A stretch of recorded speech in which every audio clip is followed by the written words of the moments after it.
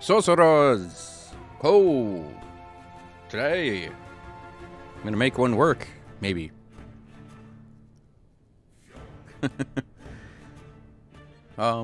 Yeah, I was thinking of this last night. I almost last night.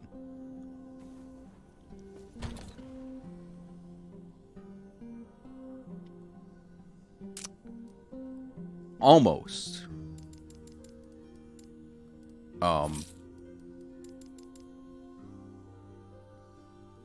Went for it to get it ready for today, but I decided against it. Builds. Okay, so I have this tab now for builds, and this is where I'm going to put things that are like for very specific setups. You see I already have some idols here for a fire Spellblade. But yeah, these are for like... Oh. Right. Actually, I don't think we need to move those. That one we do. We need another armor one. And yeah, the lightning Aegis stuff. No, I think we moved the lightning Aegis. So I need coal. Well, no, we need the we need an armor one that maybe has a cold thing on it. Who knows if I actually have one. Frostbite duration might be it. No, let's just do that one. Just mana and then the mana. And then squares. Let's see if we have any cold stuff for squares. Don't got ward. Apply frostbite and health. Don't want the health. Ward and spell. Apply frostbite and melee cold. Well, that sucks.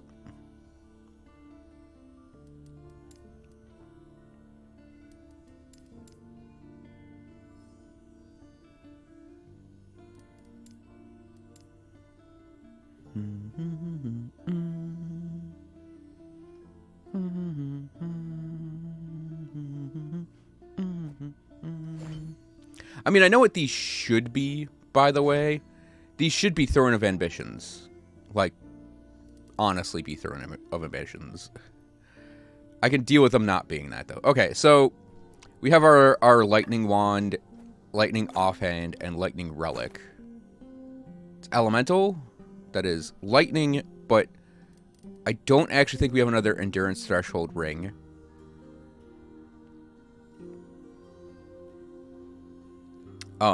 Because fun thing about my Sorcerer, he is kind of built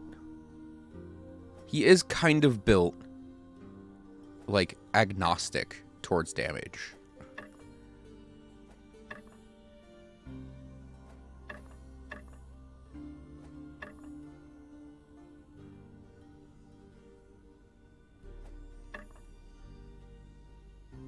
Ooh.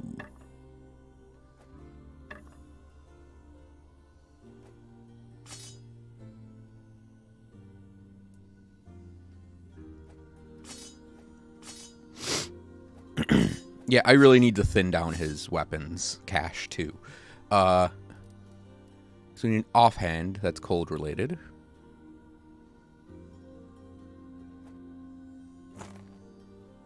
That's mana. These are not the most useful ones.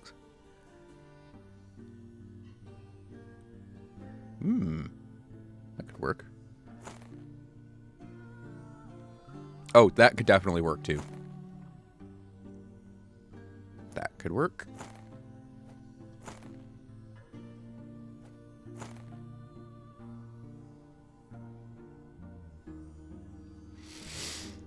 Yeah, mana spent gained is ward, and then like ward retention are basically useless for us. And then we need a relic. I'll just flip through.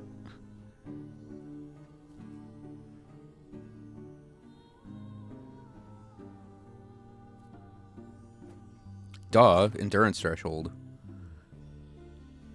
That's our old one, I think.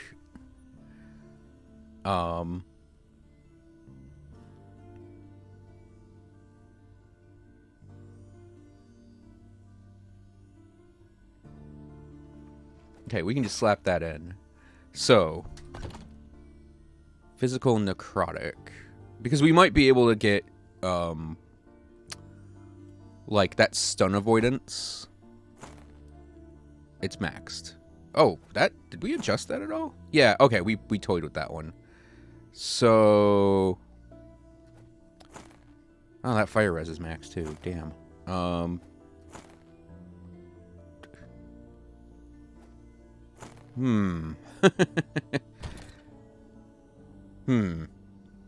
Okay, I'm gonna go with then... Yeah, because I think I made that for the Spellblade at one point. It's good mana, but I think we'll go for the increased spell damage. Alright, forging a wand. So I would say...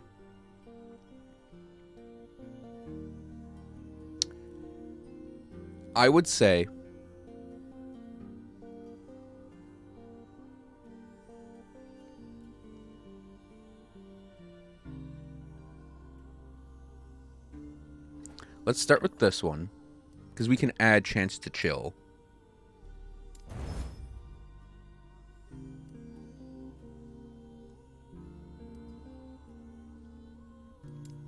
Okay, I don't want to use my despair on it, so we're just gonna max this thing out. That's what we're gonna start with. And we're gonna set these 2 cold wands here. Okay, passives. For our passives,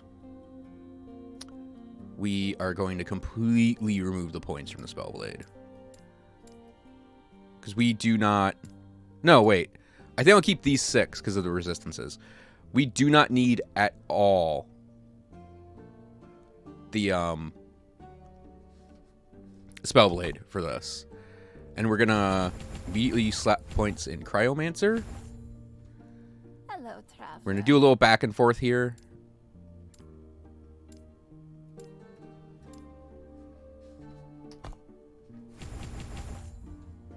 Hello, traveler.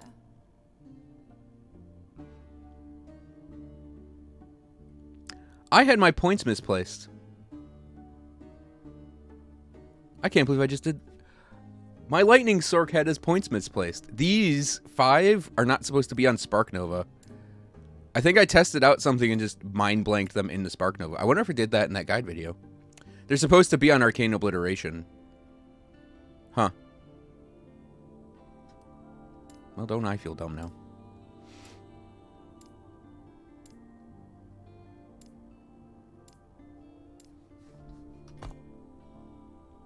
Alright, the other cold abilities here. We have the Arcane Avalanche and Whirling Snow. Hello, traveler.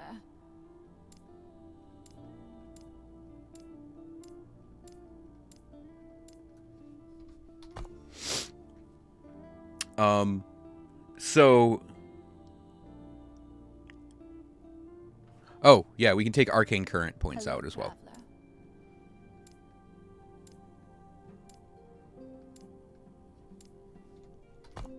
So we have 14 points. Now, I do have an idea where I want to take the cold build.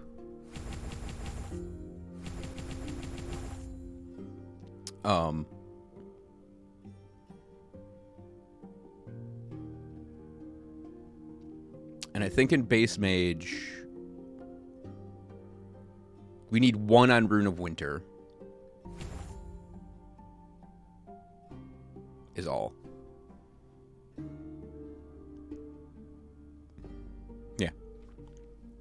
skills. Not well on regrets. So we're gonna despec all 3 of my damage skills.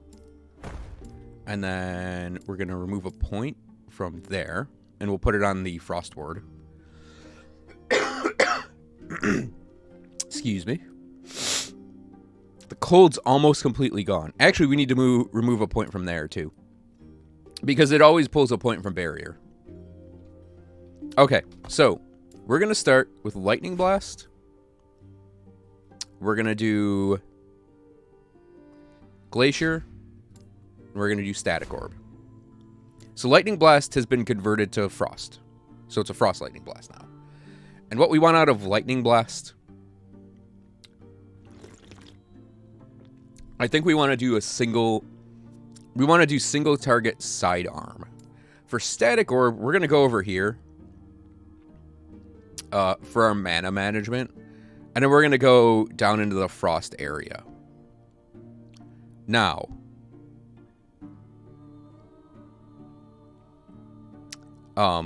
I am very curious about doing Charged Ground with this. So that's going to be where we take that. Glacier is the question mark. We're going to grab a chain. Grab these 2. These 2 and that. I am actually going to grab Lightning Aegis. And then we're going to grab the double cast and then the quad cast.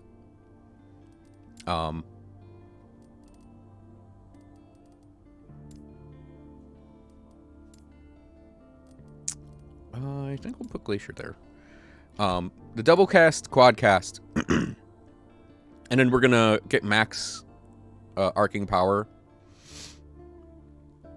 And then we're going to get these 2 nodes over here. Basically, we want to have a speedster type of lightning blast to hit the enemy. So, Static Orb. We're just going to go immediately grab these up because this is our mana management, like I said. And we want to convert it to cold. We are going to grab up the 5 points on mana charged. 1 point on Static Ground, 5 on Electrocuting Cascade. Believe it or not, I still want to try for this. Because the damage on this, I think, even though it's still going to be lightning,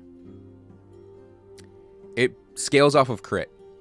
So I think it actually might still be better for that. And maybe we'll go for the freeze rate multiplier. But yeah,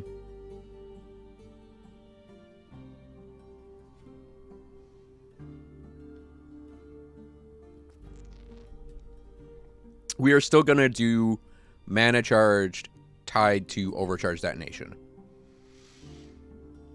What we do beyond that, I don't know. Okay, so Glacier. I'm going to poke around here. I know that there is a place for the vortexes. Because ice vortexes, like we can do, say, slap some ice vortexes down and then chunk damage in after it.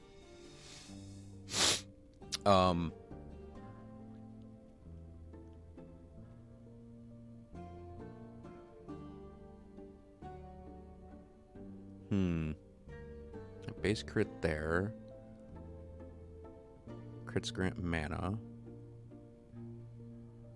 Explosions in reverse order is weird. Okay.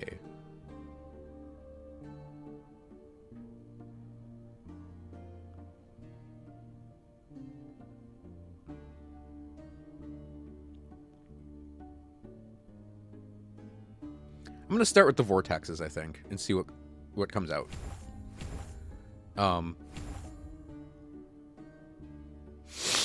Rhyme.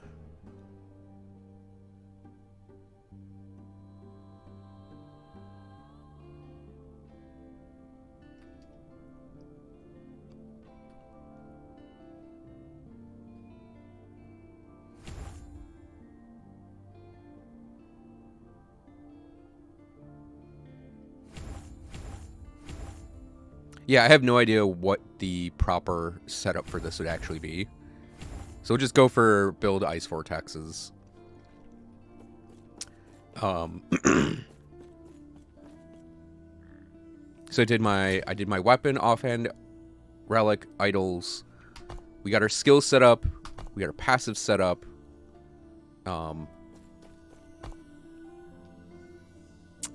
So I still have this crazy dream of going for a very high rank Eye of Reen. I think though I'd rather work on caster offhands. I think that's Stolen Lance, right? Oh, we need Throne of Ambition anyways, so we need to do Stolen Lancelot.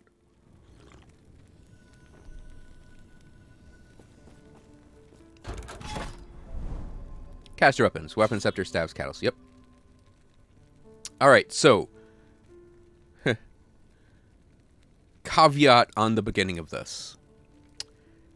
I'm looking for books that I can just jump into. So, remember, we just did a respec, so the character is not going to be at full power for a little while.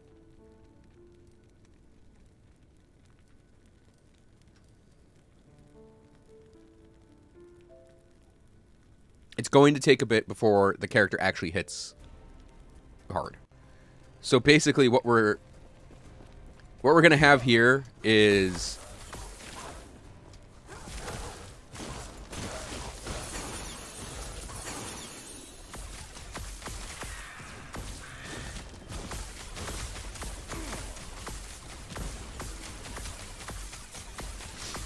we're basically not going to have a lot of damage going out until we level things up. So just keep that in mind as we go, that we are essentially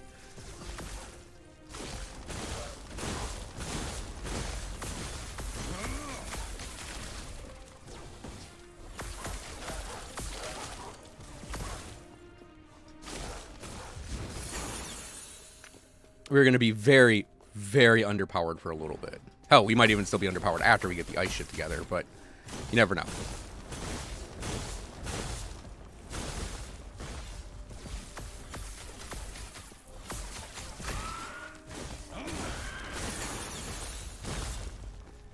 I will say, it's kind of neat that we have, like,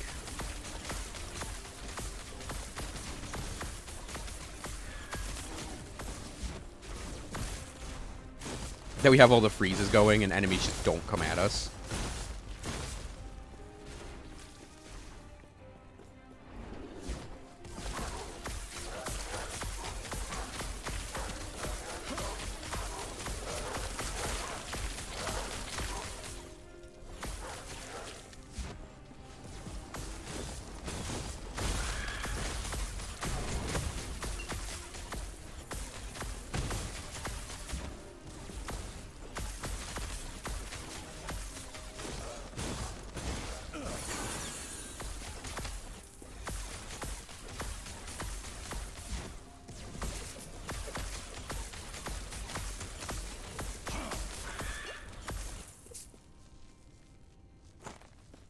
Okay, I think we got a few points to spend here.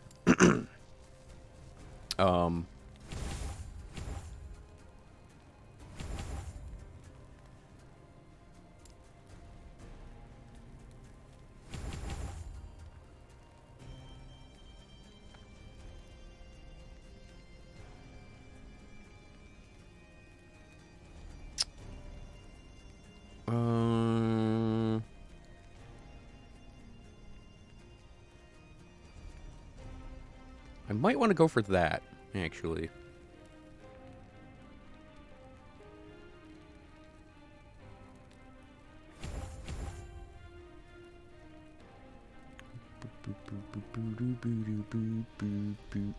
I think we'll do the big explosion does the most damage, because I kind of want to aim it.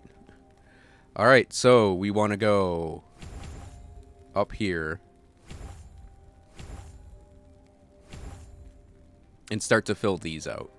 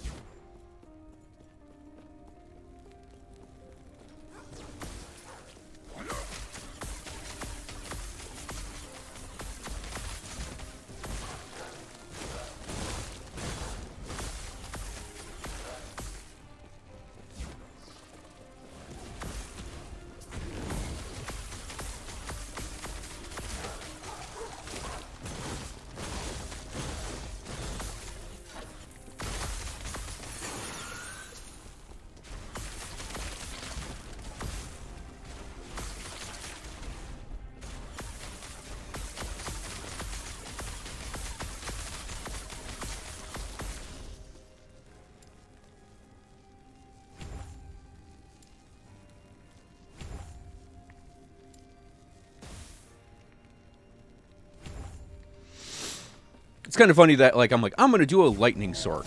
And what do I resort to? It's, like, literally my same build I've had this whole time, but it's just cold.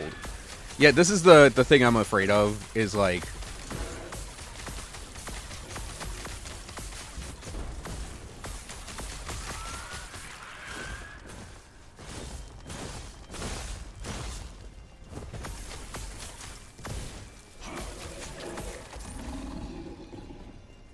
I think boss clear is going to be real bad with this, compared to lightning.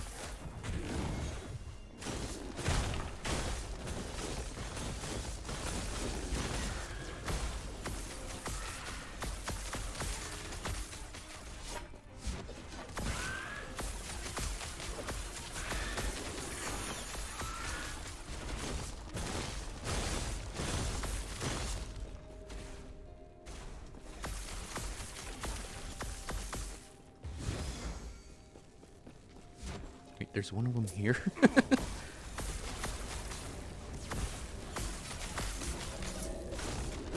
Yeah, like I said, we want to do, like, maybe this far away and hit the big one. Even though that doesn't deal damage. I mean, the orb right now isn't dealing damage either, but...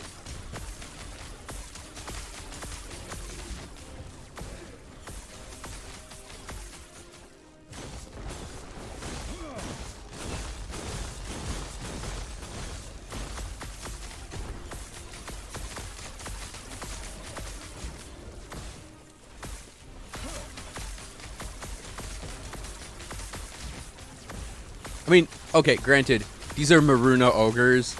High cold damage and cold resistance. So, not exactly the fairest test of what we're doing here.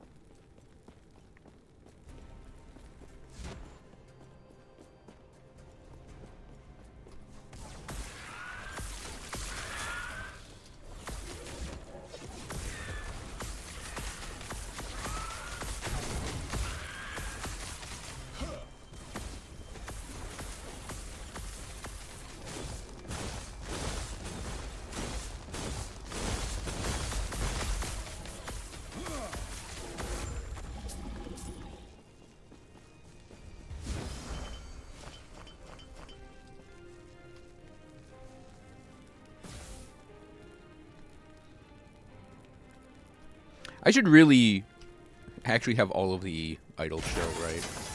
Now we have multiple characters.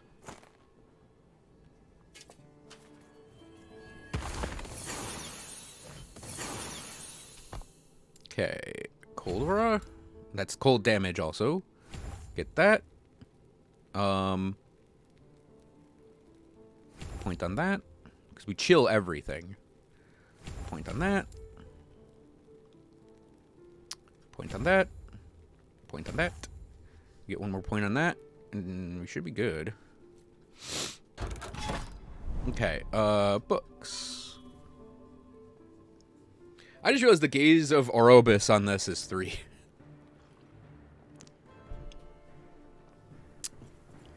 Seems like I've gone after quite a few,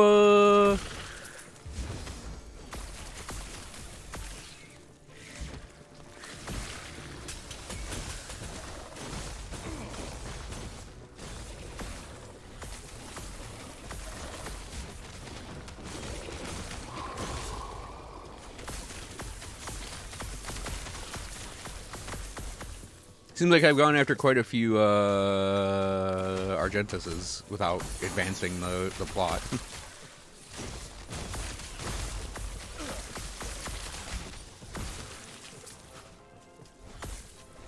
That's my beetle. Oh, what's that?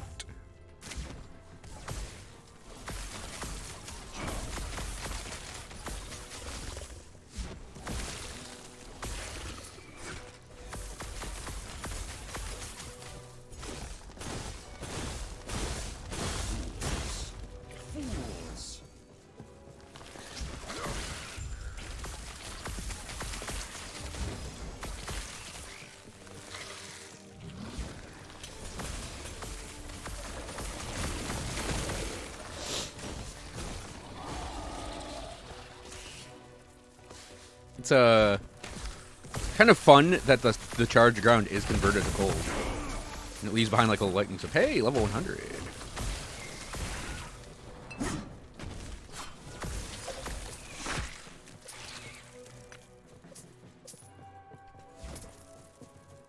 Oh, yeah, the level 100 point is just, right here. Tiny extra bit of damage.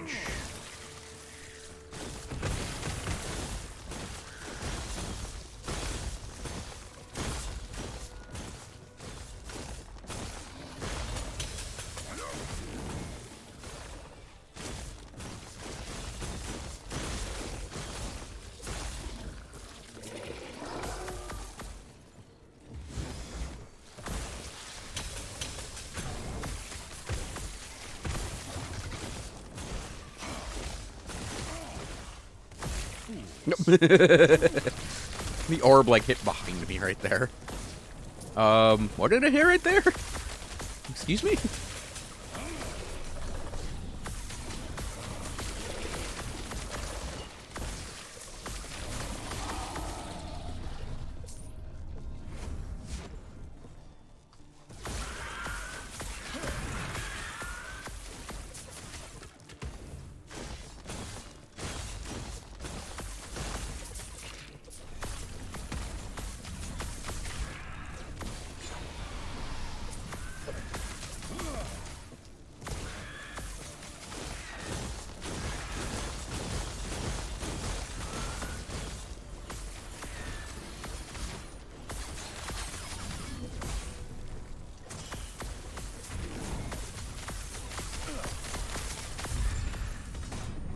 It's kind of funny that the part of this that's really fun and I like is is the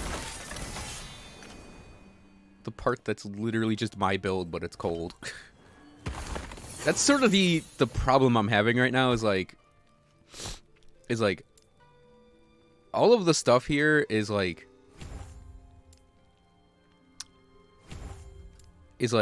I would like it. So I think my problem here is this just doesn't hit hard enough, and I don't know what I could do to make it hit harder.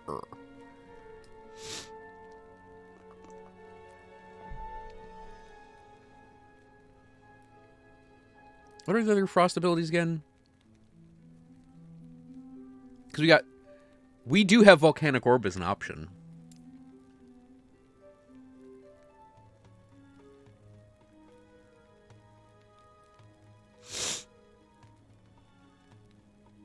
And I would assume this entire ability is converted, even the ground explosion and stuff.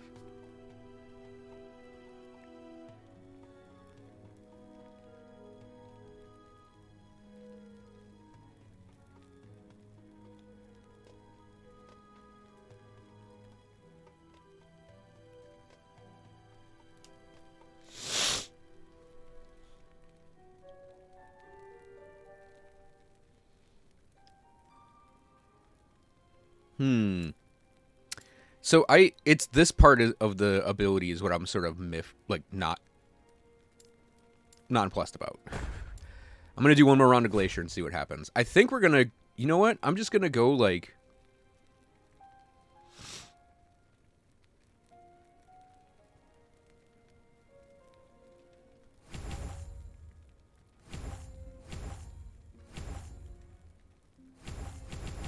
I'm just gonna go straight for damage. Like, I'm just gonna grab this entire area and see what happens.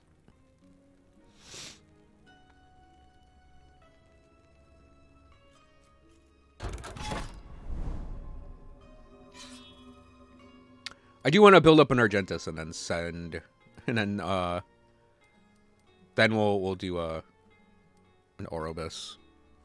Jack the corruption way up.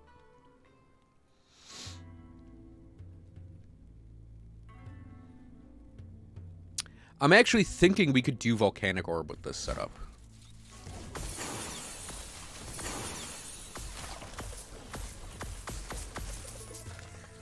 Because we're kind of like sending in, you know, the orb, and then we're like mopping everything up with Lightning Blast, right? Ow. That's rude. Can you just step in that, please? Thank you. Um,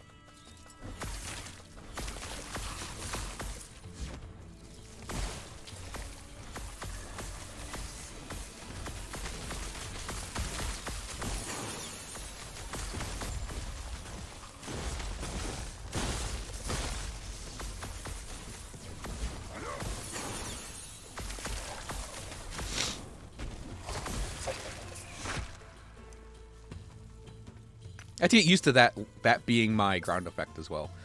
All right.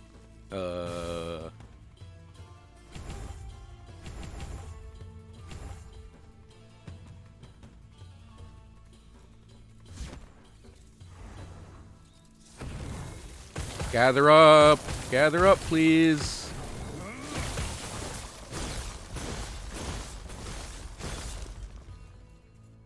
Better. Nice, Yukari.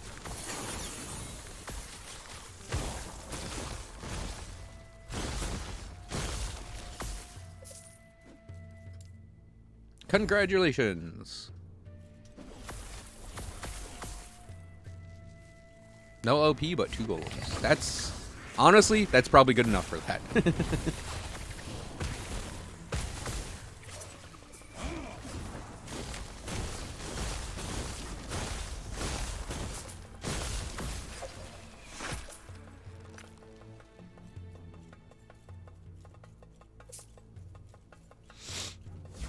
Nice. Yeah, that's what I'm leaning on for mine.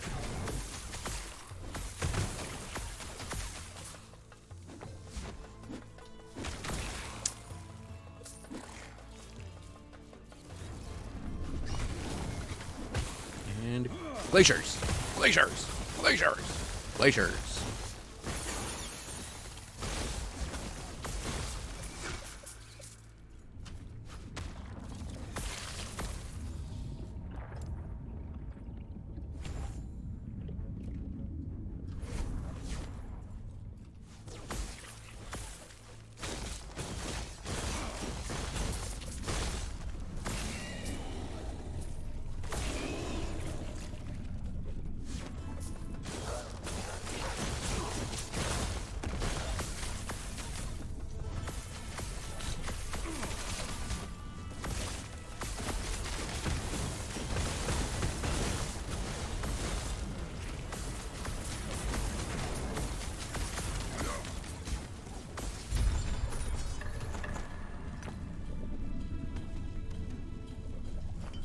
Yeah. Setting Glacier up just literally with the damage nodes makes it hit pretty hard. It's not bad. It's not bad, but okay, so like the setup I'm doing before I had Mana Strike and Static Orb, right? So you had Mana Strike to apply like the spark charges, and that was how I killed trash mobs. And then I had Static Orb for killing big targets, right? And that was pretty cool. So when I was like theory crafting in my head last night what I was gonna do, and I was just like, it might be a little lame, but I'm just going to grab Static Orb and convert it to cold. And then I grabbed Lightning Blast and through the passive tree converted it to cold. So it is a pretty standard Lightning Blast Orb Sorcerer. It's like literally the same Static Orb setup too, with a little tweaking. Hang on a second.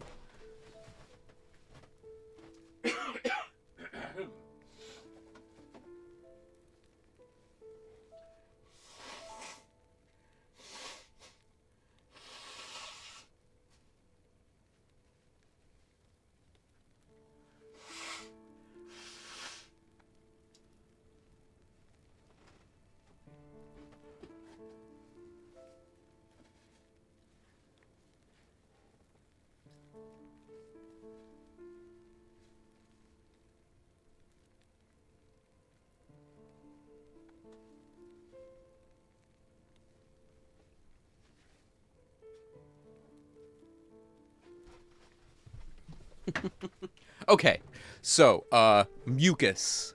Mucus. The cold is gone, but the mucus remains. So yeah, static orb. The only real differences between my AFK. Oh.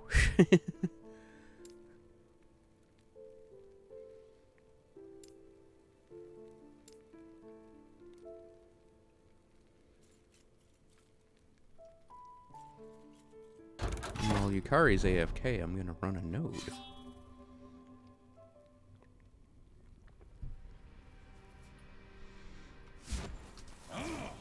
Oh, okay. Oh shit, it spires. I was like, I'm gonna run a node while she's away.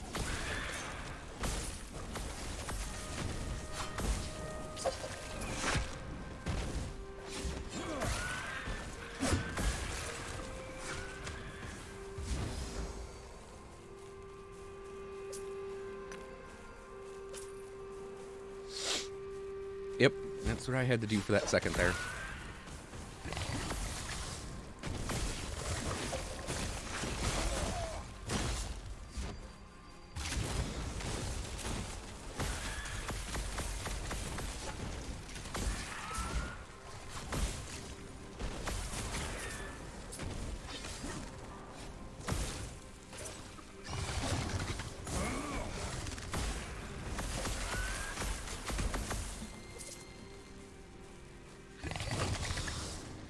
Okay, so Cold Mage. I think the way to build it is literally build it like a Lightning Mage, but with Cold. So Static Orb, we convert it to Cold.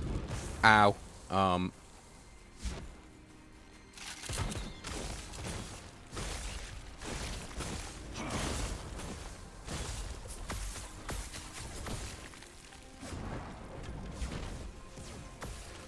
Static Orb, we convert it to Cold, and then Lightning Blast, we convert to Cold. That's like I think the best Sorcerer setup is absolutely those two abilities together. Ow. God damn it. The one dude did a get down Mr. President for the Spire.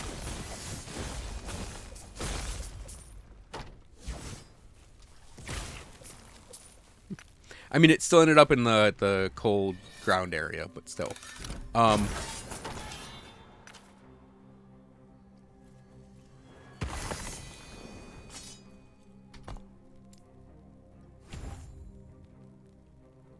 Okay. Static Orb, if you do Mana Charged and Overcharge Detonation, Static Orb hits like a truck, right? So you get damage per max mana, 5%. But your max mana cost ratio is increased by 20%. That means that this spell costs a lot. But Overcharge Detonation says your orb deals more damage per mana cost. And it explodes on hit. It doesn't pierce anymore.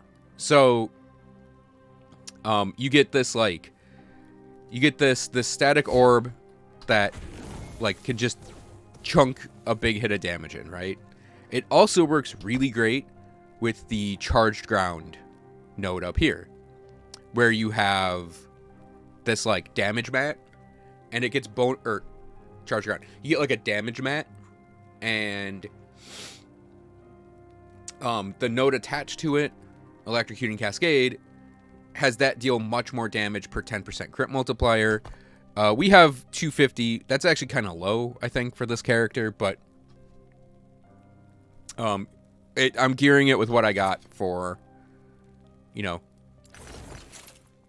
for a cold weapon. So,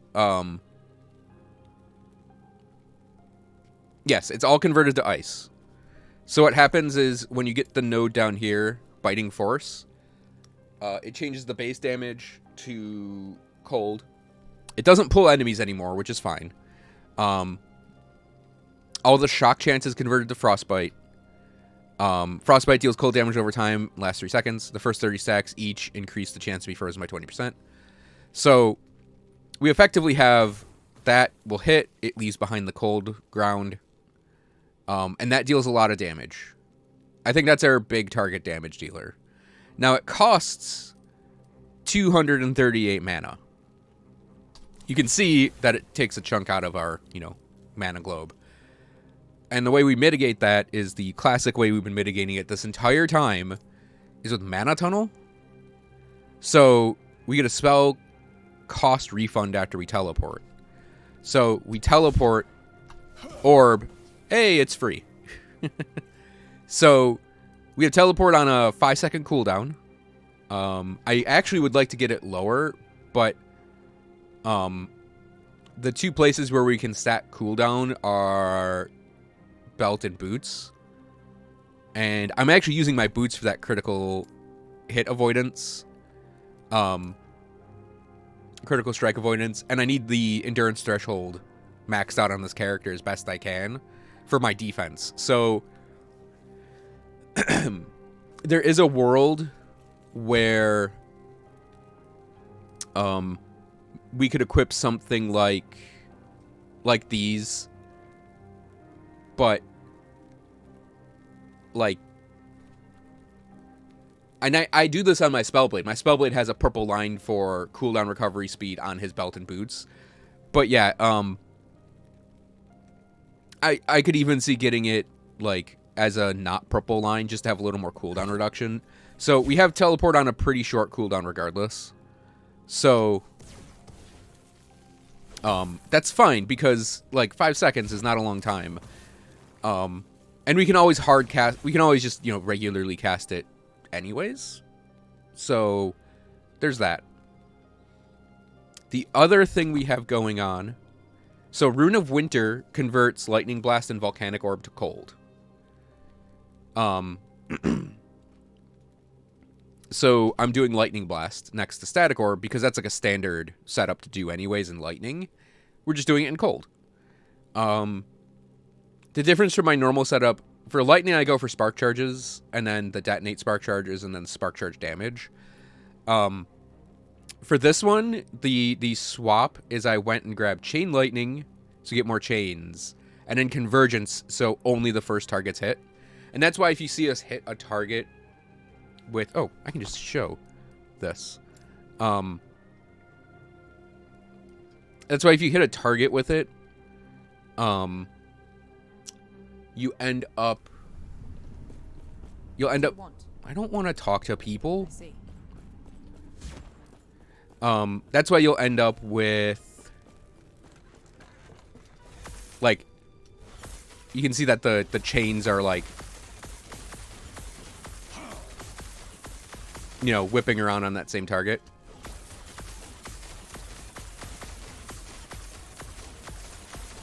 So we have a harder hitting single target Lightning Blast compared to hitting like a group.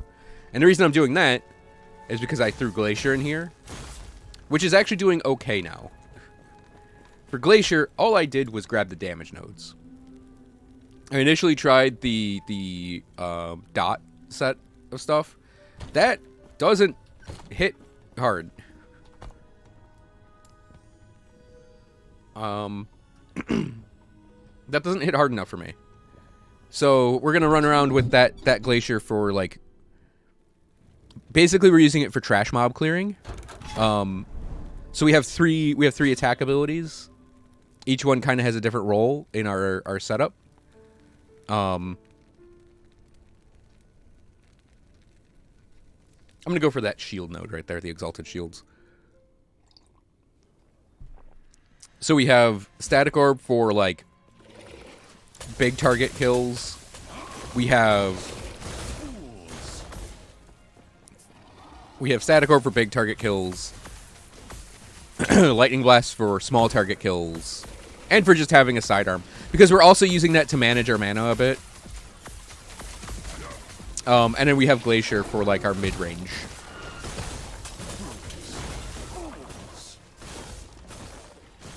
Glacier also only costs 50 mana. So, for me, 50 mana is like, damn, that's cheap as shit.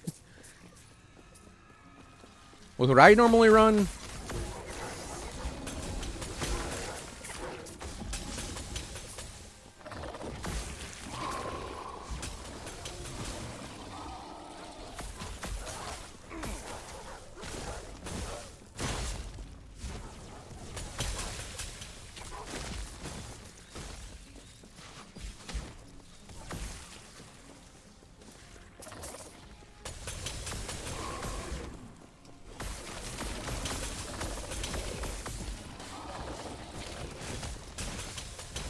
I have. I'm actually going to try a couple things today with it. Yeah, this would be like the perfect, like, let's spam some glaciers in here. Hit these guys with some glaciers. They're gone.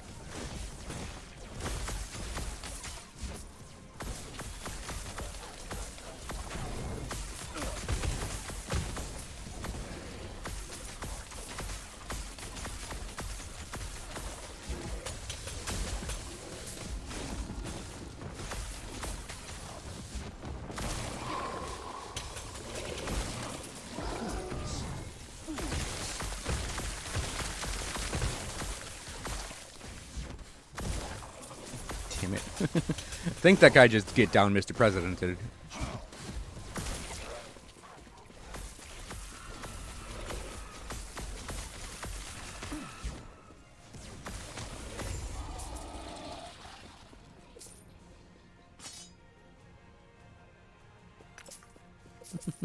That was another instance of me seeing my cold dot on the ground and avoiding it because I'm like, wait, is that mine?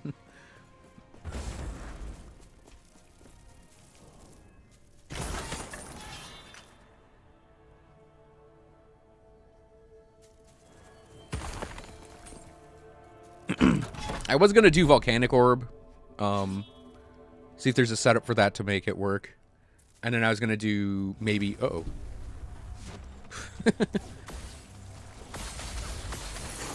And I was going to do some... Ow! Rude.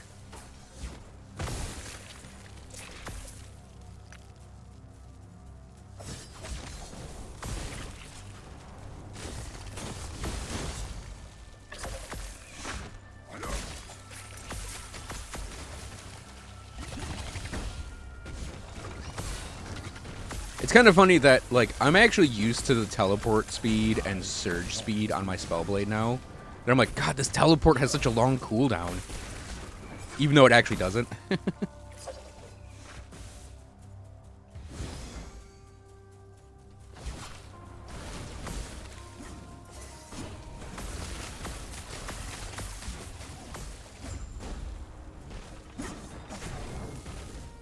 Everyone gather up, please.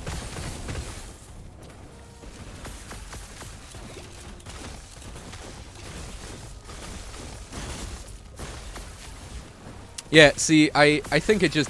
Glacier, I think, is maybe a little on the weak side.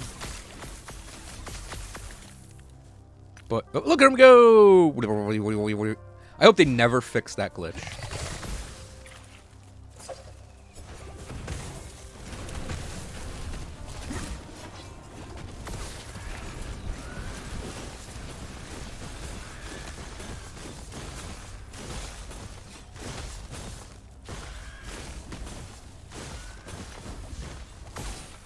I'm absolutely surprised at Siege. Oh, he's shrouded, so he takes less damage when I'm further away from him, of course.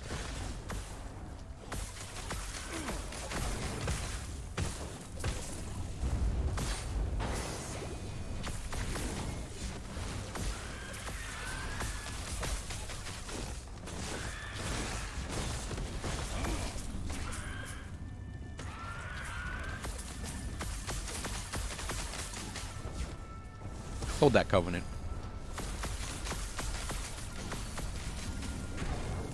Oh, look, he's like 2 health left.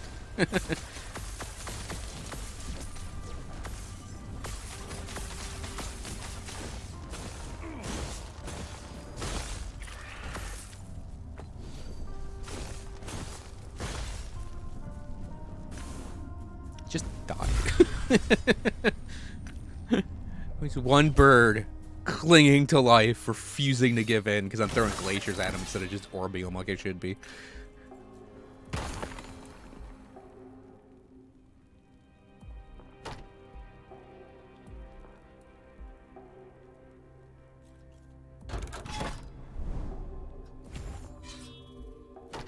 I'm gonna flip stuff. Yes. I only care about that iron glass shield. I don't even care about keeping that set. There's LP on that. Break that down. Keep that. LP on that. Dang, 2 LP on that dagger? We gotta get to make it a freaking marksman. Take care.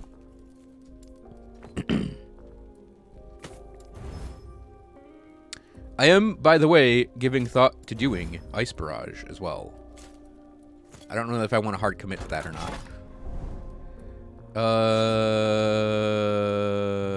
Let's go... Idols, then Beacon. I could try the Nova, but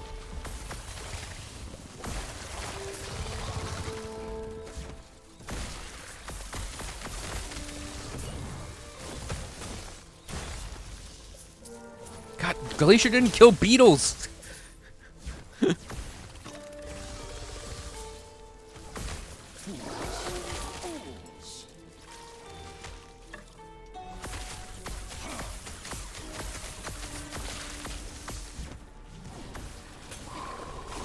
I think that's my problem with Glacier, is actually just, it feels like it just doesn't hit hard enough.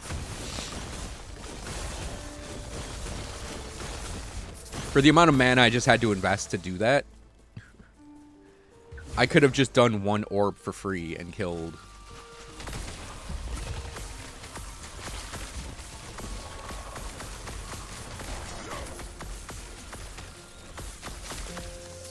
I could try Ice Barrage. That is something that could potentially just be thrown in there. Yeah, I think that's actually like my problem with it, is it only faces one direction and it never changes the direction. It's so unintuitive to me. Like,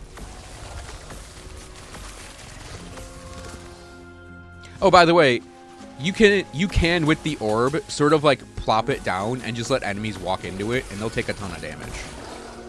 Because that cloud it puts down is actually like insanely damaging. Like, there we go. It's actually like maybe more damaging than the orb itself.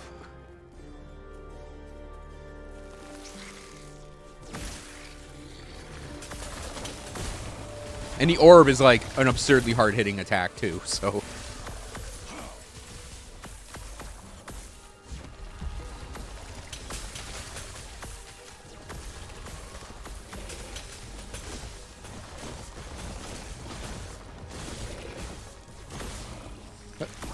What the fuck did that hit? It hit like some geometry in the ground.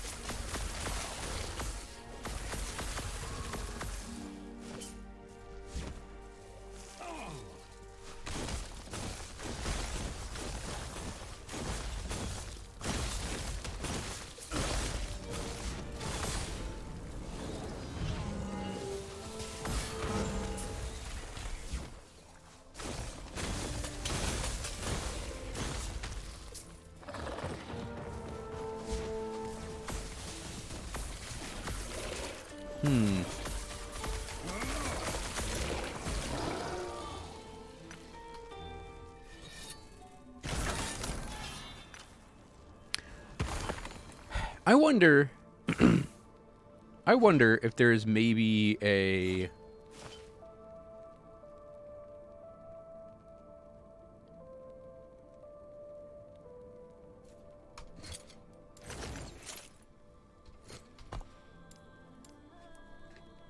Oh, I was doing it earlier, right.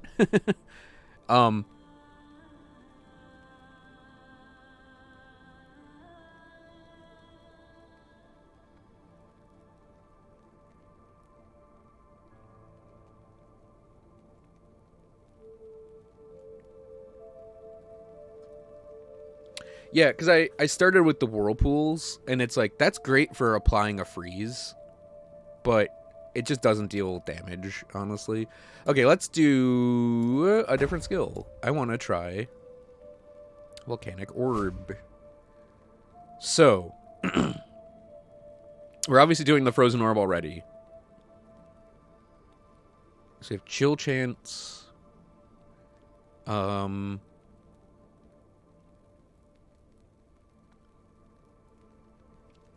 the question is, do I want to do...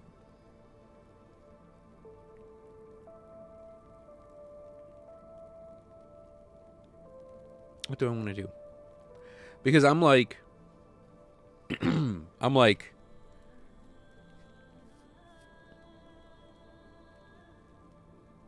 Oh, Explosive Ground isn't... Wait. Orb says it's lightning too, right? Okay, yeah. So that's just... It's gonna be... It's probably gonna be a... If we do Explosive Ground, it's probably gonna be cold. So, the question is, do we do a fast-moving orb that goes a long distance, or a slow-moving orb that goes a short distance?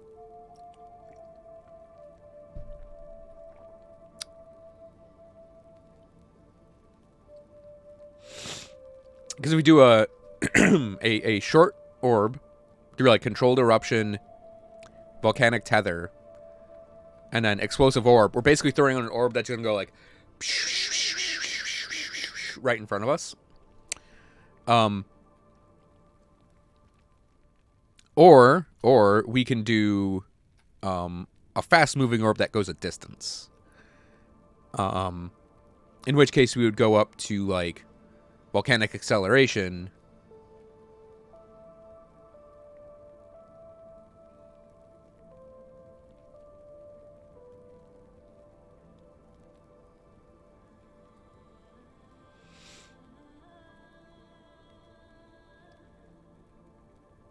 You could do Explosive Ground.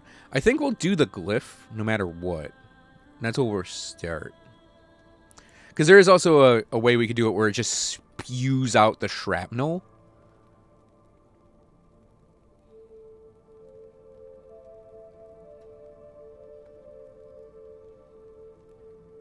I think we have to test all three.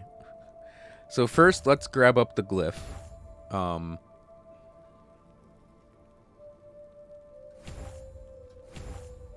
I want to see what happens when we make it go super fast.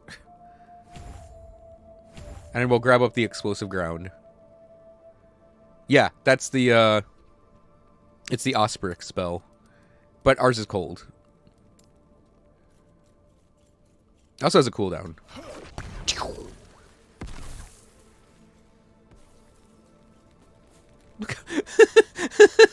What the hell?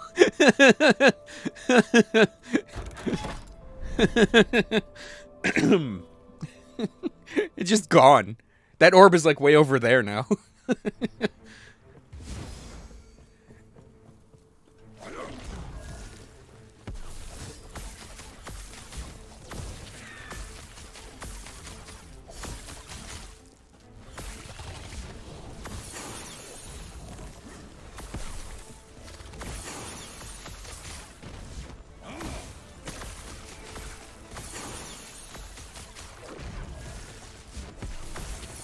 That cast speed laugh a little slow though.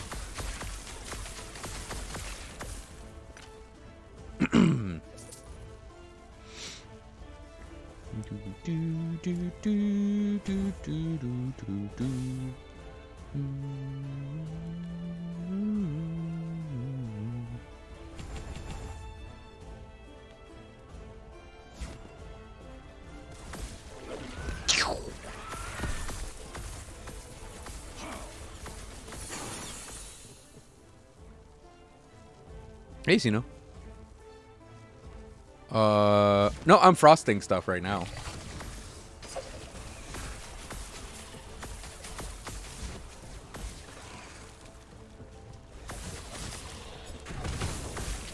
My Spellblade electrocutes things, though, still. So there's that.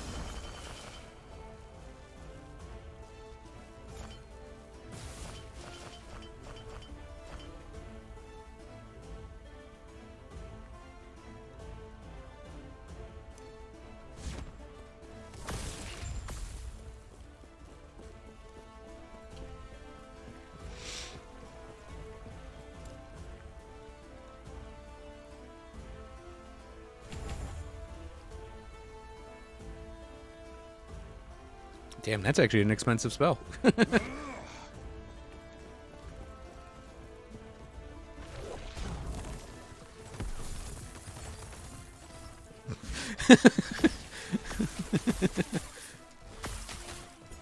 I have no idea where it explodes, too. So I can't, like, aim the explosive ground.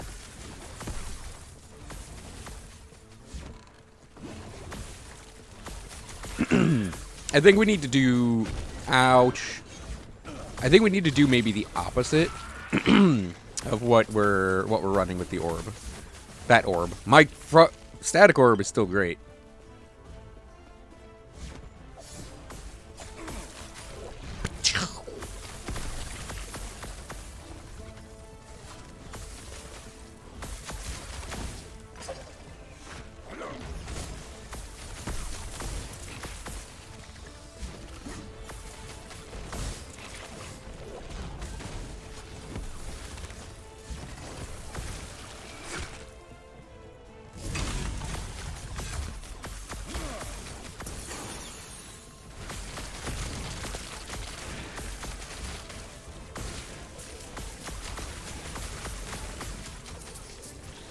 Nobody understands that item.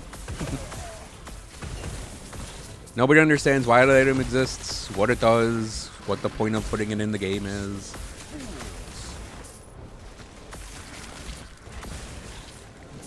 There's some elaborate plan for it, probably, that we just can't discern.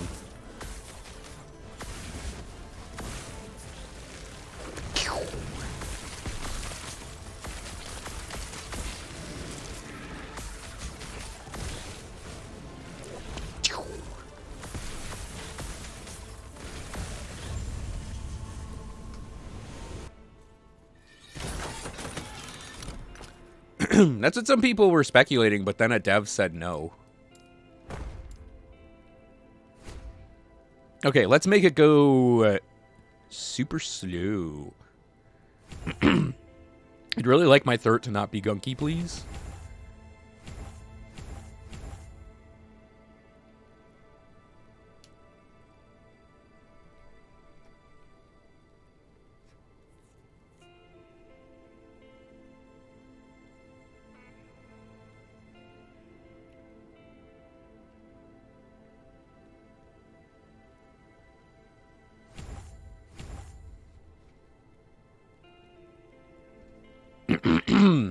Yeah, for some reason I've got like for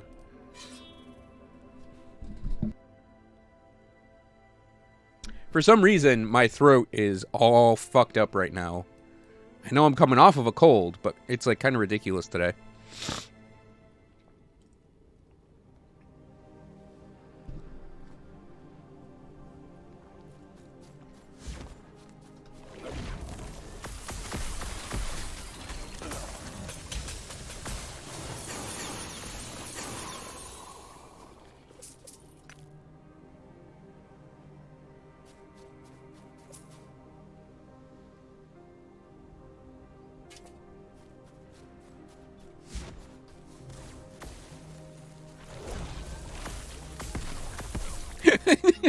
Okay, that just looks silly. Is the orb just hanging there?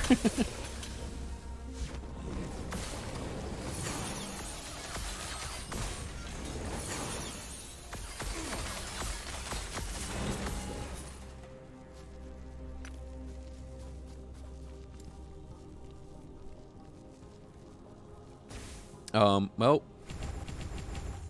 I'm just gonna max that out and maybe go for more shrapnel. Basically, it's like a mine. Renalis Full Moon. That's actually what I was kind of thinking of with the super long range one.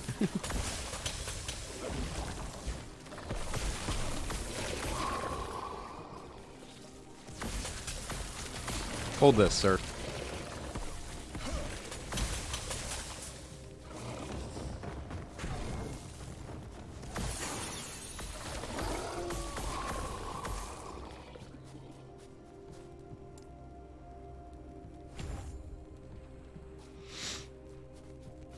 It's kind of funny that I I basically have like static orb 2 now.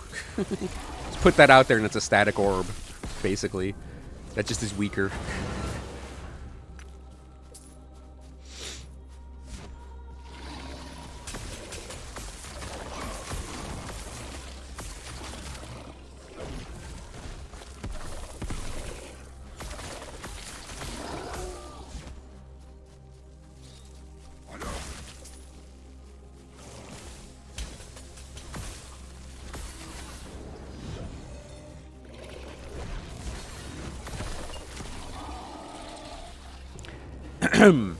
I think, actually, I'm going to do a different setup for it.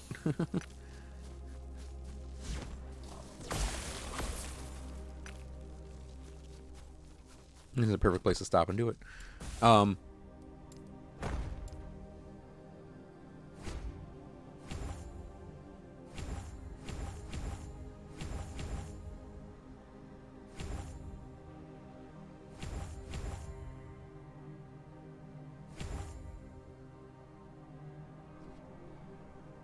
I'm just going to max out that shrapnel and have it pierce.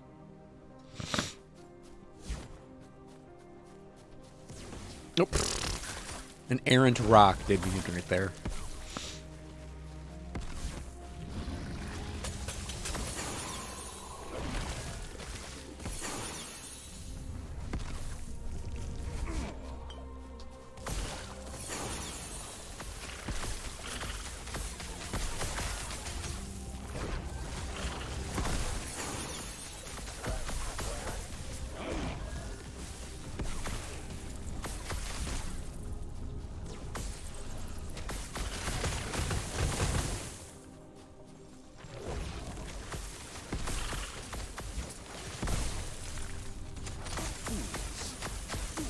It's kind of funny, we got an ice gate on the ice stage, and I'm using ice, so I can't see a damn thing. I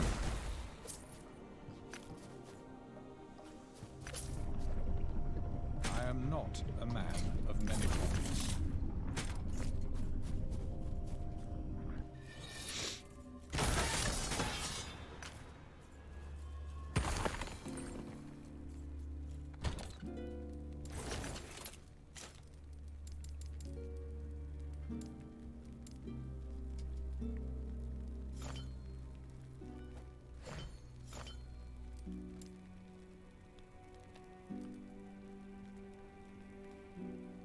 I'm actually gonna sell that. Sell that.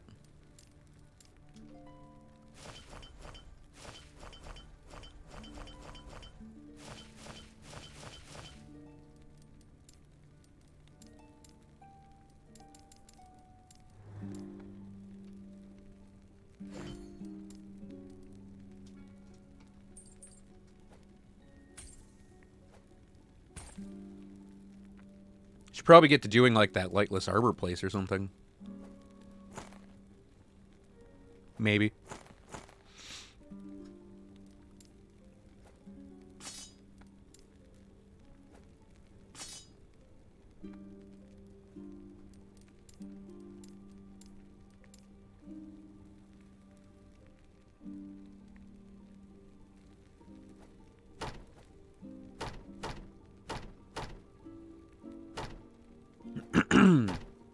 Eventually it's gonna be all iron glass shields all the way down.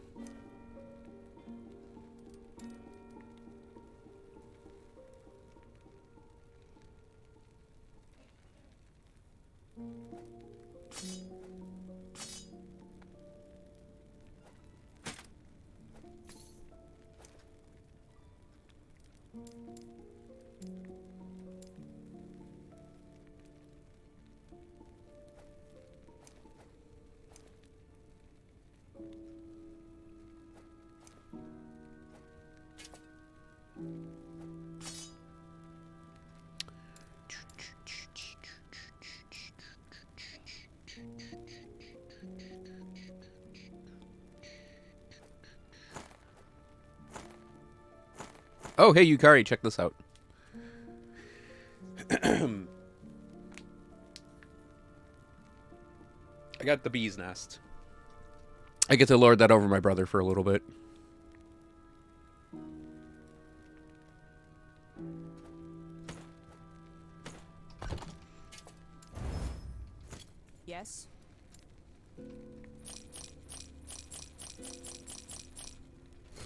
Bees! Bees! Bees!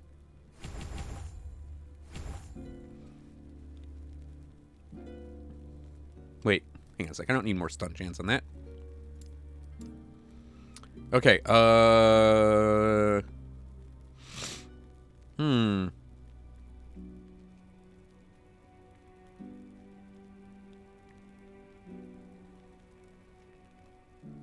wonder if I actually want to go down here and grab Freezing Orb and Winter's Flurry to get the... Because we could use this for, you know, damage, which is... The damage is whatever. But we could use it for, like, freezing a giant group of enemies.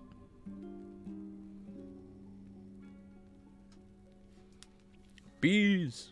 Bees!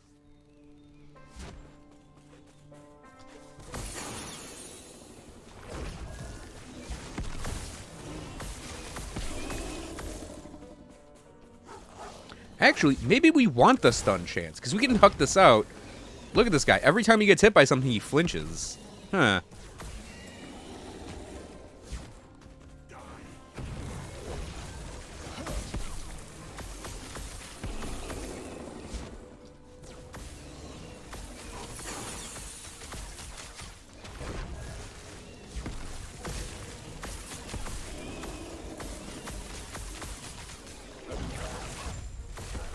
Like, we could use possibly...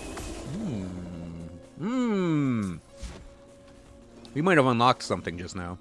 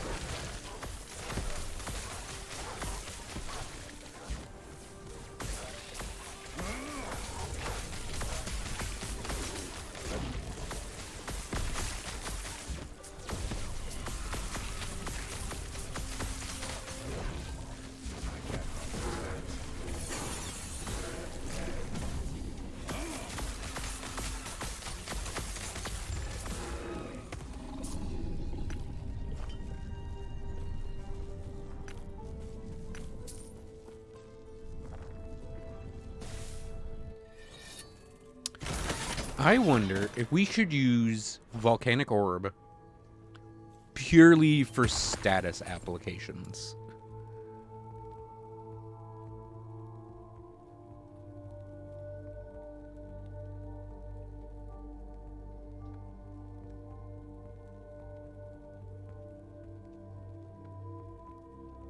One, two, three, 4, 5, 6, 7. So we could go this line. And max it out, and we'd have like this super high freeze rate orb.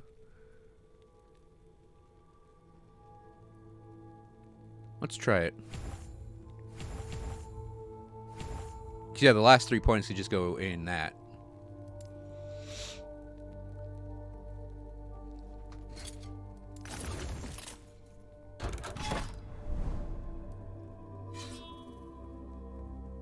Oh, I had to flip my laundry.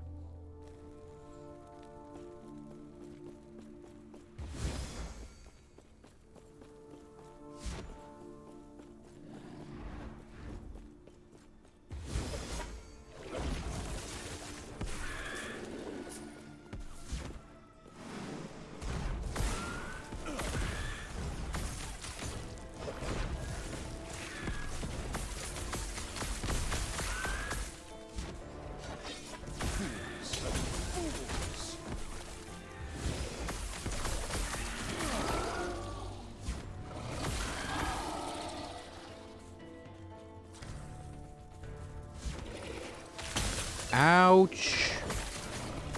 Rude.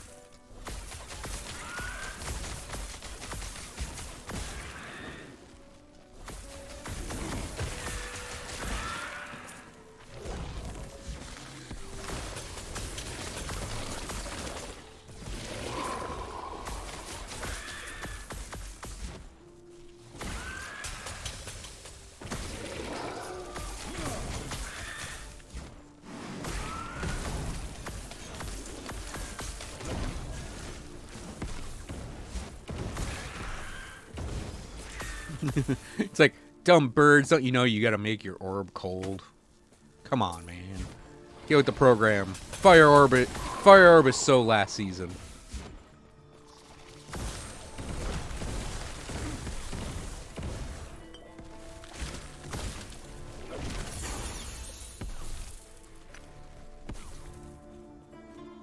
My guy right here, it is not that gear dependent, actually.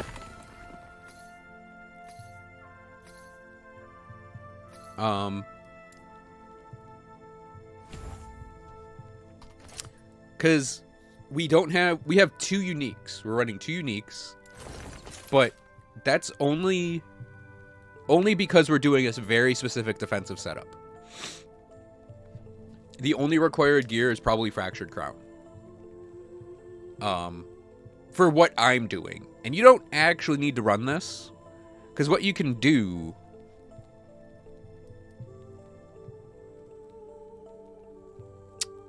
You might need to actually run Glacier for this just to do this. So just to point this out. So Fractured Crown has that line that is damage dealt to mana before health, right? We have it at 41. I have not rolled anything that's gotten higher. I've done 2 others, and they're in the 20s. I would prefer it to be 40 plus. That's like the main stat line on that. And that gives us a lot of damage reduction. Like, my resistances aren't actually that great. I have a ton of elemental, but like my physical and necrotic aren't maxed out at all. And we can just wade through most of the game. So that's what makes that really strong, is our mana is essentially an extension of our health bar now. And yeah, you do want a ton of mana if you run that setup.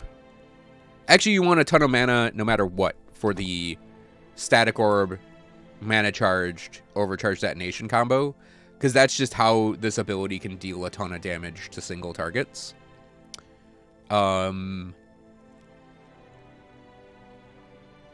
Yeah, I would say purple lines for mana, very helpful.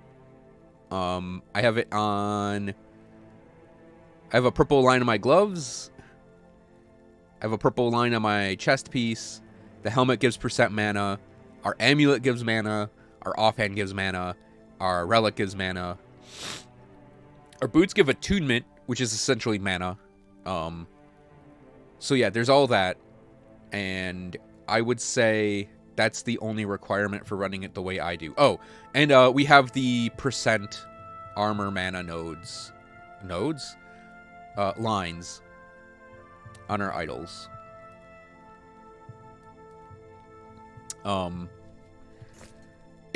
if you don't want to run Fractured Crown or don't have Fractured Crown, the reason I think Glacier would work really well here is in Sorcerer there is the Lost Knowledge node.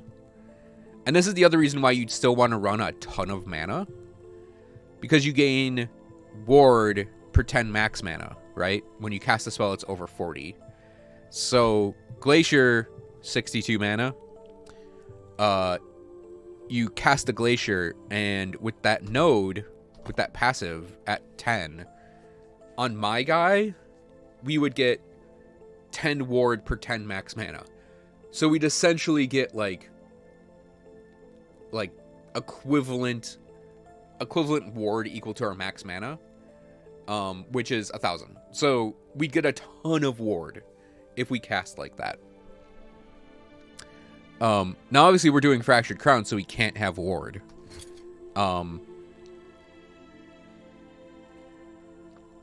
So yeah, that would maybe be the like more pedestrian, regular type of defensive setup. Would be run Lost Knowledge, and you could easily just, I don't know, pop the points out of. Oh no, actually, there's 5 spare points in Elementalist.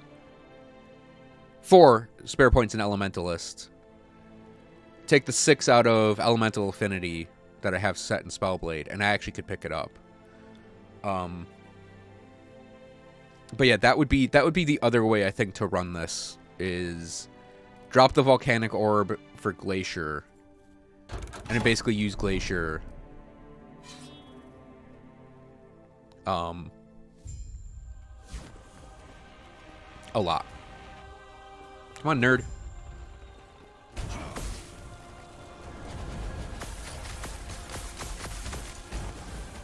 Yes, stand still, please. That's delicious.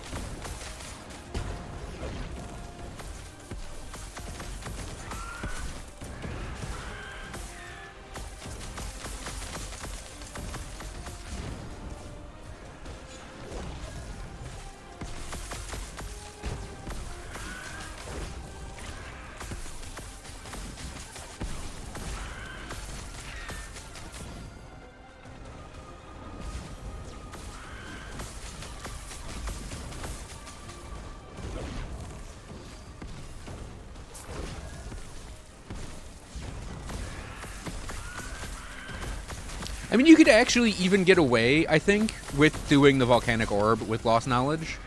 You would just end up, like, having a more paced out amount of ward gain, rather than spamming it.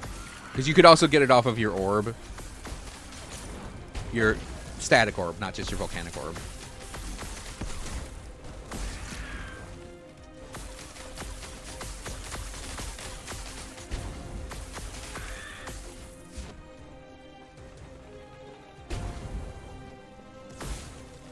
Is he frosted already? Did he enter? Did he enter chilled?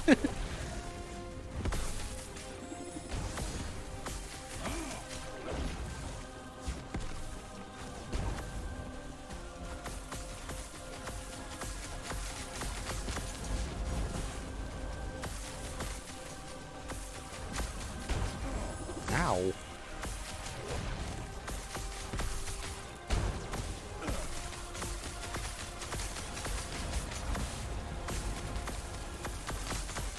Ow. Stop it. No, you're just a human. You're just a human. I was supposed to be unstoppable. I guess I'll keep the amulet dropping.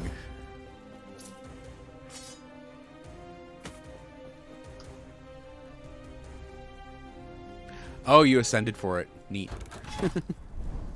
You're just a human.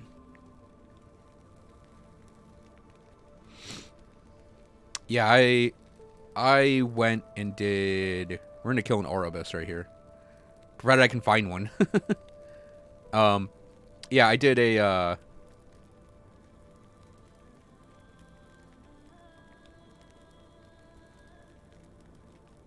looking for, like... Yeah, I think we'll do... Let's just go for that maximum corruption. Oh, we can't get to that one. Let's do that one. Alright. Pain, an eternity of pain, unchanging. Annihilation.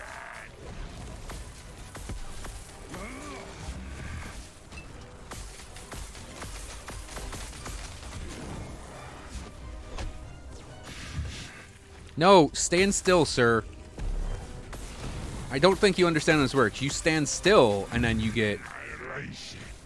You get, frozen, dude.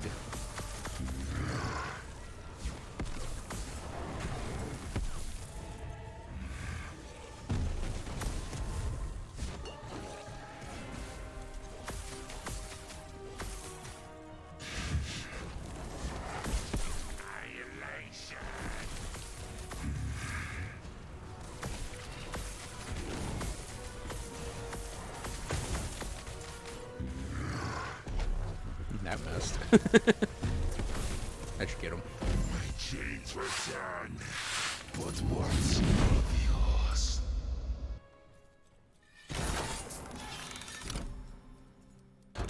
$153 corruption. We're getting in. We're gonna get into some actual fighting here because the corruption's a little higher. I'm gonna go do some laundry real quick, and then we'll do another round of Cold Sork.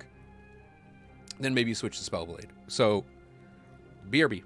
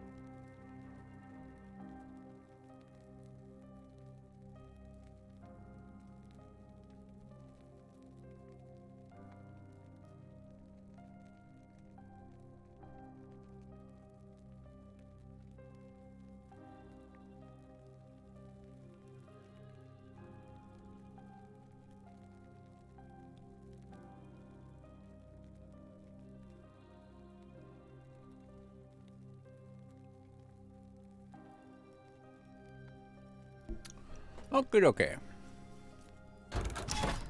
I like money. Let's go get money. But we jacked the corruption up a bit. So now we can see...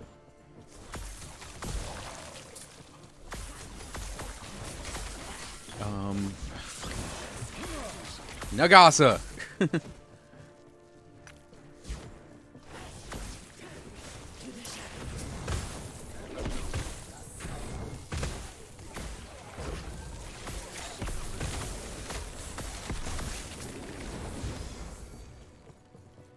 Man, an experience shrine is so sad for me now.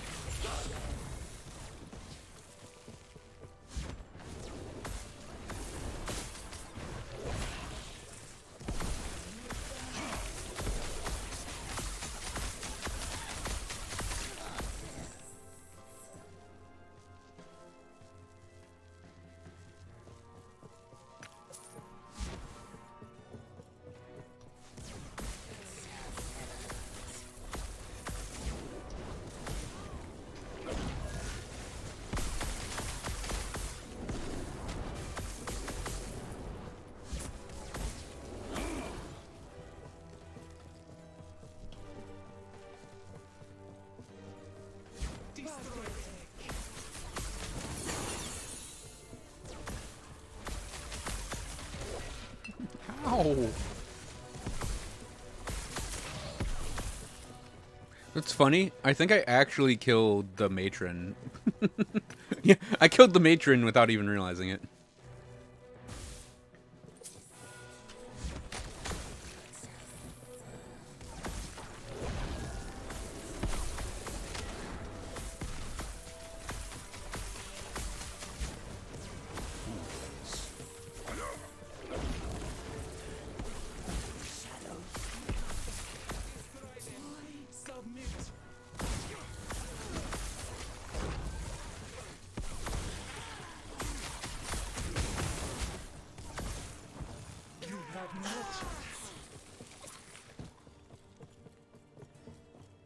I hope we don't do anything like Paragon levels. That'd be awful.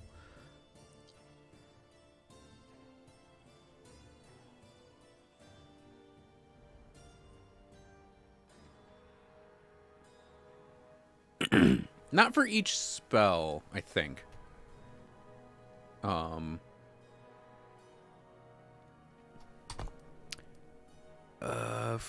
It might be under other.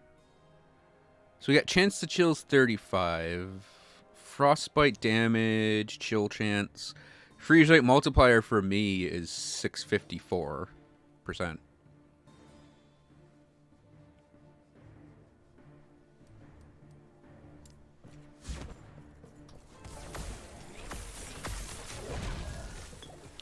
That guy hurts.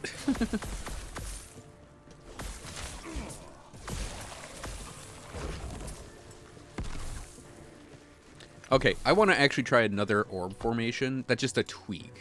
So, let's remove the piercing, that, and then these two.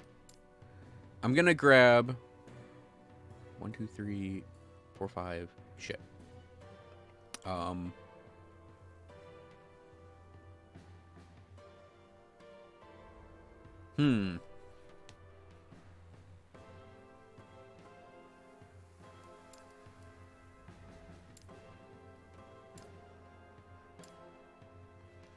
Three, 4, 5, 6.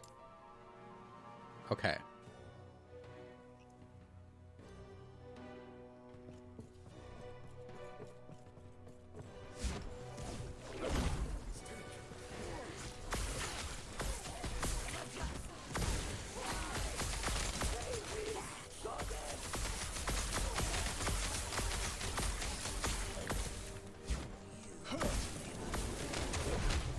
I'm kind of... So, like, you can see that we're getting some good freezes in there. But I'm actually kind of wondering if we should do that super fast, super long-range orb. To just, like, try to apply freeze to, like, giant swaths of enemies. It's ironic that that's spreading frost and he's dead from cold. Like, super quick.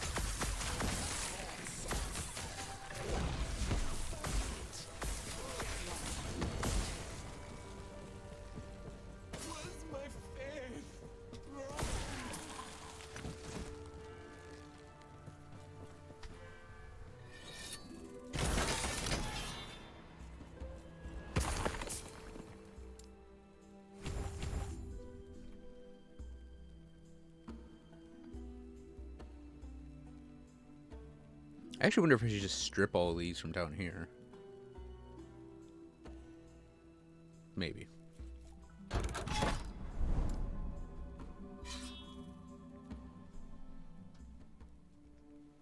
Nagase are definitely like a harder enemy group to deal with compared to like...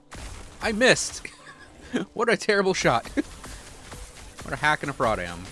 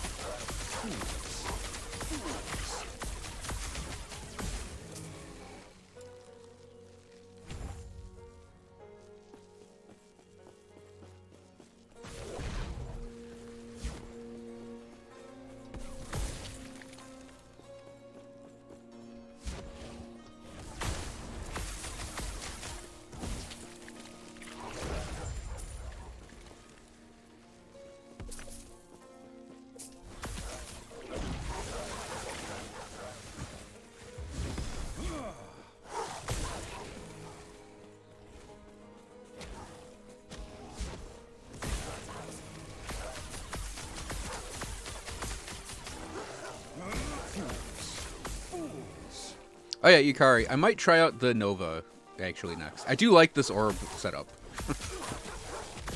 But I have an idea for Frost Nova.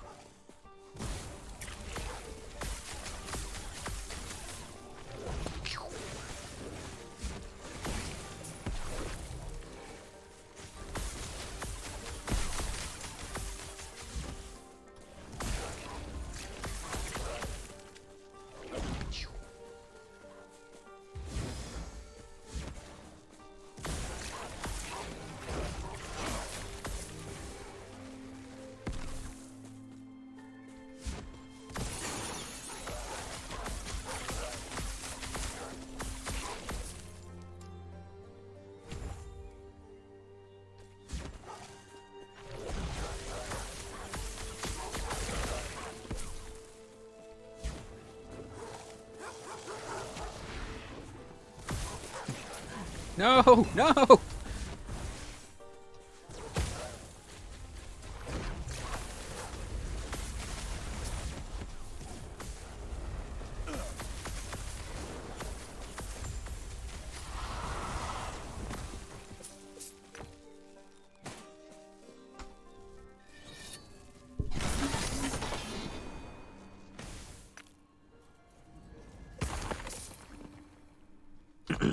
Okay, I actually want to do...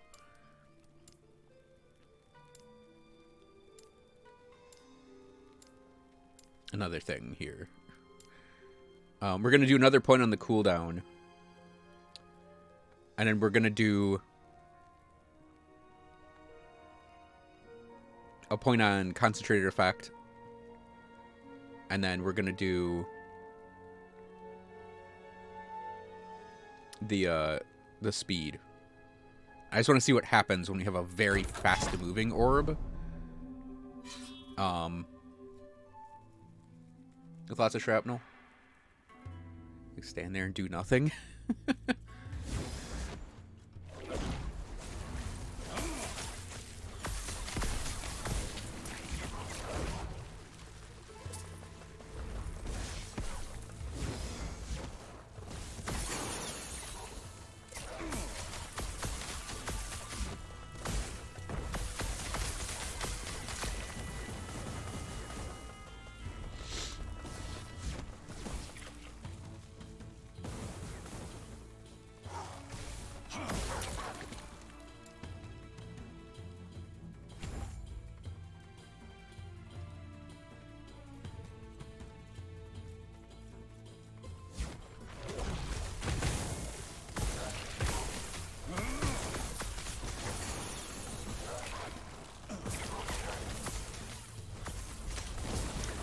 I'm kind of sick of Dryads. I feel like they've been in every stage, and I'm kind of sick of these nerds.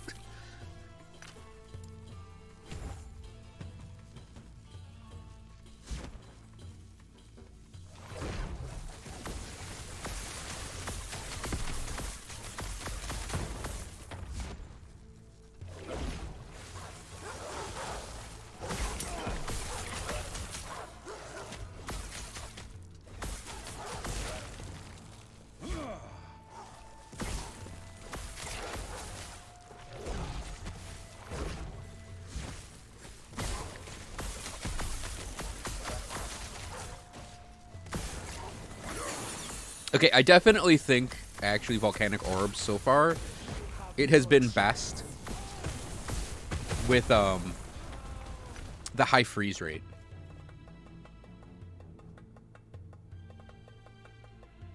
Okay, so yeah, my Volcanic Orb so far, the one I've liked most is the high shrapnel pierces, and go for the high freeze rate. And then we can just throw it out. Oh, void one. Okay. But I'm just going to say, we just throw it out, and it kind of like... It kind of like has that effect where it kind of just freezes everything for us. And we use it almost as a defensive tool. Because we have damage on this character. Like, just chunk in an orb and it's whatever's over there is going to be dead. And then we have this kind of like mana management / damage on our...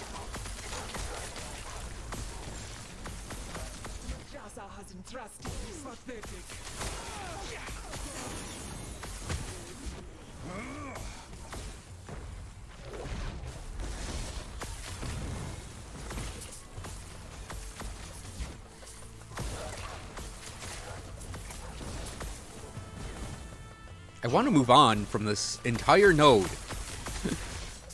I hate everything about this node. Get back here!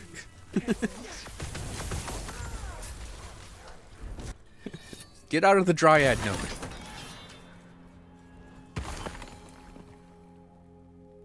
See, I have an idea about that too. So, you know, about what the build for that would be. I want to see what you think.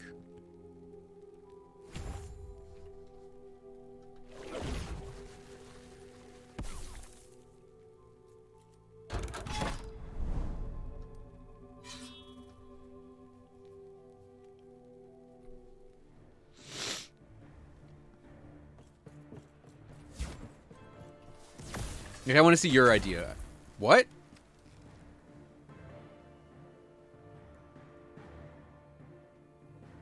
Slain by avalanche from Ice Golem.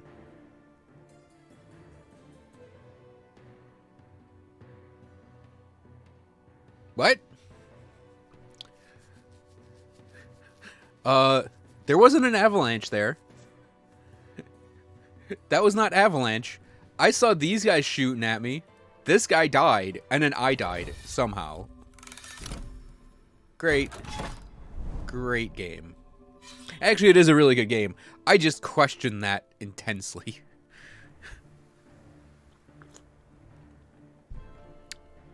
There's a unique node up ahead I want to grab. Only reason I'm doing this again.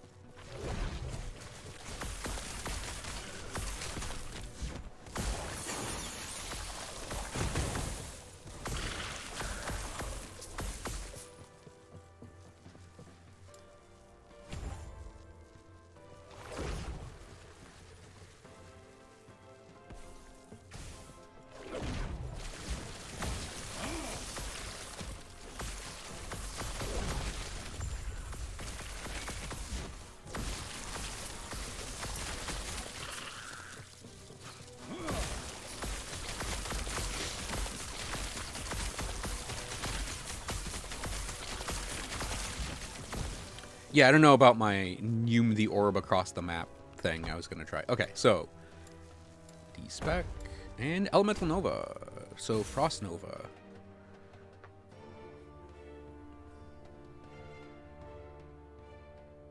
I don't care about word gain. Alright, so...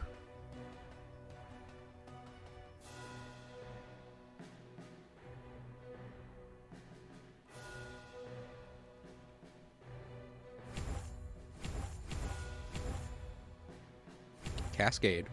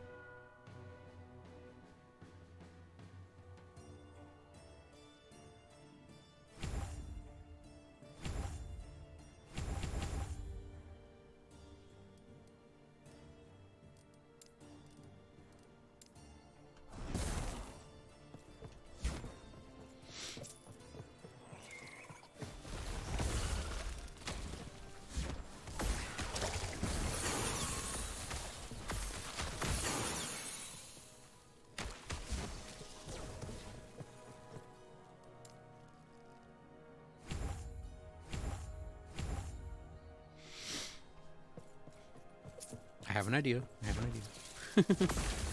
We unfortunately can't do the idea I'd really want.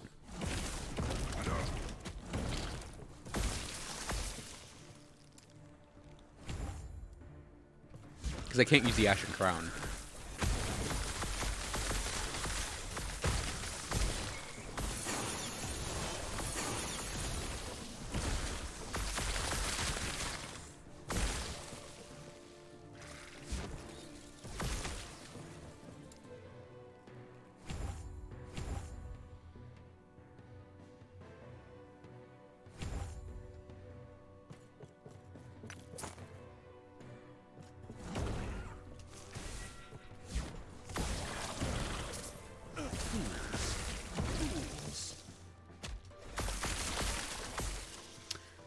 Yeah. I don't actually think...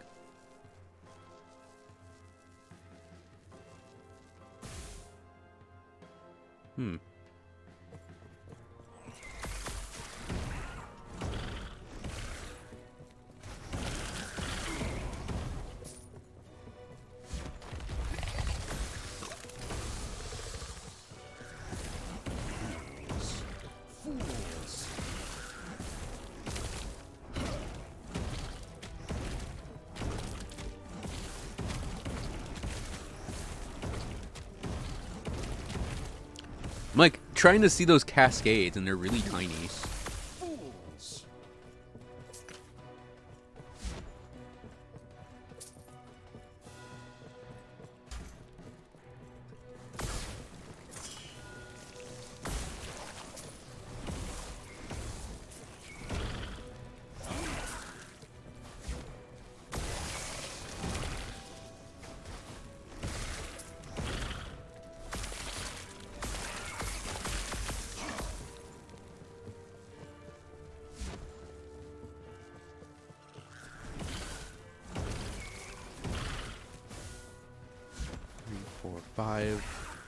Okay, yeah.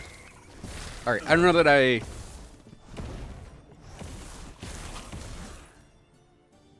Okay. Let's see, Sino.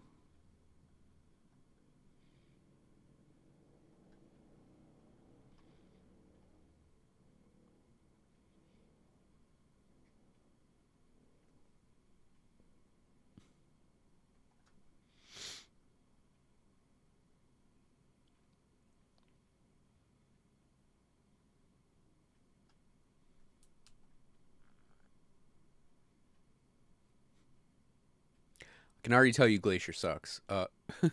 Not to be mean about it, but Glacier's kind of not great.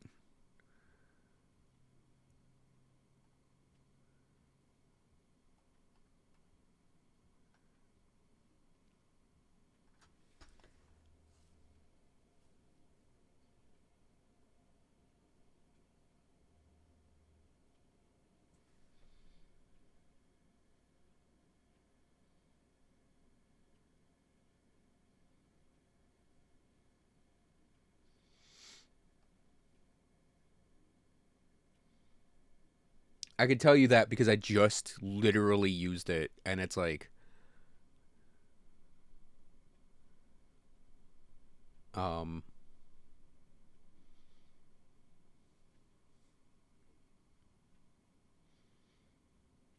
yeah, Sacrificial Embrace is the idea for it. I get you. But Glacier, I think, is a wet noodle of an ability. Okay, yeah, because Glacier...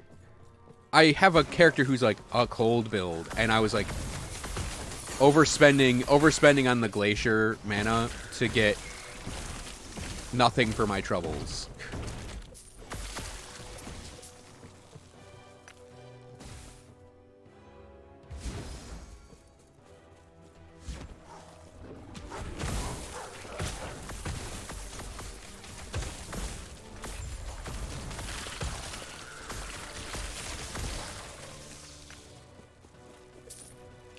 So, I don't think we're going to do the Nova.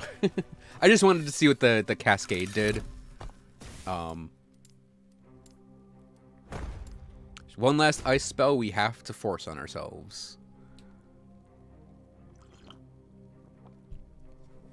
But I had to look over this entire skill tree because I have forgotten what it does.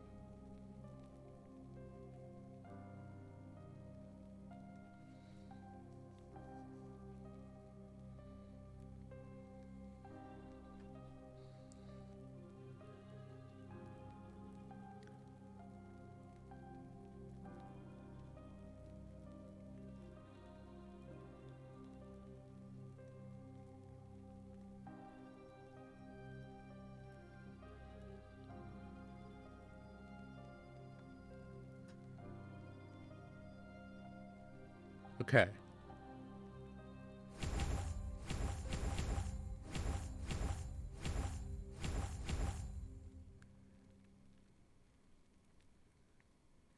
Build the ice shield. That's the first half of the ability.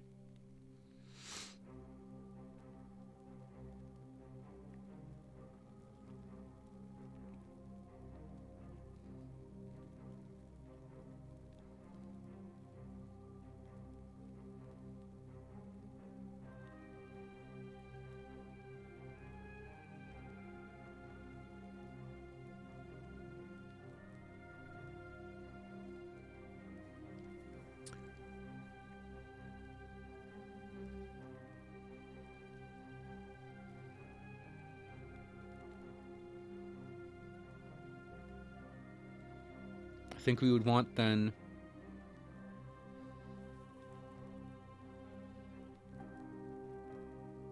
Seven-second cooldown, Jesus. I'm kind of wondering about this Frozen Ballista ability.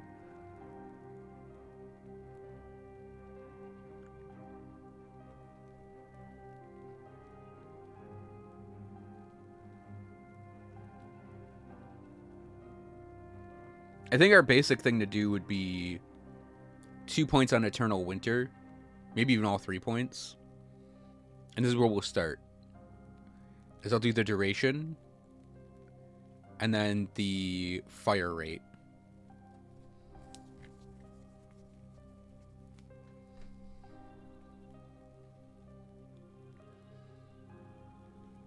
And then maybe this freeze rate multiplier per shard.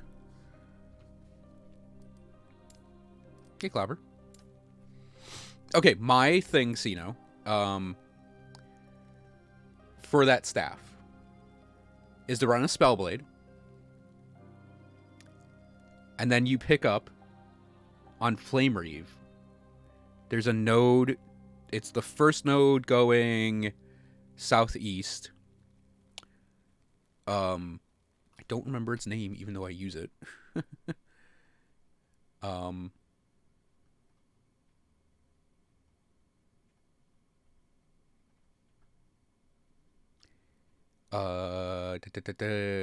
Arcane Severance. Flame Reeve deals more melee damage, multiplicative with other modifiers, and deals added melee damage based on your added spell damage. All types of added spell damage, such as added fire damage and added spell void damage, count and will be added as corresponding type of melee damage. So, that adds the void damage onto your Flame Reeve as melee damage in a 4-to-1 ratio. And that's where my mind went for that staff. Mace, whatever it is. Where you just add that onto your Flame Reeves. and you're doing a standard Flame Reef setup, you'd be doing like Firebrands, it's a spear, whatever. You do Firebrands, Flame Reef, Firebrands, Flame Reef, and then you throw in the volcanic orbs. And what's neat about it is you also have access to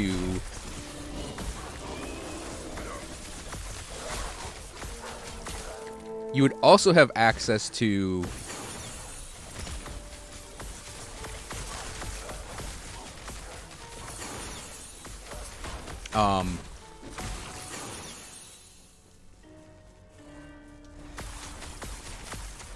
the Burden of Knowledge node in your passive tree. I don't know why I shot it that way.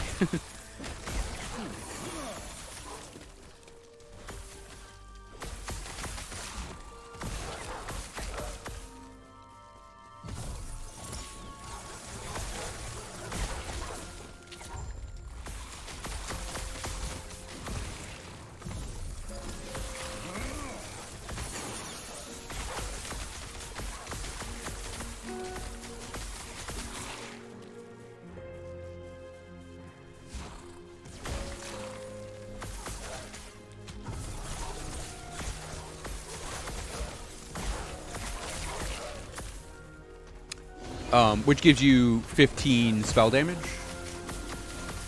at the expense of your casting speed, which you don't care about with the orb, really. All you need to do is get one off every now and then.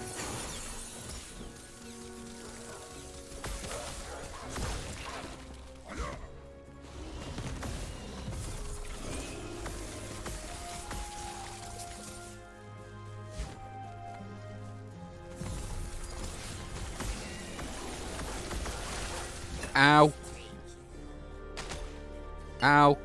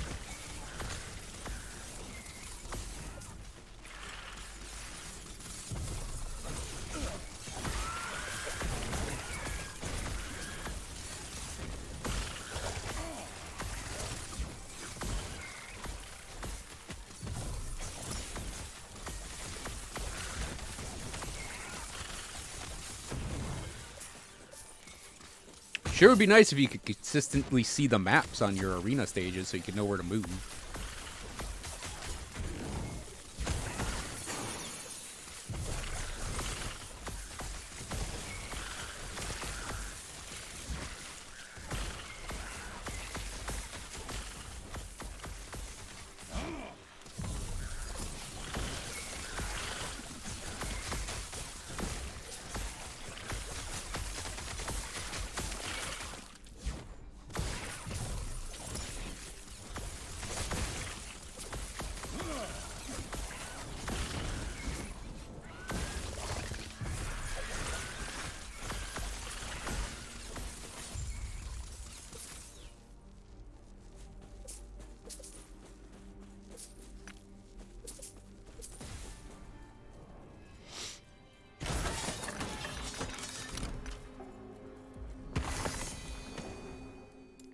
Because a big part of my maging involves knowing where to teleport. You sure have done your damage, Zeno. Enjoy the rest of your day.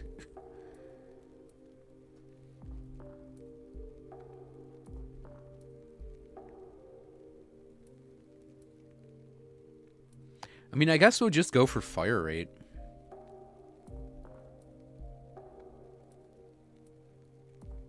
Right? Because we don't care about dealing like the thing with this ability is like I don't know if we're caring about dealing damage with it really. I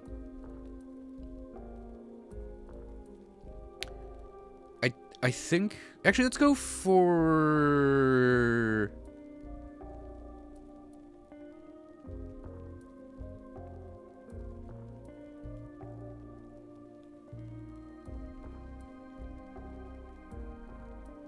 now. I want to see if that Frost Nova is on enemies or not. I think we'll go for freeze rate multiplier though. And then we'll maybe get the freeze rate multiplier. Because we're using this for that ice shield. Like, I don't care about the damage or number of shards. Actually, the other thing I'm thinking of is we maybe want to have it pierce. So let's see what this Nova does. And then we can do the 2 points here and then a point there to get pierce chance.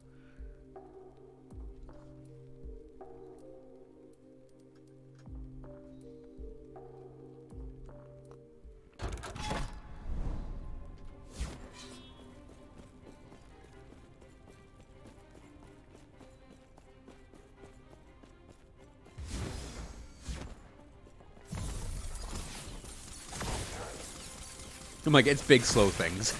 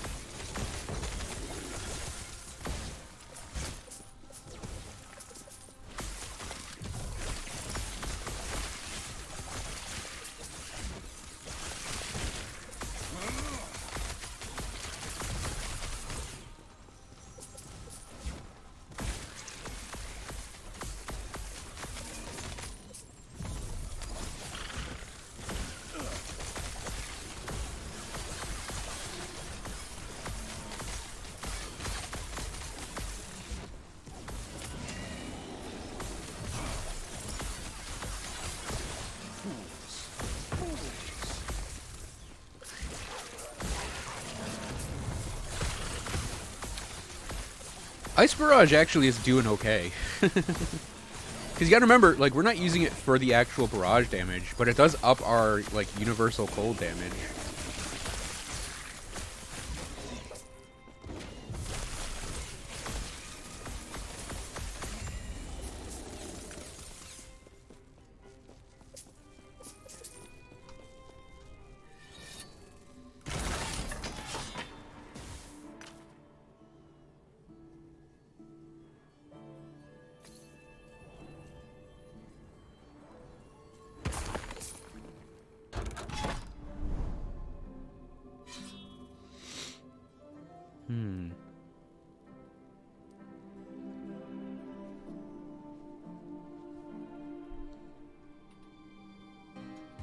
Yeah, I kind of want to try some setups with it.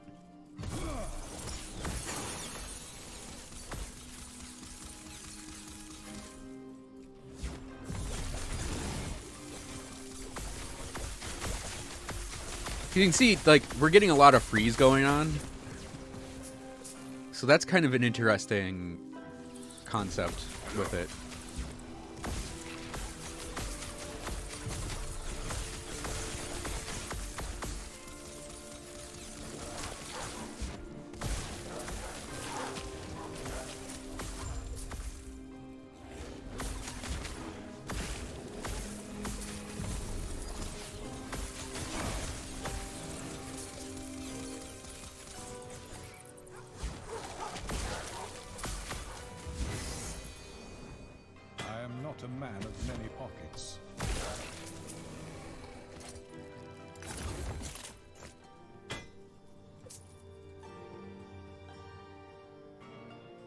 Hmm.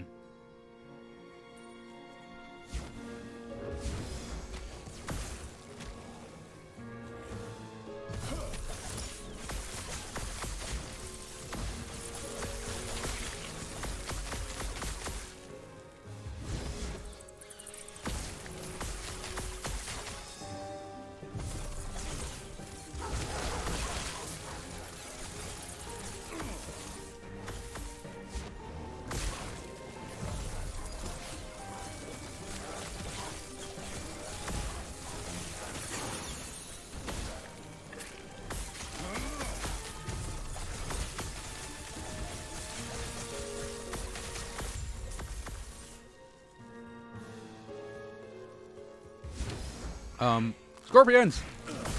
You know what would make it really good, though? What would make it something I really, really would want to use?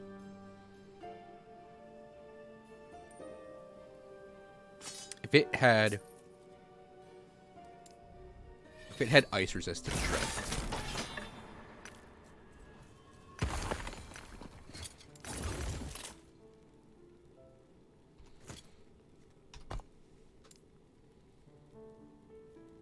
I haven't noticed these at all, so we're just gonna remove that point.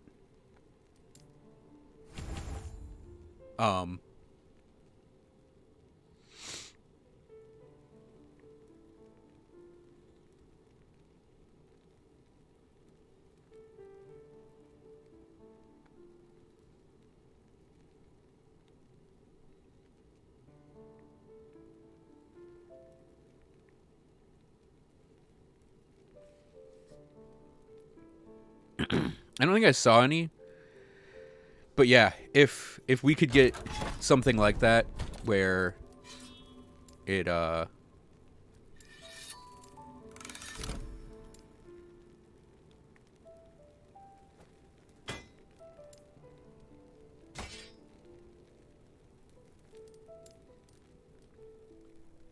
could shred resistances, I would totally go in for that. Jump over to Mage. So what do we got here? 72, 86, 102. Nope, mine are better. So we want to break that down? Yeah. Break that down. Break that down.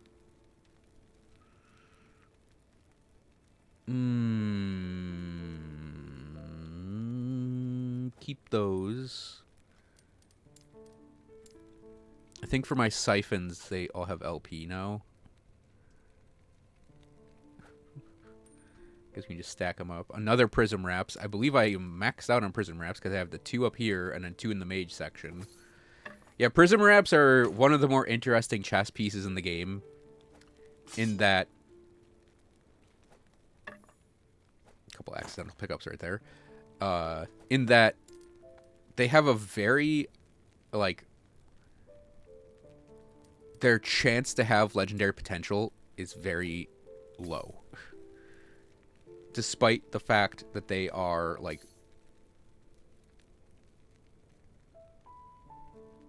I guess I'll keep it. Despite the fact that they are essentially like an early legendary, or early unique. They actually have like a... Oh, that's an amulet. All of mine have LP, too. We don't need this many of these. Low implicits on that, so we'll just flip it. I want to break that down. I'll just flip that. And I don't care about the Grave Chill set.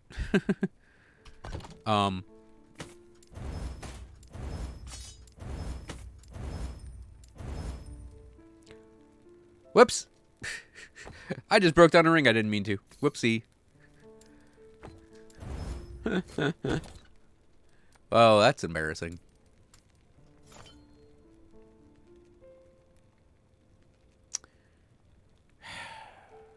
Okay, if we...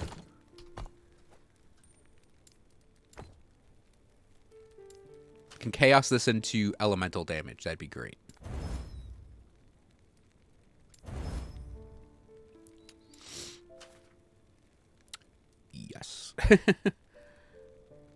So we need poison res. It was not a bad ring that popped up. So equivalent. It's lower poison res now. Oh, we're way over Captain Poison Res. Oh, right, that's a cooldown ring. Damn it.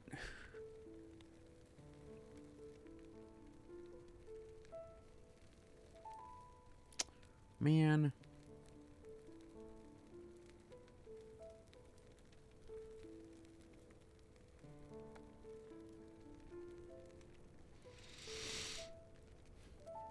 Well, what's teleport's cooldown? 5-3.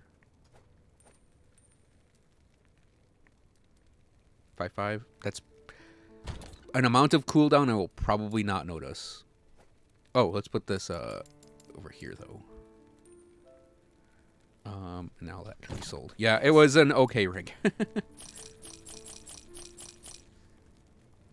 I just had it in the spot where I do my breakdowns, and I wasn't even thinking.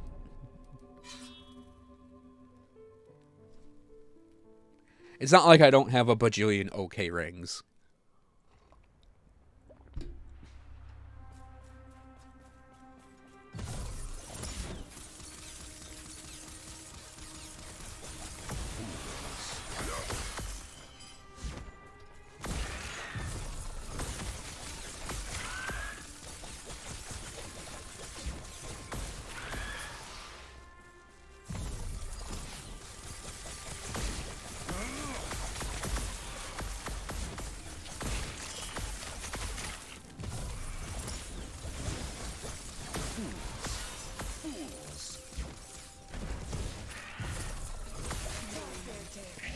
Pathetic. Ow.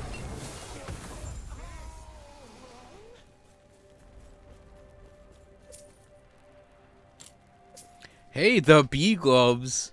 +2 legendary potential. This will be heck of a bee glove there.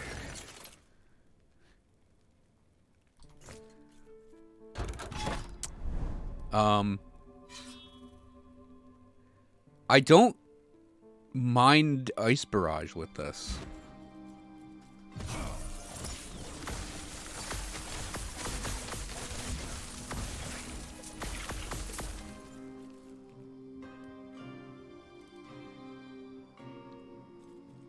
By the way.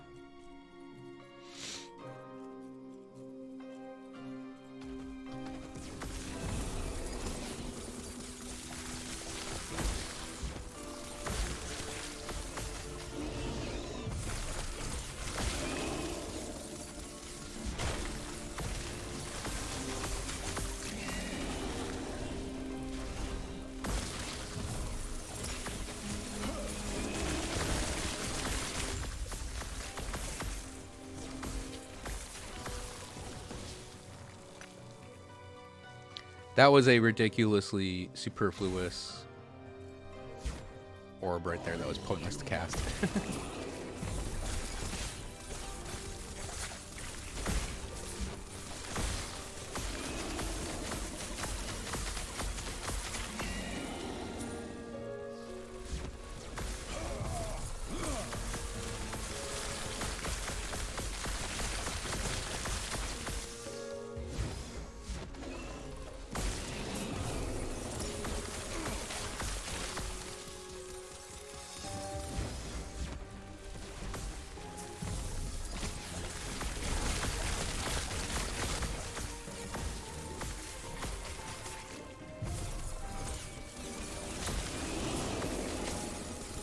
I'm like, what am I going for here? I'm like, I'm seeing all these Wengari. I'm like, which Wengari am I killing? No, there's a gate right there. Of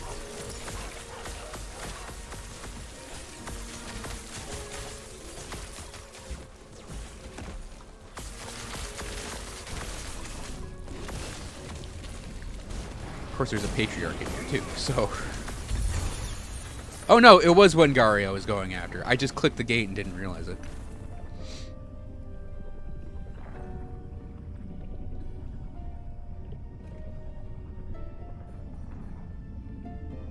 don't care about that anymore.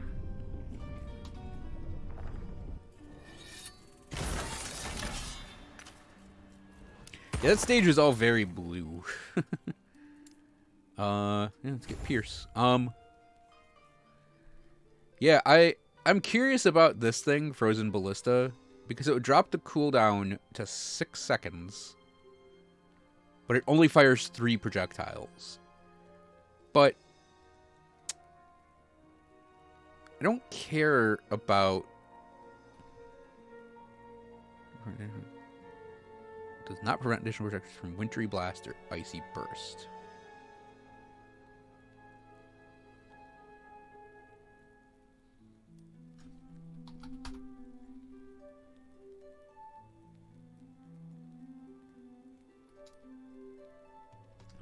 Wait. Ice Burst. Okay, the one's up here.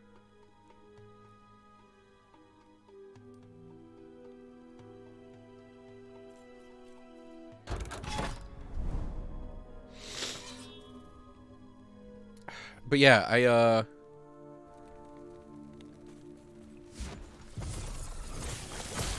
just have to remember that it costs mana to cast it, technically, which means, ouch.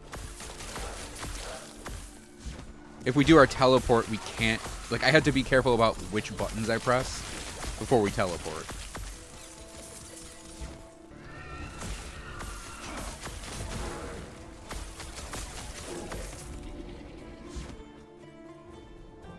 Because we don't want to, like, we want to have our orb be our free spell, right, all the time. Because that's just how we are. I mean, we don't have to play it perfect, but...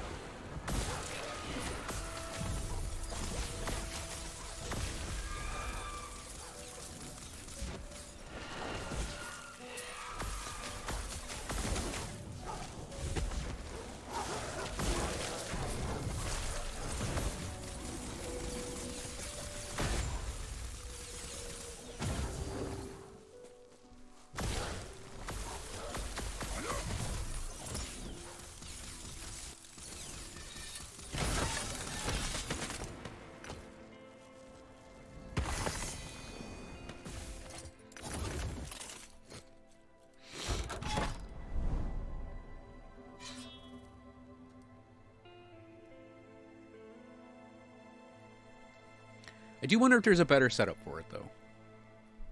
I'm always going to wonder that.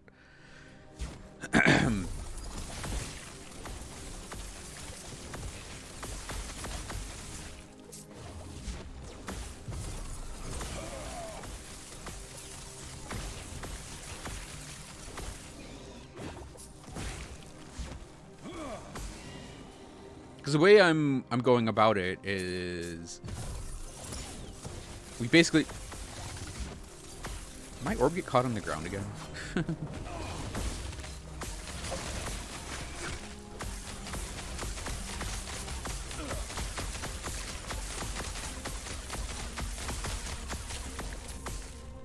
Basically, the way we're going about it is like we're using it as sort of like a damage buff and a protective ability because we have that ice shield. Because let's face it, our damage is through our orb. Like, no question is orb our main damage.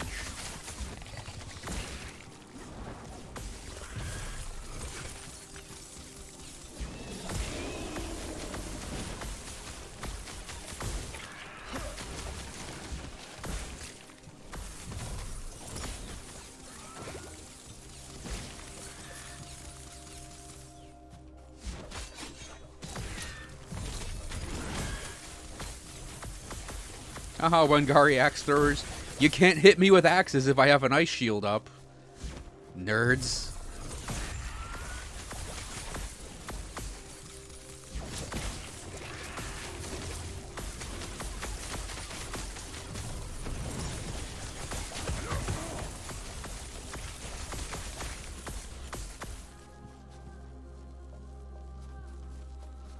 Die, human.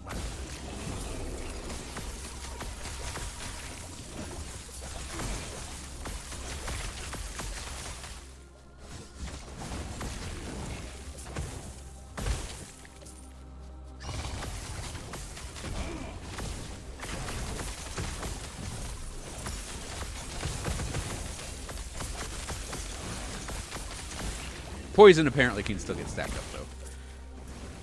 This is bad.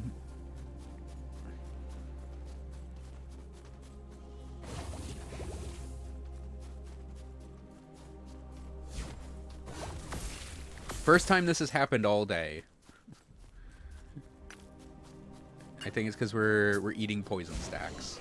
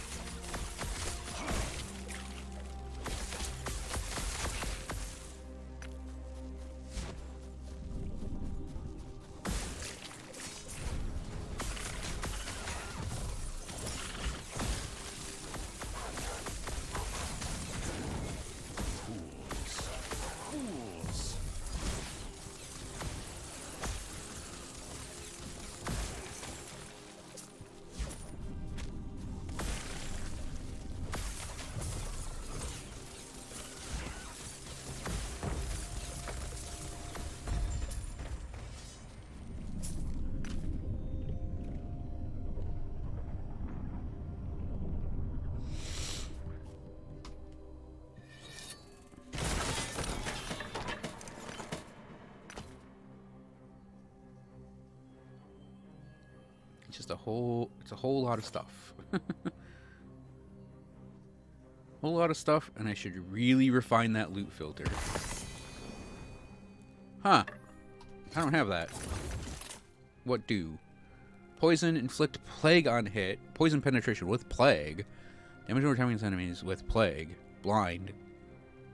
Current health drain per second, huh?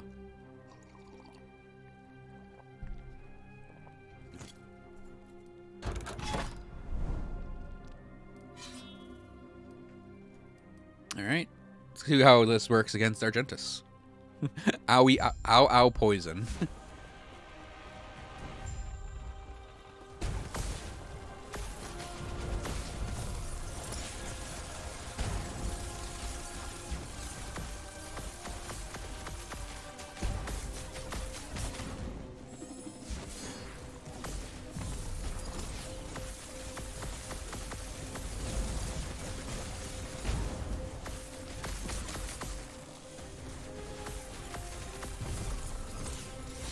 I was really hoping we'd get, like, the ice shield blocking the big projectiles. Oh, I think they're decent. Oh, shit. That's always fun.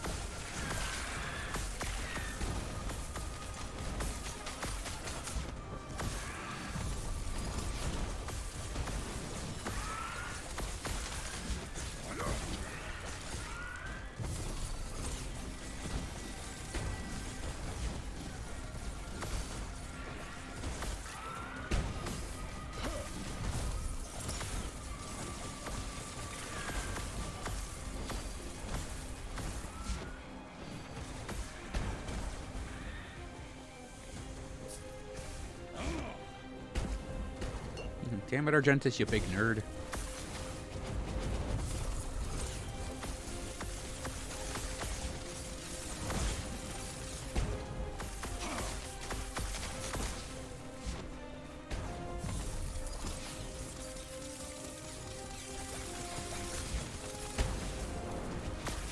I remember back in the day, actually, Ice Barrage went way further.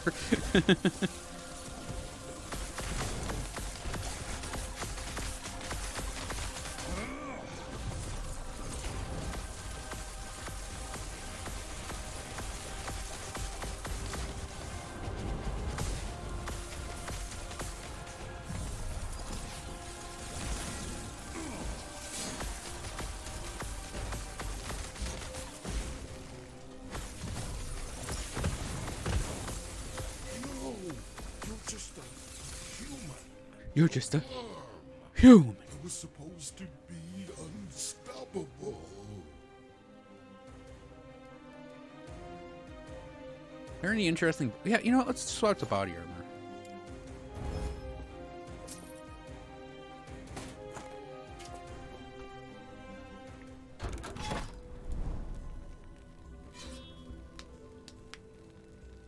I love that line. You're just a human. No, see, I like that line. That's a fun line. I guess we'll go for that staff node. Should I put a pause on Sorking for today? Go to Spellblade.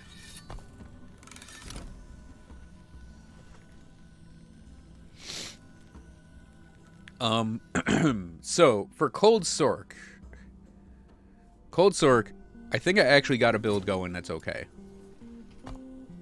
We did have to resort to, well, it's shattered anyways. We did have to resort to... That's the only thing we're shattering. Okay, I did have to resort to doing the, Lightning Blast Orb combo. Which is a little unfortunate, but, I mean, I am most comfortable on that setup. So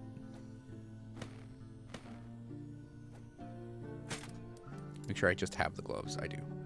Oh yeah, we can check that real quick. What's mine at? 92.53, 77.51. Okay. Oh yeah, I actually have... Damn it, I should have kept that other sword. That one's worse. Because I could have actually had it set aside for a different cold character. Oh,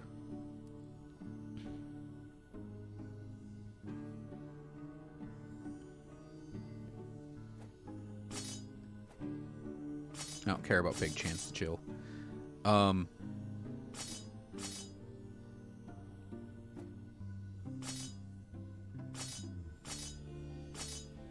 There. Okay,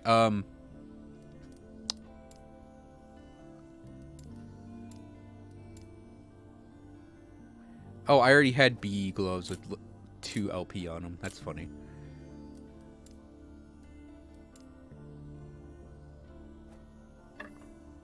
You're just a human.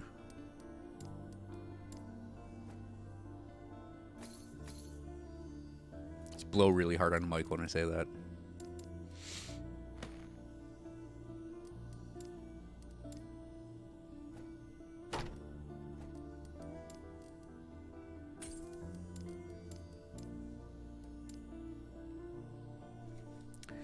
Melee fire and melee cold. Haste for 1 second on hit. Less damage taken while moving. Melee fire, melee cold. Interesting.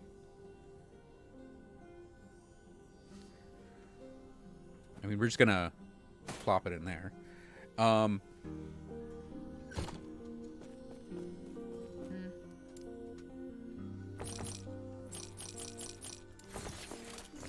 Alright, so Cold Sork. Here's the results of our setup. Passives. So, I would say order of leveling, we'd go 2 on Elementalist and 8 on Arcanist, 5 on Mage Flurry, and then 10 on Knowledge of Destruction. any extra points on the build, I would slap an Elementalist just for more damage. Here, we got 8 on Mana Shell, 8 on Wisdom, 8 on Cryomancer, then 5 on Chill to the Bone. Then it's pretty much spread the points where you feel you need them across Arcane Momentum, Essence of Clarity, Whirling Snow, and Arcane Avalanche. And then you'll get Spellslinger, Elemental Ascendance. And actually, I would say Spellslinger would probably be an important one to get all 5 on immediately. Our Elemental Ascendance you could save for the end. That would probably be like the last thing I level up, next to Elemental Affinity and Elemental List. So basically it's Rush to get Recollection maxed out and Archmage maxed out, and then probably Spellslinger maxed out. Then fill out your cold stuff. Arcane Momentum and Essence of Clarity, you could probably move those points around if you don't feel you need them. I would actually consider taking the points out of them and putting them on Lost Knowledge if I were running Ward as my defensive setup. You could also take those points if you feel you need it and need more Ward. Reactive Ward and Warden also work. Oh yeah, we have 1 point on Rune of Winter. We need that to convert our Lightning Blast and Volcanic Orb to cold. Yeah, otherwise it's like just pick things that say cold damage. So for skills, this is my standard teleport setup for a Sorcerer, because we want Mana Tunnel to get the free spell. Then we reduce its cooldown back down and pick up the stun immunity.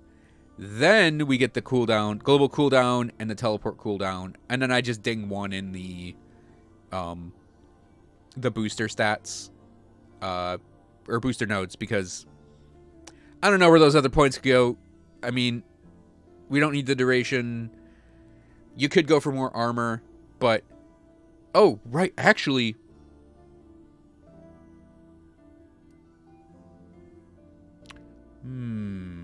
no, I know where those 2 points go on this guy. I completely forgot about this node. Okay, I would probably put my extra points on Frigid Departure, so we have the higher freeze chance after casting Teleport. I forgot that node existed, and I probably would have respec'd it immediately had I remembered. But I would still want to have my maximum cooldown on Teleport if I can get it. So Comet Rush and Wormhole, definitely want those for Teleport. It's all about the Teleport cooldown for that ability. In Flame Ward, this is my standard Flame Ward route. We go Stalwart Defense into Desperate Defense into Field of Flames into Dual Aegis. Max out the duration, max out Barrier, take a point in Prismatic Buffer. Extra points go to Infusion. And then I went and grabbed the Fire Aura and converted everything to cold. That way this is a boost to our cold damage. So, for our attack skills, we're running Lightning Blast and Static Orb together, because they are the chocolate and peanut butter of the Sorcerer. I went for the single target damage this time with Lightning Blast.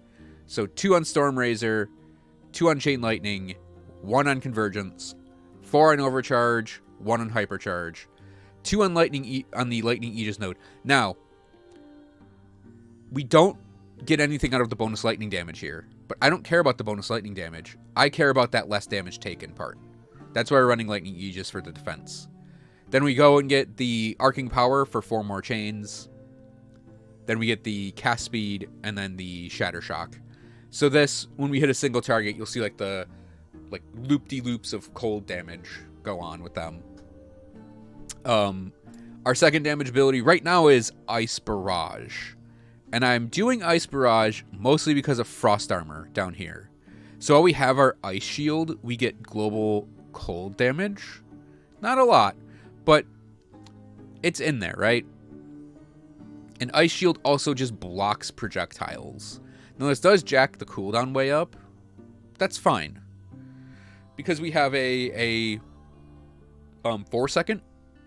Yeah, we have a 4-second Ice Shield, so it's a 4 up, 3.5 down Ice Shield. Not bad. We could definitely work on our cooldown on our Sorcerer to get that down. What I'm thinking is, though, in that similar vein, I'm actually considering going up to Frozen Ballista, just to see how it works.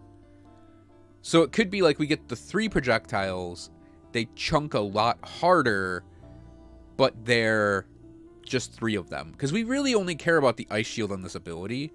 And then the setup beyond that, to me, like, actually, I'm going to do a little tweak in here. So I think what I would actually prefer to do with this ability, so we have 4 spare points. I think I would want to go to Pierce and maybe just max out the Pierce rate, because this ability would maybe be better as a freeze ability, where we just use it to throw this out, right? And then the ice goes out and chunks into things. We get the ice shield to block the projectiles, but then we're also just using it to freeze things. And because they're gonna presumably have 100% Pierce, we sort of just make it as like this spray of freeze multiplier chance. Which we get off of intensifying cold. We could also just straight up go frigid barrage. So the ice barrage as a whole gets the multiplier. But we'll keep this for now and then, you know, tweak it later on. And yeah, like I said, the Frozen Ballista, in that case, I just wouldn't care about piercing or freezing anything. Frozen Ballista would be more about, like, getting the cooldown much lower so we can repeat the ice shield over and over again. I wonder what that's like. Because it says it freezes. Might be worth investigating. I'll go over alternative abilities in a second. But Static Orb is our other bread and butter move. Static Orb, we go down and grab Biting Force to make it cold. Then we do the combo of Mana Charged and Overcharge Detonation. Mana Charge ups the damage based on our max mana, but also ups the cost based on our max mana. But because it ups the cost, Overcharge Detonation provides more damage. So these two together mean the orb itself chunks very, very hard. Then we go and grab Static Ground, and the Charge Ground is converted to cold. It makes this little patch of, like, cold, frosty looking frost stuff. And then Electrocuting Cascade ups the damage of that. And that is actually, I think, like, our main big damage dealer. And then we go over and grab Fusion Blast and Atomic Manipulation. This is how we manage our mana. So what we do is Static Orb costs 237. We can raw cast it. We have 1,000 mana. So we can just cast it if we need to. But what we really want to do is Mana Tunnel, then chunk a Static Orb directly after that. So we get free orbs. We also, for managing that cost, have Atomic Manipulation. So we can have the 3 refund trigger of Lightning Blasts. So if we cast this raw, or use it with Mana Tunnel, and we do our Lightning Blast after, we get refunded mana from this cost. And that's how we can kind of manage this high cost spell in this build and not have our mana completely get drained. We only had it happen once today, and that's just because I was kind of going a little ham.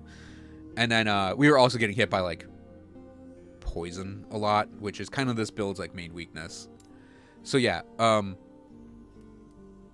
for this slot, there's several options I tried today, and I would say it's been varying degrees of success. I started with Glacier, and I did the Vortexes, and I honestly think that's what I'd go with if I were going to do Glacier with this guy. Because I would probably do... Actually, I would probably just max out this corner. Because Glacier doesn't deal damage, really, compared to Orb. So if we're doing Glacier, we want to have it have a role in the character's setup. Now, the role I was initially thinking was kind of...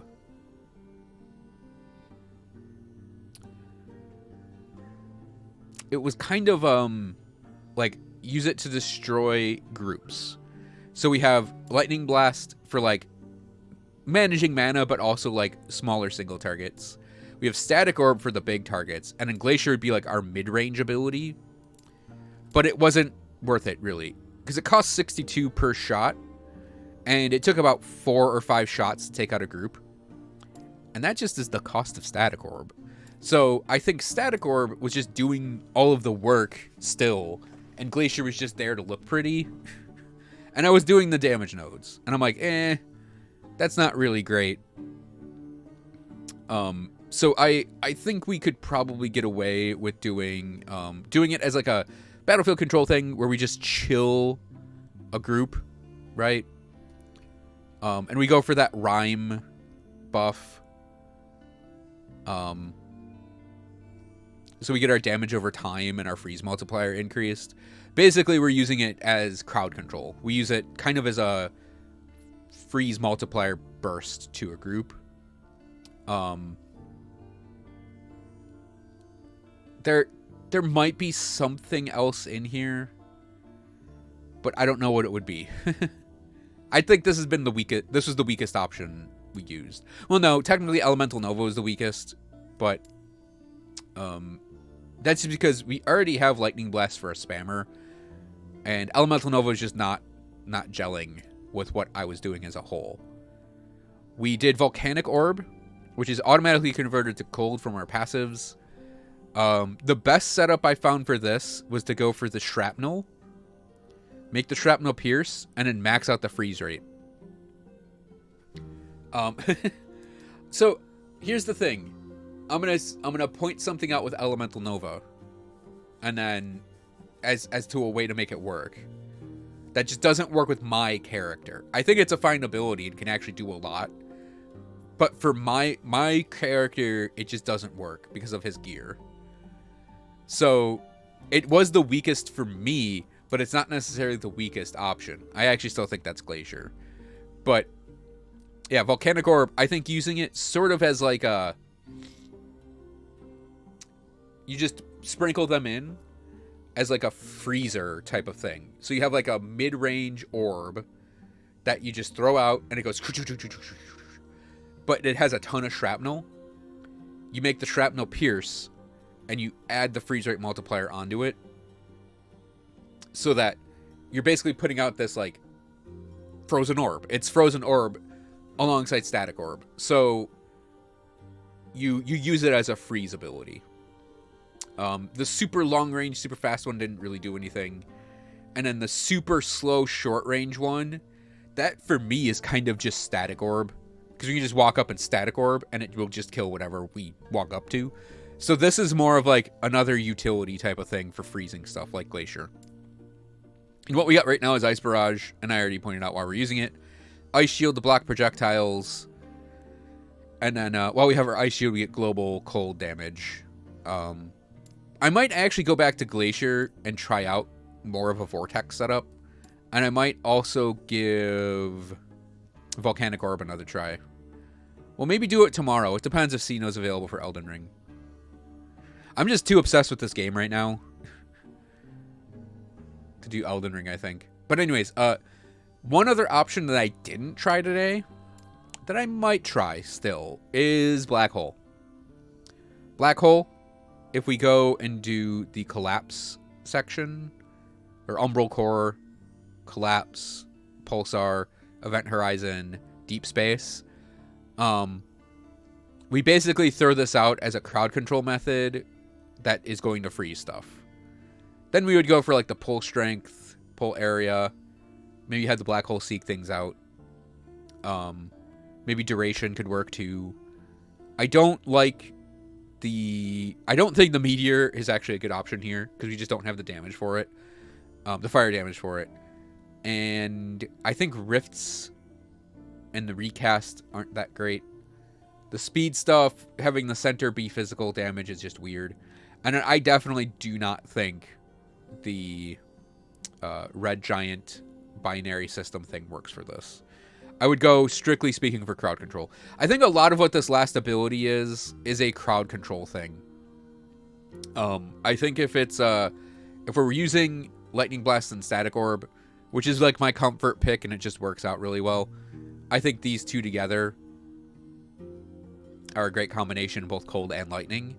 And this last ability, it just needs to be something that's utilitarian. Oh, I didn't even bother with Snap Freeze. I don't think Snap Freeze actually has a place.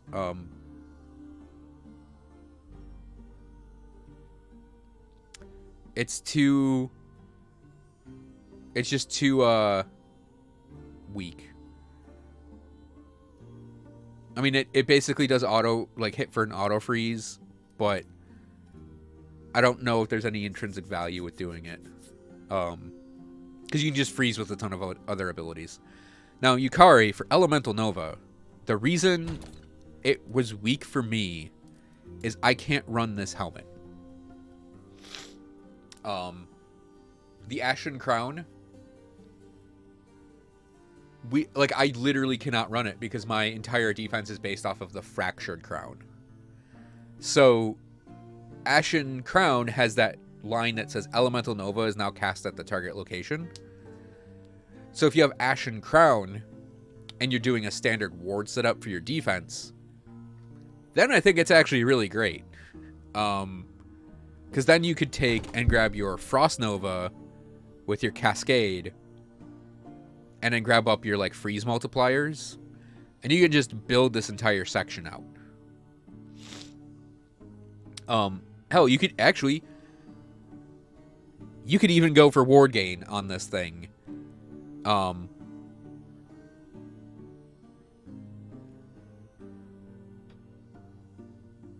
hell is Survival of the Victor? Oh, Warden. Okay. Yeah, so I think, Yukari, that it's perfectly viable to run Elemental Nova if you do Ashen Crown. I just can't do it because I am completely committed to this Fractured Crown setup. So I just can't get the item that makes Frost Nova work on my character. Also, this has an interesting line on it that says % of physical damage taken as fire. That means you don't have to worry about your physical res anymore. If you get a really well-rolled one, because you can get it up to 80%. So you can have most of your physical damage converted to fire when it hits you. Also, that has an absurd amount of spell stun and increases stun durations. So it's actually really good for defense like that. But yeah, I just can't work it in because I don't have the slot for it.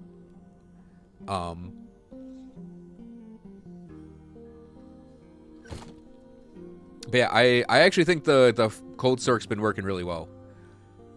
I want to keep playing around with this middle ability I have. I'm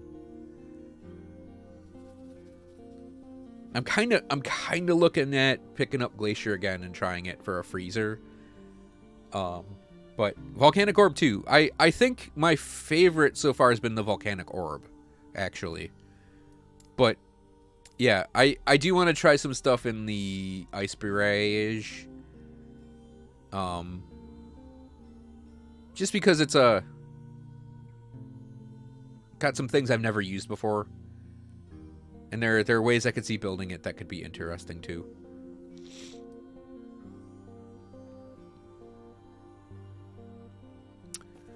I might do an actual guide once I get it done. Ice beverage? It's like DoorDash. Tropical Smoothie Cafe. Man, I haven't had that in a really long time. Oh, gearing. Yeah, Fractured Crown's amazing. I have just standard stuff to support Fractured Crown. Endurance threshold, super important. Helps us basically survive everything. I have a little too much health, actually. I think I actually have a... Yeah, the Apply Frostbite with... I think I should probably replace that. Actually, the thing also that would probably push this guy into, like... a better... you know what? I'm gonna swap that for that. I think the thing that would help this guy out, like, a lot would be...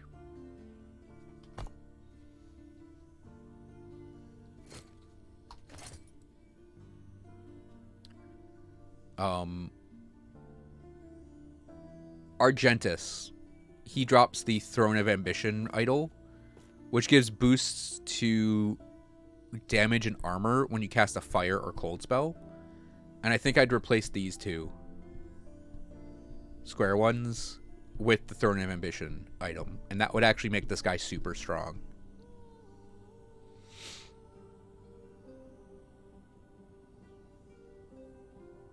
Because I think he's lacking a little on the damage side, but not a lot. I think he's actually in a really good spot like this. And yeah, like I said, this ability right here I want to try things out with. Okay, I think I'm going to switch to Spellblade. I'm going to use the restroom real quick. I think I'm going to swap to Spellblade and get a little Spellblade in. So, BRB.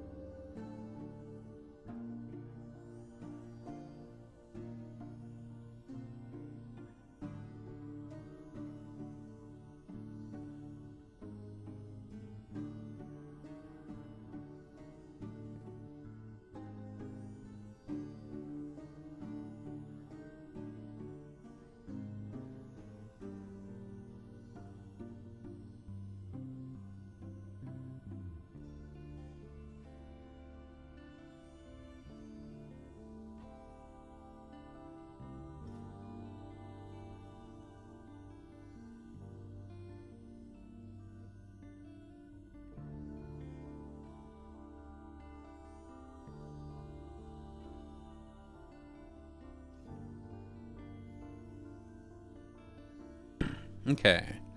Boop, bop, boop.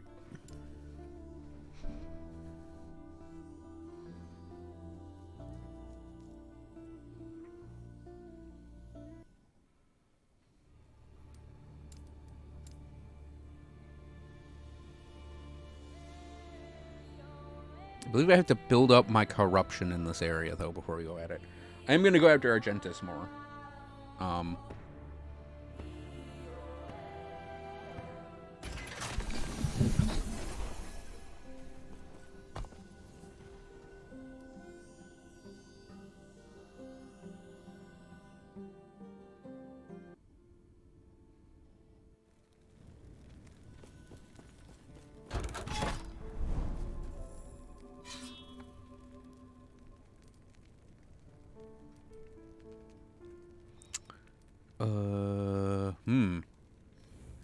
Yeah, we just have to expand this out, I think.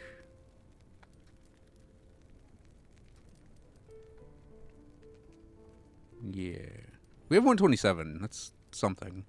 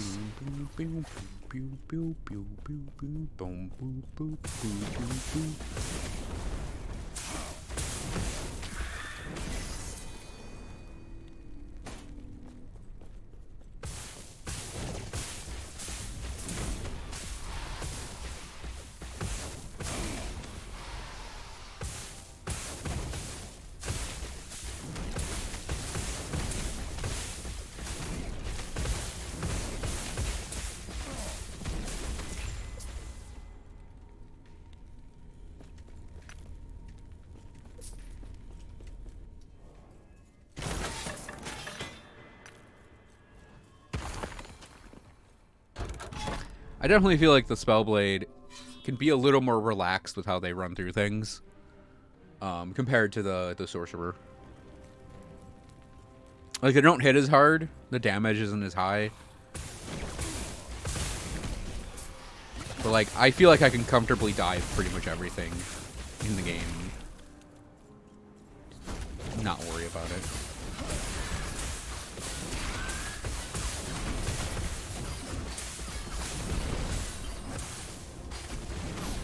These jerks with the spears, though, there's multiples of them like that, where they can just get the crossfire. They're kind of dangerous.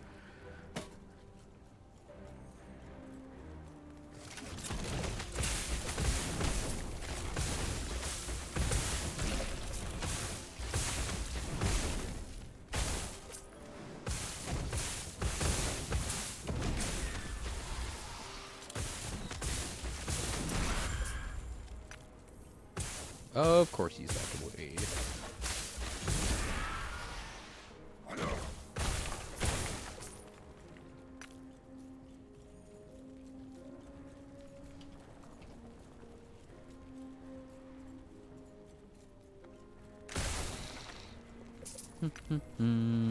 Skunk.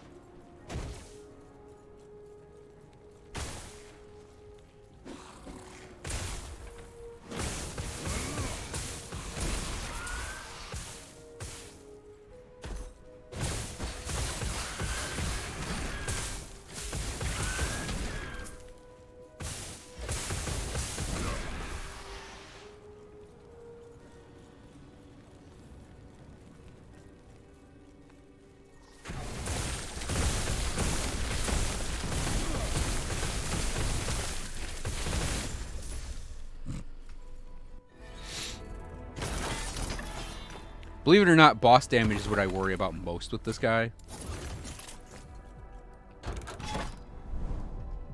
Because it's like, he's really good at clearing waves. Like,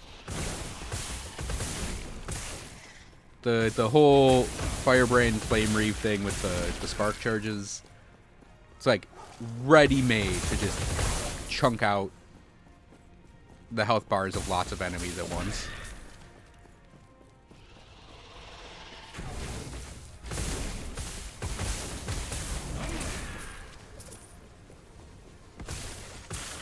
It's the boss mobs I'm most worried about. Like, you'll see on Argentus, we won't actually probably kill him as fast as we did on the sword.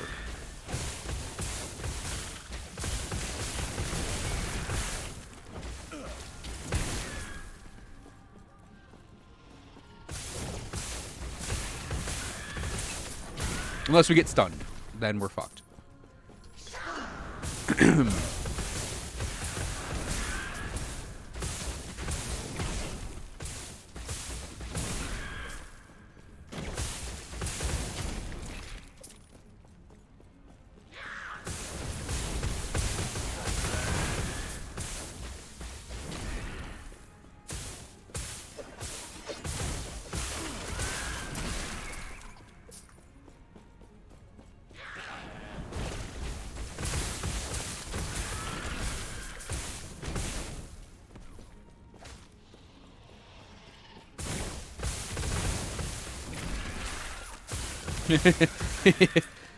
That was the game lagging. That was not the stream lagging.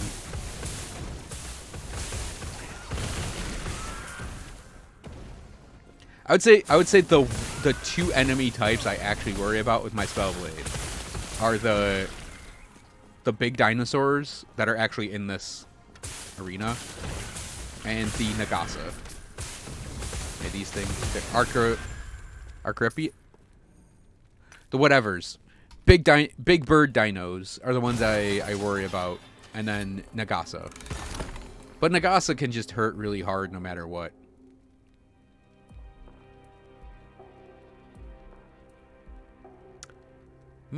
That could be really good for the Sorcerer we just talked about. +4 to Volcanic Orb, eh? That could also be really good for that Sorcerer.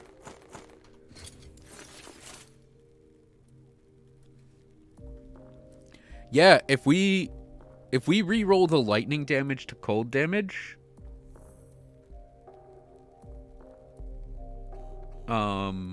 that could be, even if we don't, even if it ends up on something weird, that could be good for him if we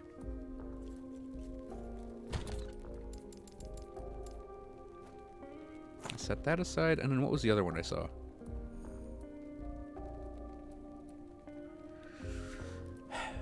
Oh, yeah, actually that one might be better, because even though it's a +1, yeah, what we would have to do to make this one perfect for him is we would have to re-roll the health regen into endurance threshold, and then that could be good, because he needs the endurance threshold for his particular setup. I think the rest of these are probably trash.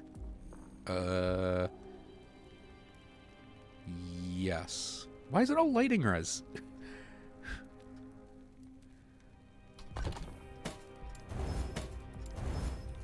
Yes.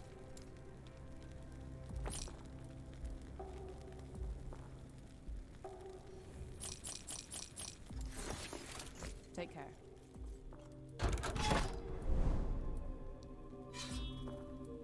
Beacon, staff, beacon probably is my order. Oh, we can do an Argentus.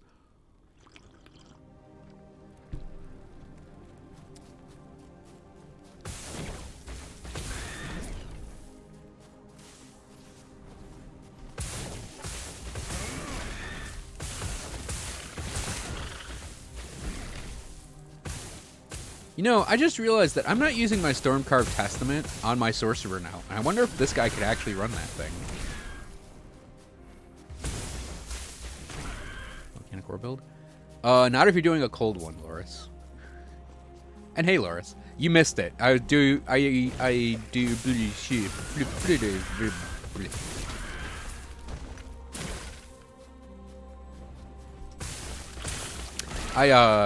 letting my brain reset. I did a cold Sorcerer, and one of the best options for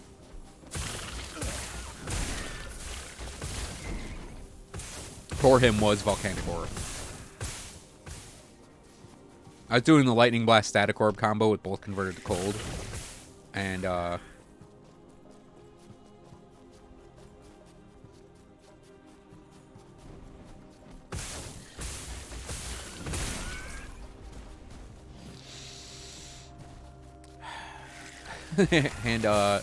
Volcanic Orb was really great as a support ability for him.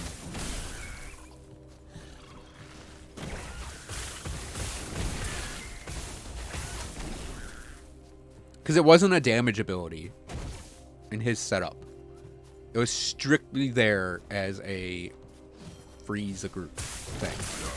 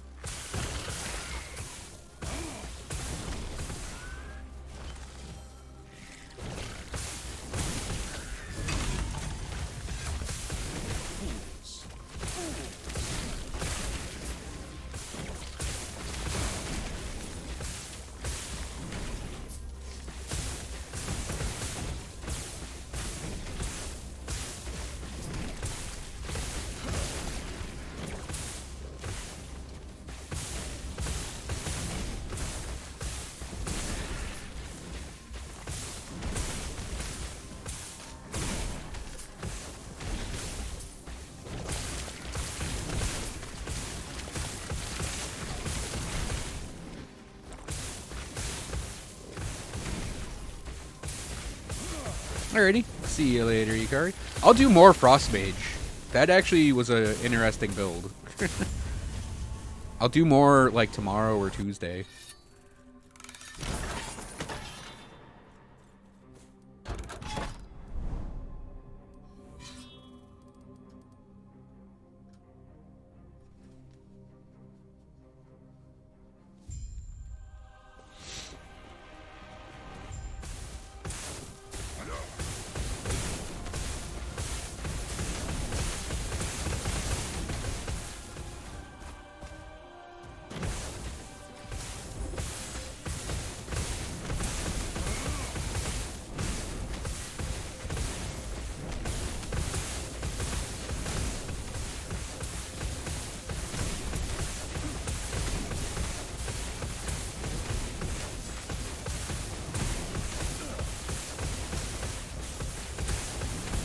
Actually, we're doing pretty okay damage-wise against them.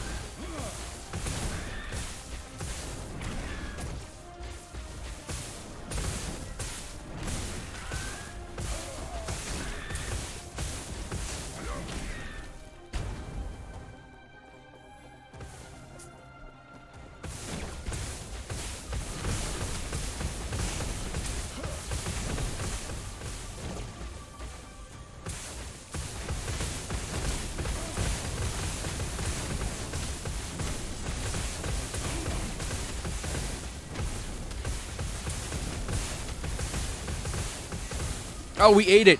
I was like so worried about that attack. I think I also ate spears in there too, so.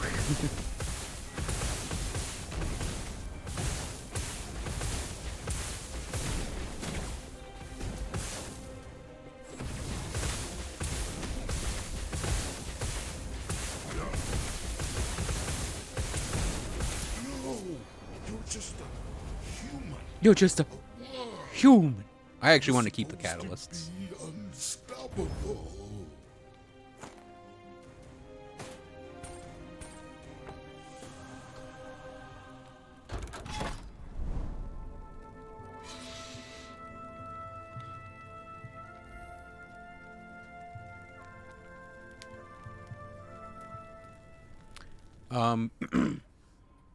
But yeah, Loris, like, if you do, I did Lightning Blast and Static Orb, like I said, and it, you know, it's like the best setup for the Sorcerer, IMHO. Cold or Lightning. I think it's better in Lightning, but it's interesting as a cold ability. And then I couldn't figure out what to do for, like, a third attack ability. I tried Glacier, which worked okay. The damage to mana ratio, though, compared to, like, Static Orb, was not that great. And since I'm doing Fractured Crown, I don't need to use it as, like, a spammer for, generating ward, like you see in some cold builds.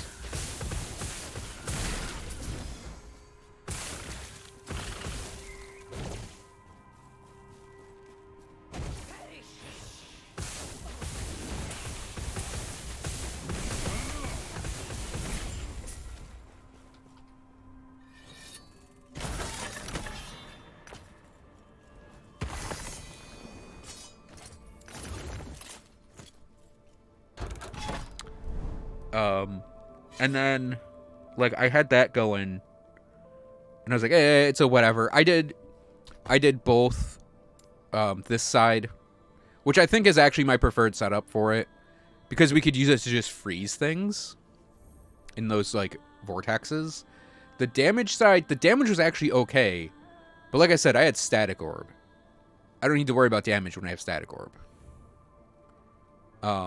And then I did Volcanic Orb, and my favorite setup for that was maxing out Freezing Orb for the freeze, and then I did the Shrapnel nodes, and Shrapnel pierces. So it was basically kind of the same thing, where we send out the orb. It was like medium speed, mid-range volcanic orb, and it just froze things and applied chill, right? I tried one where I had it going like super far and super fast and it didn't work. And I tried the one where you make it like super slow and short where it just basically sits there. And that didn't work for me either. So yeah, I think that's my favorite thing I've done with the Frost Mage for that third ability is the Frost nodes and Shrapnel nodes. And then I did try, and this is what's on him currently, is Ice Barrage. And I went and grabbed the Ice Shield and then the global cold damage while Ice Shield's up. So he has a damage multiplier from it.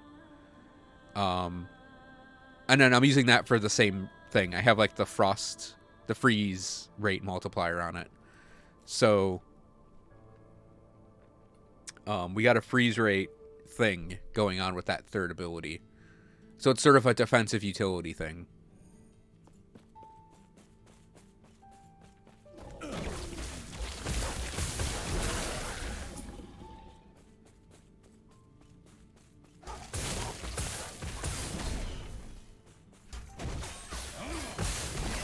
It was really good, actually. It was really fun.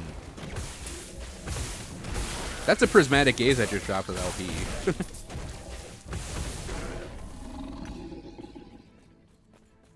We're making another character. Do it. And when you say another character, do you mean another character or another sorcerer? Because even I haven't gone that far yet.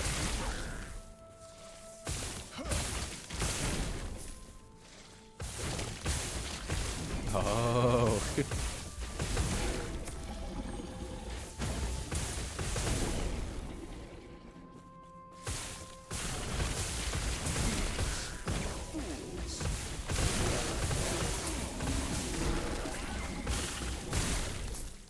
I want to get Disintegrate working so bad, man.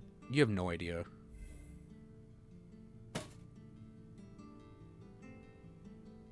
If that was attack speed instead of cast speed, I'd pick it up.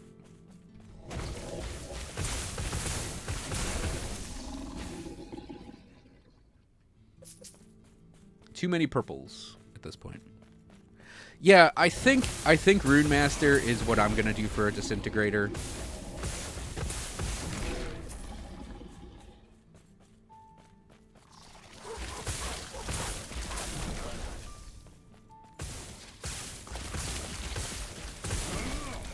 Under the assumption it will have something that can be thrown out in front of you to, like, hold enemies off. So you can actually use Disintegrate and not die immediately trying it.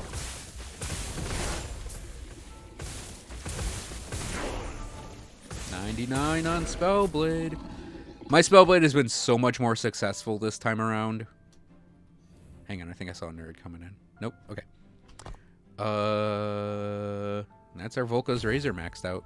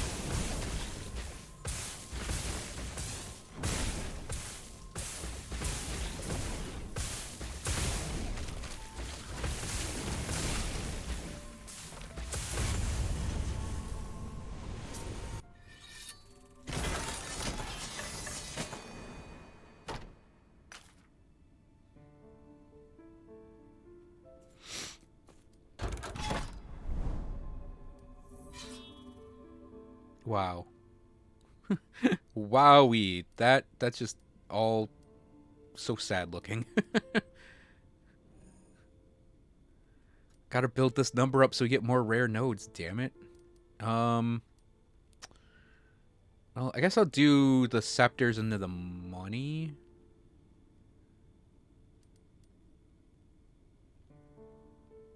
I mean, I could do experience books in the experience books, too. That kind of goes out there.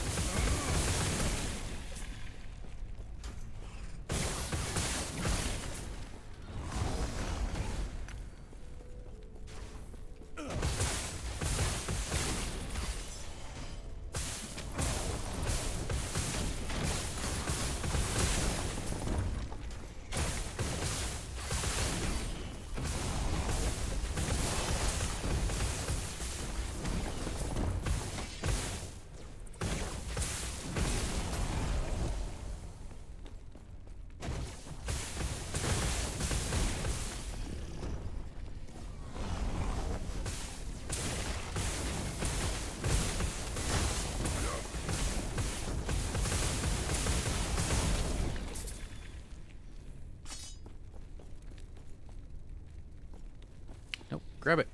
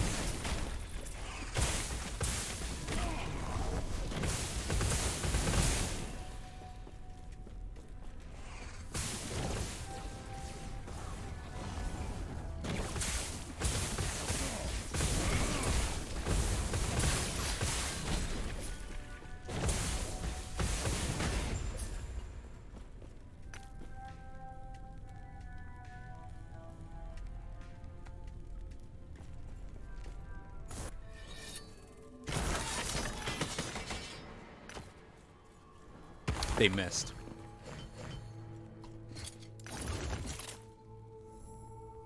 Yeah. Prismatic Gaze is real cool. I'd use it on this character if I could actually get Flame Reave above 40 mana. The problem is I can't. Even if I equipped...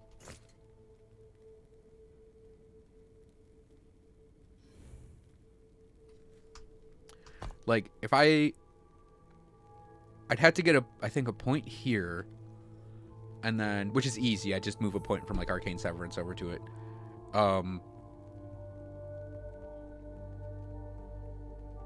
That would maybe jump it up a little bit, but I would have to have probably two Sun Wreaths that have plus 10 mana cost.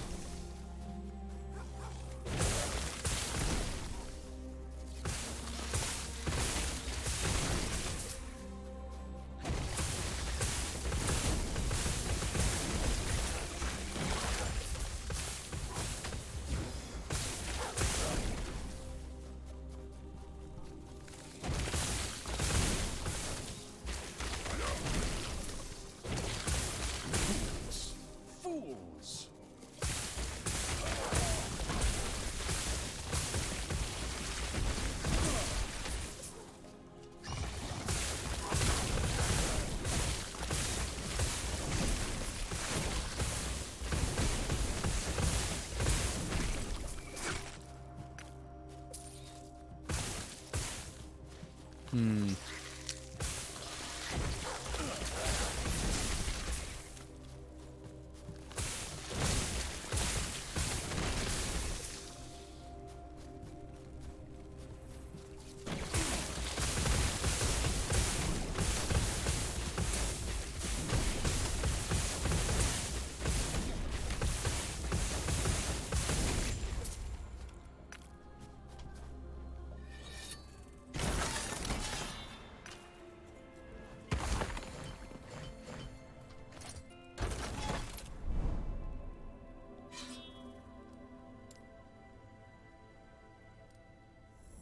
And I don't really need exalted polearms, spears.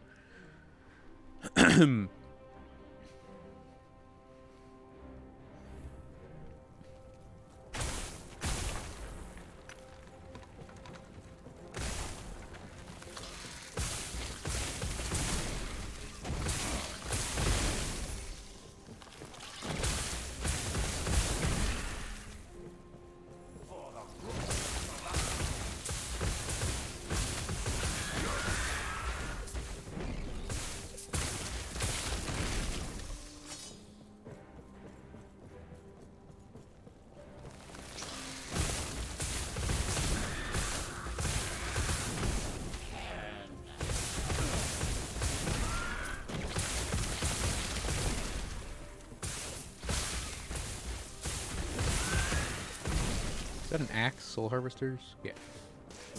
Don't really care about that one.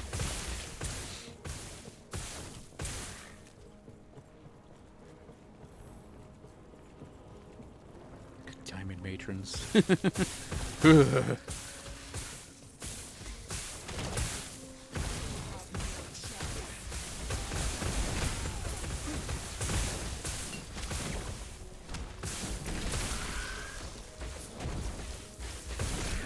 That was close. That was very close.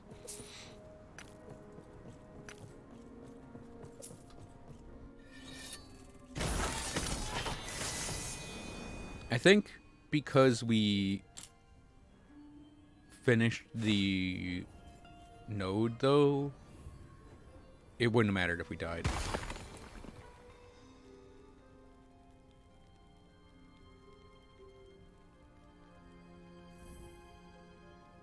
I think the Deicide lances are the only ones worth grabbing up, right? And they have to have like a good, like, set of modifiers on them, really, and those weren't that great.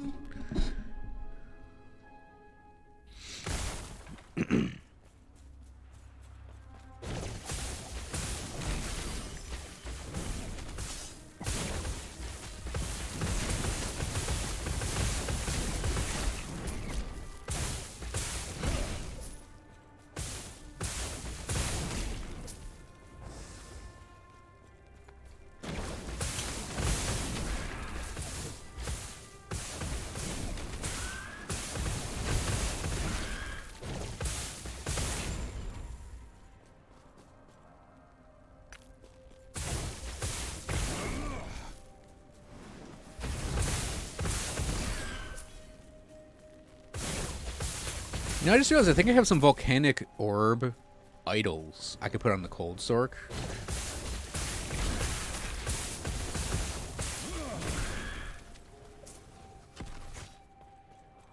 That might be interesting to do.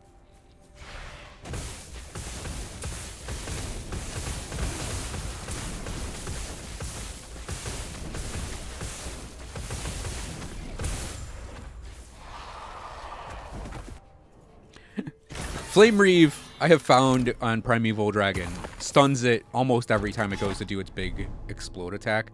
So yeah, we'll go for that one.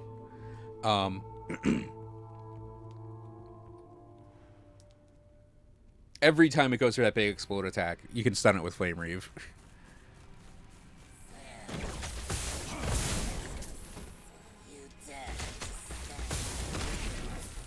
See, I say I'm going to go for that Gaze of Oribus, but we pulled Nagasus, so...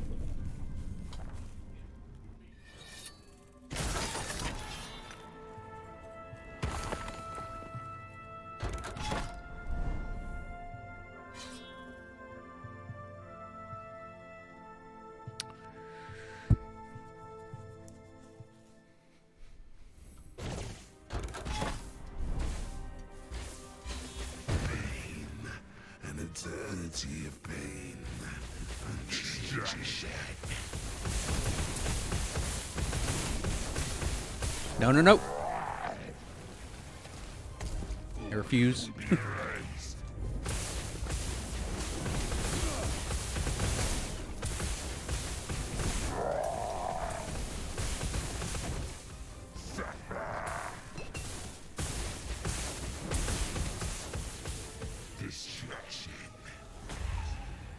Yeah, the orb thingies I don't like at all. Okay, sure. Alright, let's not do that one then. Yeah, there went that Gaze of Orbis. I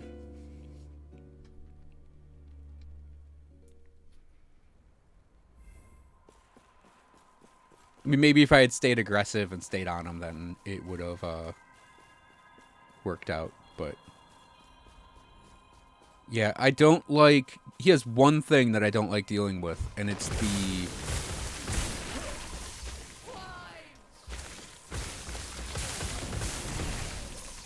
It's the... He does like a trio of orbs. And if he okay. If he happens to put them on me, they're very obnoxious to deal with.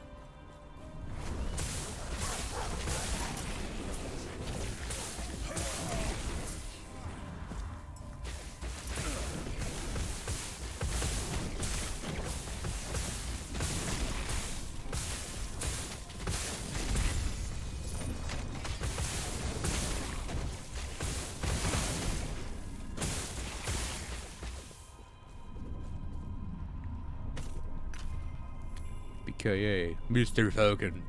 Doop, doop.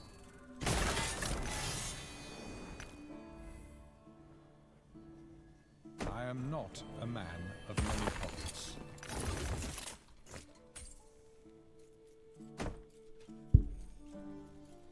Yes.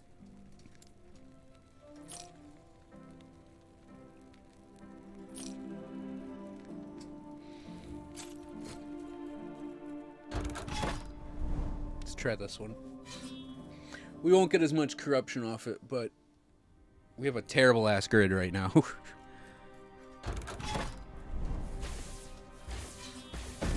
understand nothing, traveler. What is real? Nothing will remain. Flesh is temporary. What is real?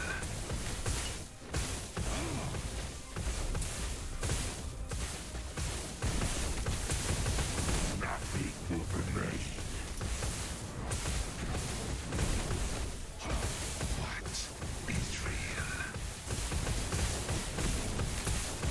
real? Flesh is temporary. What is real? This is nothing. The end will come all the same. Better.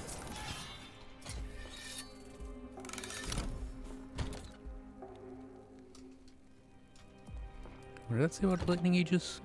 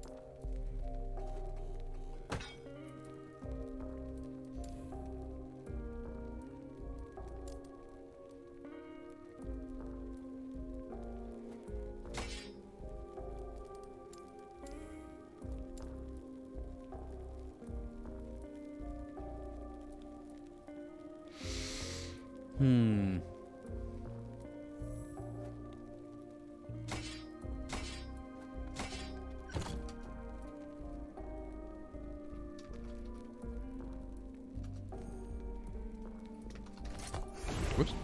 Come on.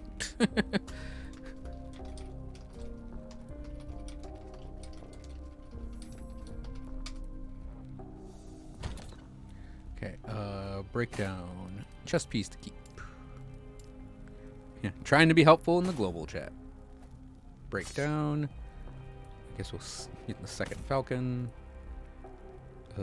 Acolyte helmet. Whoops.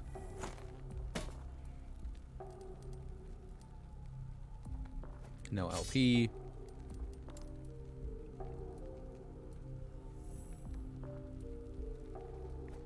Stash a second one of those. Breakdown. Definitely goes in the mage. Check the chat again.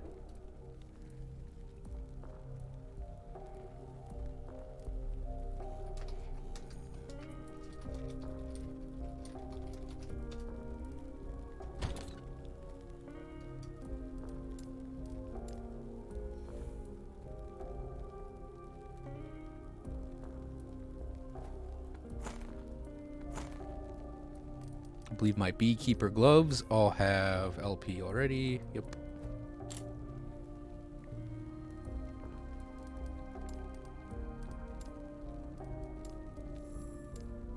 Might be an okay amulet to feed the something. Oh, devotion. I think I have that, but it's always fine to pick up a need here.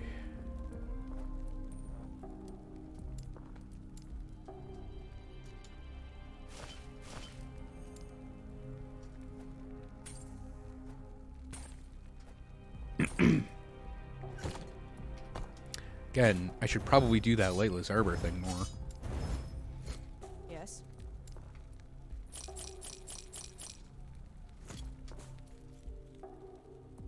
Okay. I've been helpful to a global chat. Let's go money books.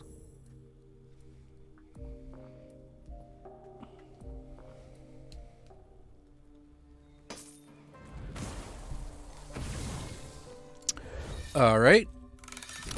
Thanks for letting me have the leeway time when I enter a zone. That's always good.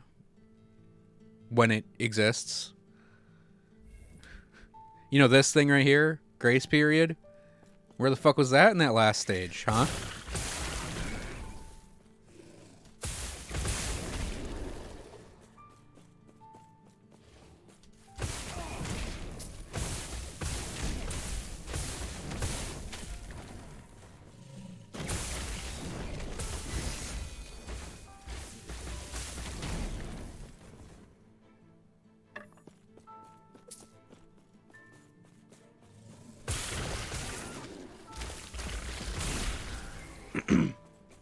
The game's definitely telling me to play a marksman more. More and more and more every day.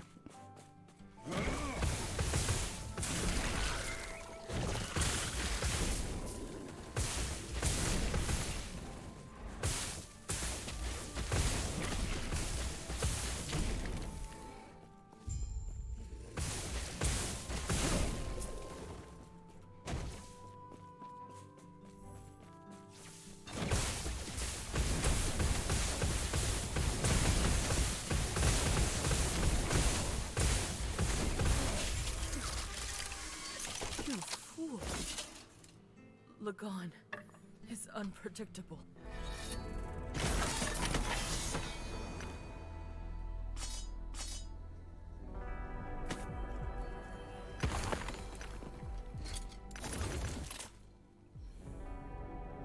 I didn't have that bow.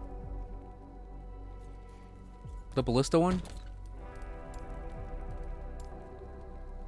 No, I did. Never mind. Oh, I had one with 3 LP on it. Okay.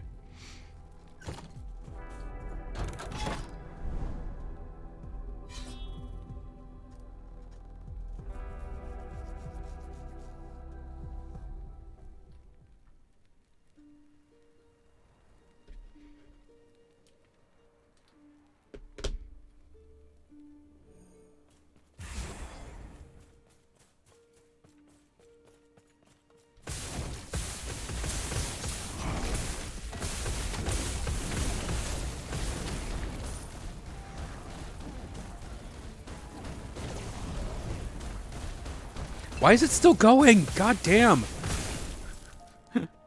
Every annoying ass thing happening is happening now. Die.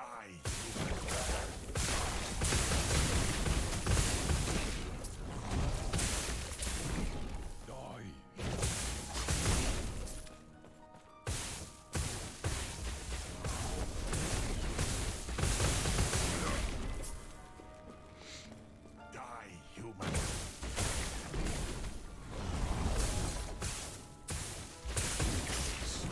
Fools.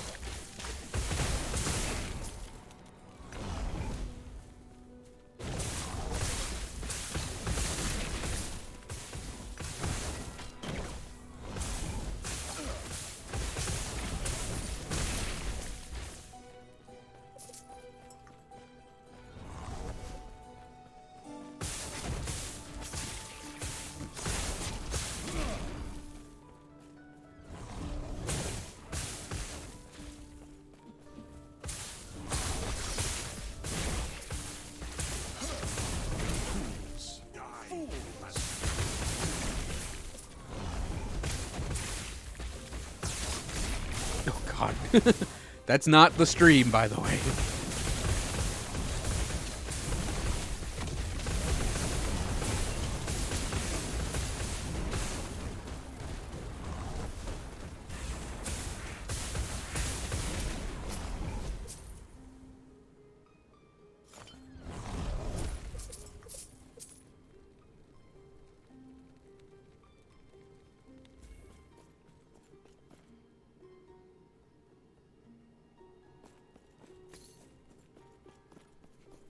Inevitable is a fun prefix.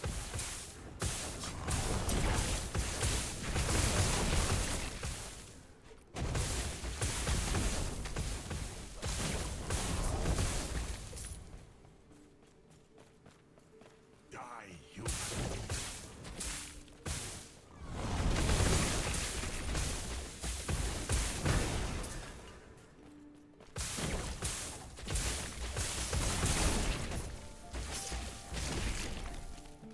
Die, human.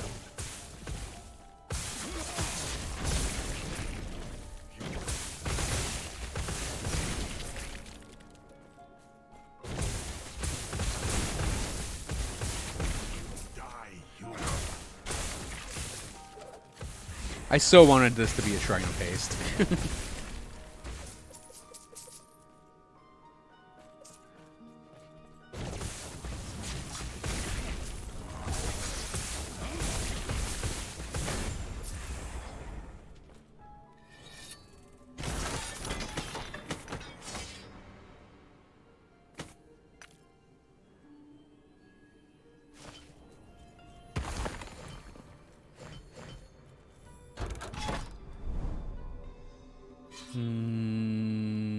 Go for the Exalted Daggers, I guess.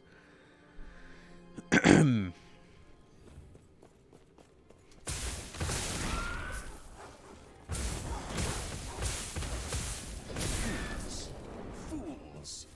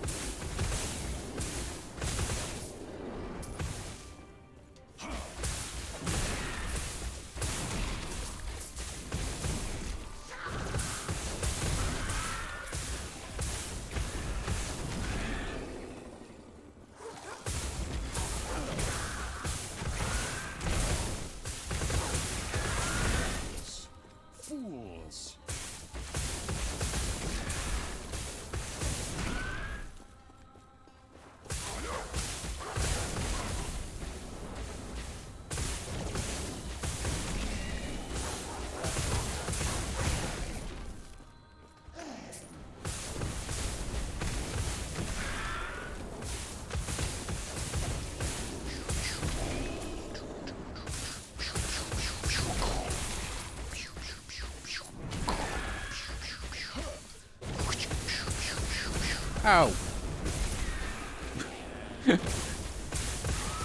Listen, if I don't have my hubris get me really severely injured every now and again, is it really me playing a game?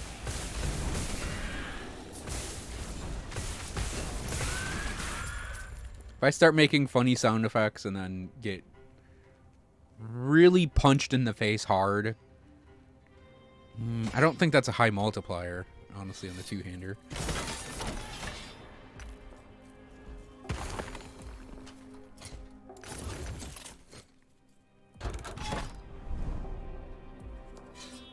We'll do the Exalted Daggers and then do an Argentus. We'll play it by ear from there. Because we're coming up on 4:30 and I'm getting real hungry. And we've had a very productive day today, actually.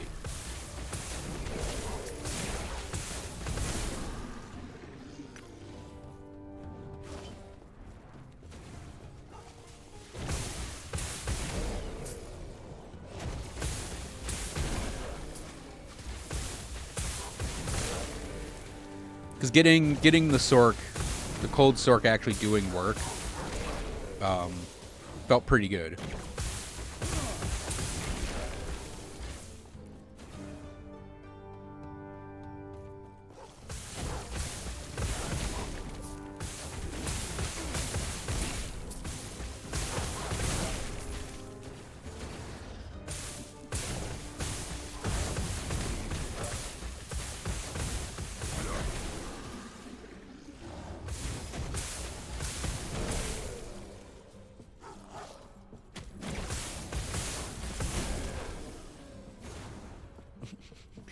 Board on the ground. Just random board slows character down.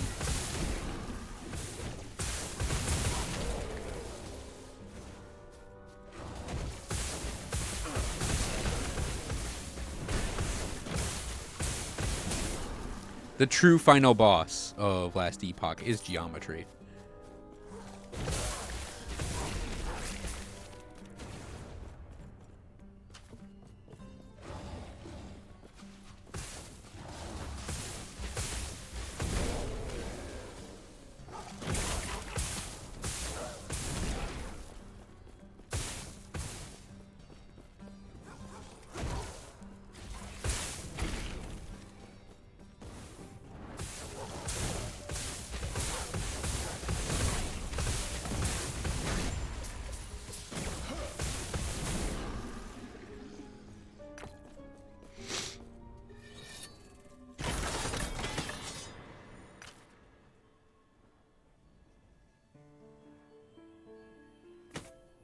Could be a lot of physical resistance on this. Oh. Melee cold. Melee fire. Increase melee damage. Melee cold. Increase cold damage. Kind of a mixed bag, honestly. Oh, right, I said I'd do Argentus. Whoops.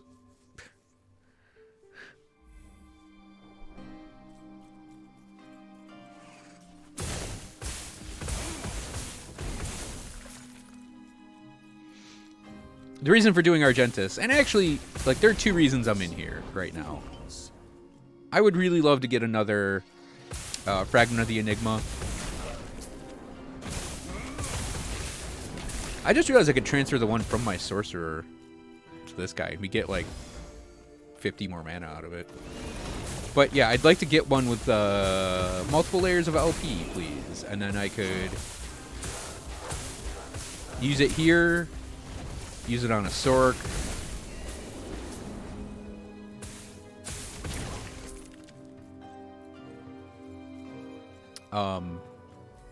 I think the end goal for this guy is a sword and shield for maximum protection.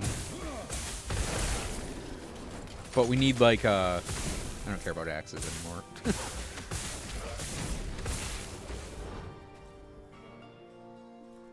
I am so sick of void axes.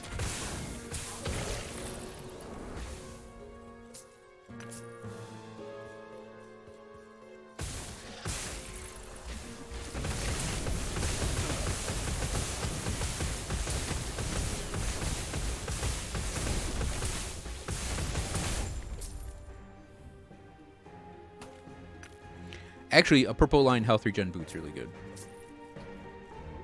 If I ever choose to do Shatter Strike for some reason, I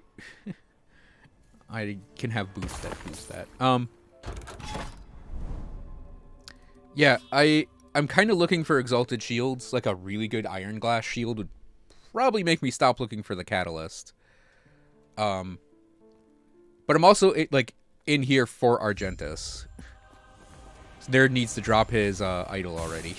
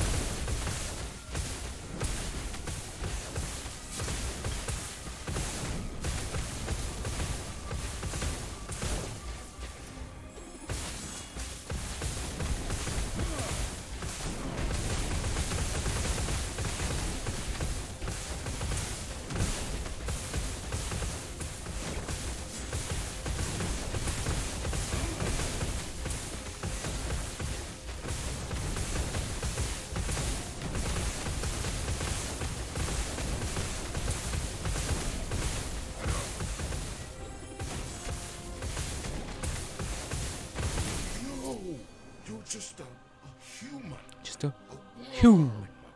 I was supposed to be unstoppable.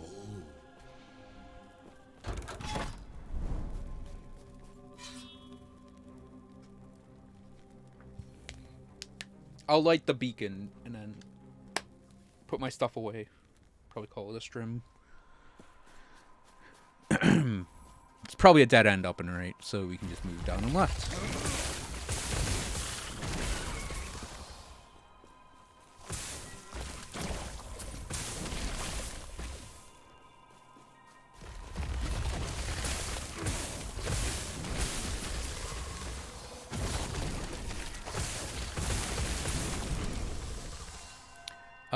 I probably tomorrow.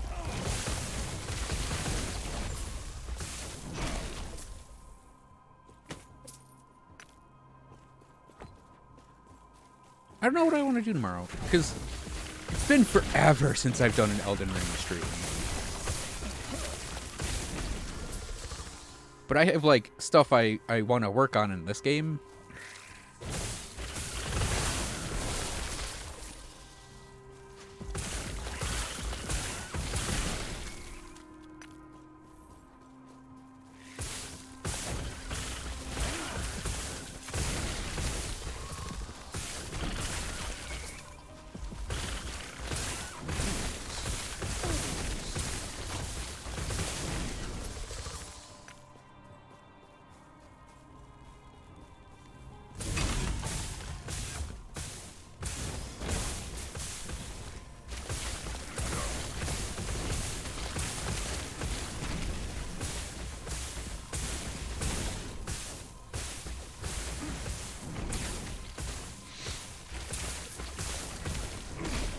I always love building stacks with a Shrine of Haste. Just button mash 6 stacks up immediately.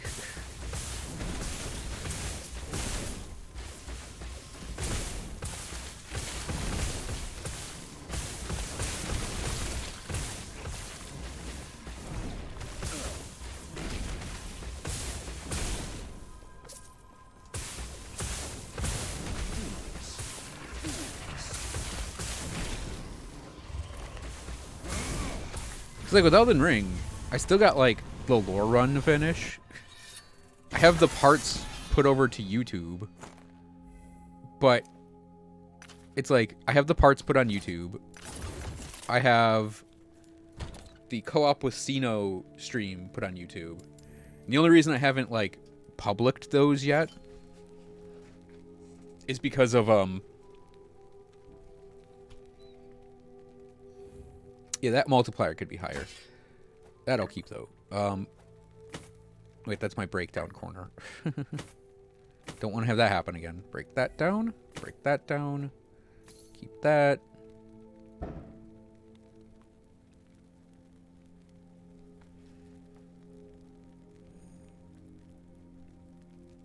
What the fuck was that?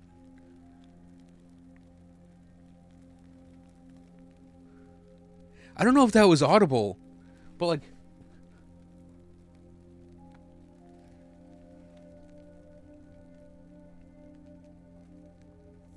Must have been a fire... It had to have been fireworks. I hope that was fireworks. That was a loud-ass explosion sound behind me.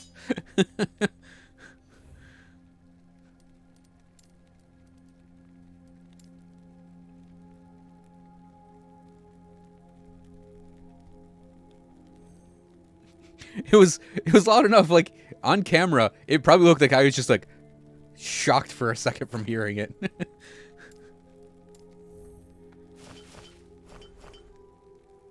Yeah, so there's actually a huge D-bag that way who every summer, like, it's nothing but just the most obnoxious number of fireworks. I think I will keep that. Keep that. Break that down. Increased cold damage on a lightning dagger we'll pass on.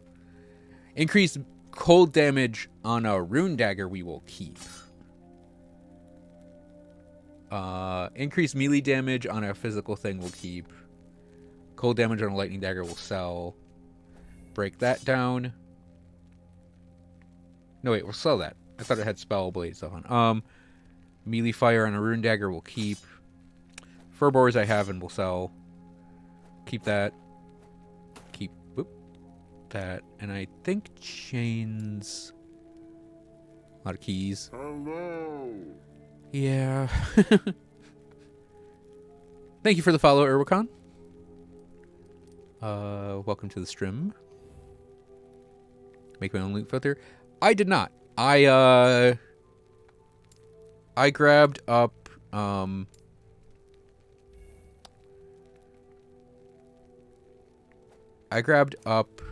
what's his name? Heavy's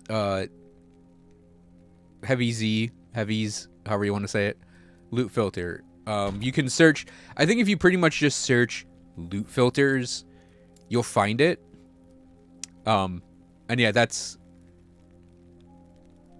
just the one I went for. I think we'll slip this in like this.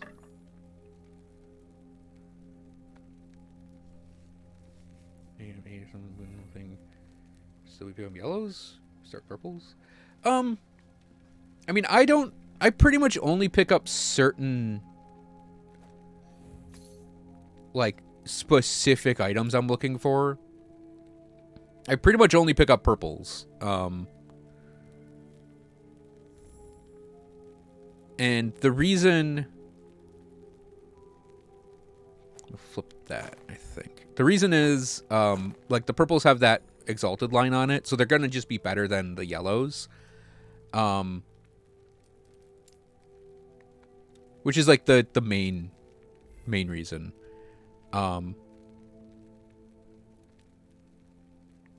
Get that out of there. Even then, like, I have two... Like, they must have upped the drop rate on purples, because there's so many. Just so many purples have been dropping for me. But yeah, it really depends on your build, because I look for certain items still that I can, like, break down, or that might have...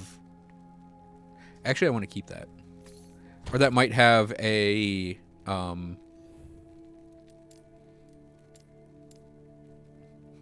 It's an amulet good enough that I'm going to put a yellow in my purple section. Yeah, it's like... Yes. It's like there's still things that I'm looking for on, like, rares. And even magic items, the blues, where... If there's a specific thing I want to have drop, I have it highlighted. But I do also try to, like, side-eye certain item types. But for the most part, like, yeah, around 80... Like, most of the yellow items you could probably replace with purples. I mean, you don't have to use the purples. You don't have to go for them. Lots of yellow items are still good. Like, this guy, he still has a rare ring because it has the stats I want. He could probably swap that out at some point. And I have a ton of rings to choose from, but it's like nothing does exactly the thing I want, so, like, yeah, I kind of want to go for, like, specific yellow ring drops and stuff. Yeah, you can tell I have a ring preference and an amulet preference.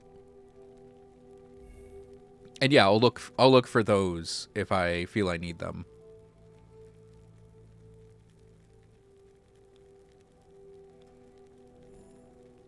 Do a little cleanup here.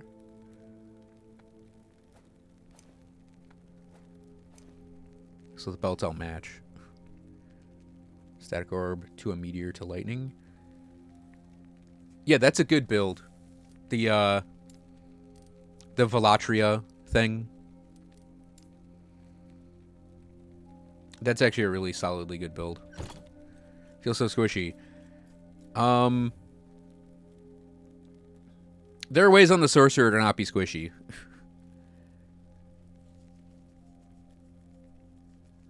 I could go grab mine for 2 seconds and show you.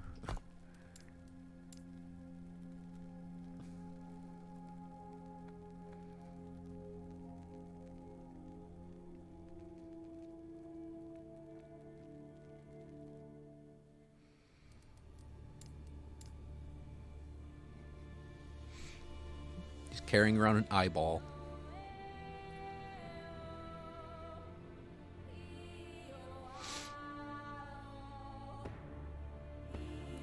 Yeah. I want to point out the Sorcerer trick that I do. So there's an item called Fractured Crown. You don't have to go for it if you don't want to. It's really good, though, for building up your defenses as a Sorcerer. It has that line for the X amount of damage dealt to mana before health. You don't have ward, though. But what you do is you can stack up your endurance threshold, which will reduce the damage that goes to your health, while also having that damage go to your mana.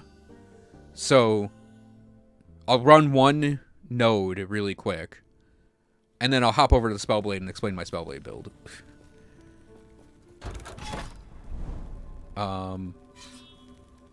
Yeah, let's do these books.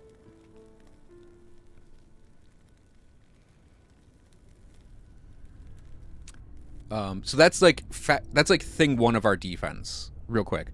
Thing 2, we actually have a lot of armor for a Sorc because I run the mana armor percent idols, so we have some armor built up for damage reduction. We also have our resistances built up more or less. Physical isn't that great, and necrotic isn't, capped out. Believe it or not, that's fine because of the defensive setup we have. So we can pretty much kill everything with our static orb.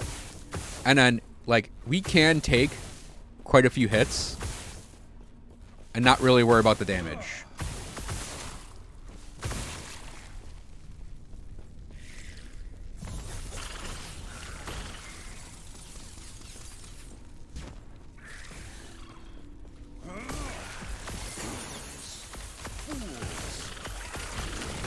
So yeah, we can like tank through things because we're also freezing them on our current guy. But if we were doing lightning, these would more or less be stunned, like almost permanently.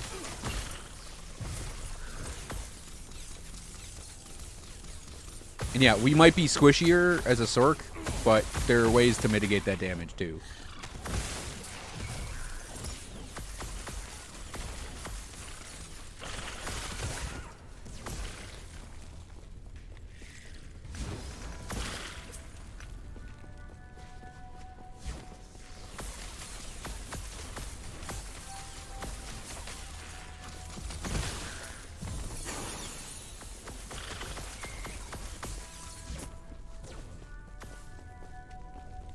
I just want to get to the Diamond Matrons as fast as I can get to them.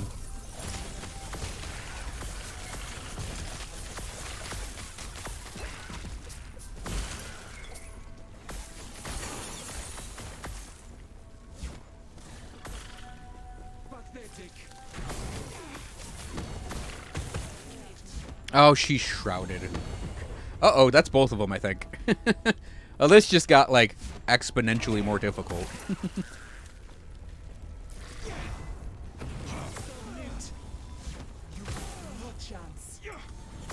I might not actually have a chance, because they could just full heal each other.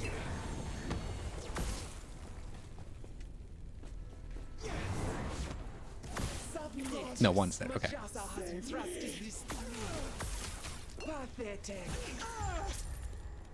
Not the best example, but that's a sorcerer. I sorcerer and push corruption. 200?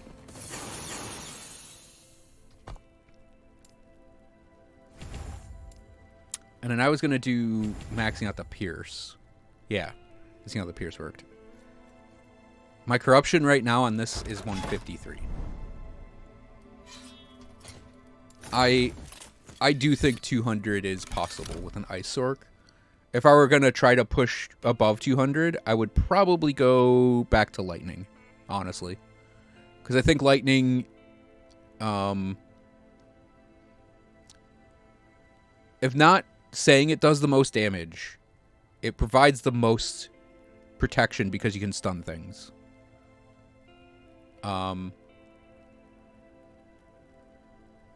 You can stun things really reliably with lightning, I have found. I don't know how that works in higher corruption, but yeah, I would probably say I'd switch my build back to lightning if we were pushing over 200. But I had to actually get to that point where I'm pushing 200 to really confirm that, because I could be wrong, and it could be that Ice is just going to handle it fine because it'll just freeze everything. Oh, and welcome to the stream, KillMS and Ugly Eat. Or Ugly. Ugly? Ugly.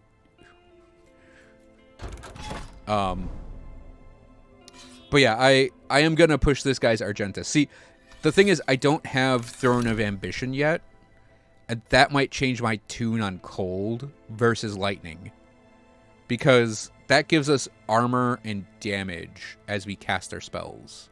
And that could be super advantageous for us. But I need to get those to drop. Which is why we're working on Argentus on both the characters. For the passives, it's pretty much a standard sorcerer layout for cold.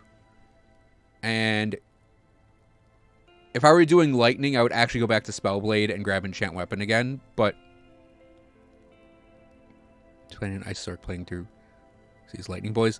Yeah, because lightning is very strong. Even this character I'm playing is doing Static Orb and Lightning Blast and just converts them to cold.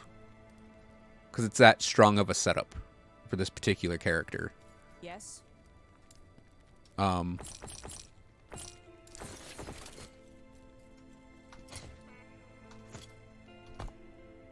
Yeah, so mage, my split for a sorcerer is I max Arcanist, trying Nova.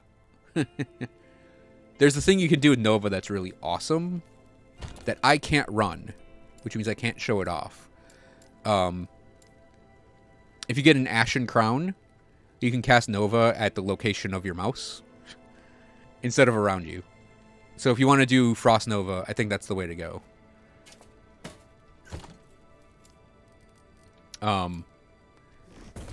Because then you can have your Nova just plop down wherever you want it.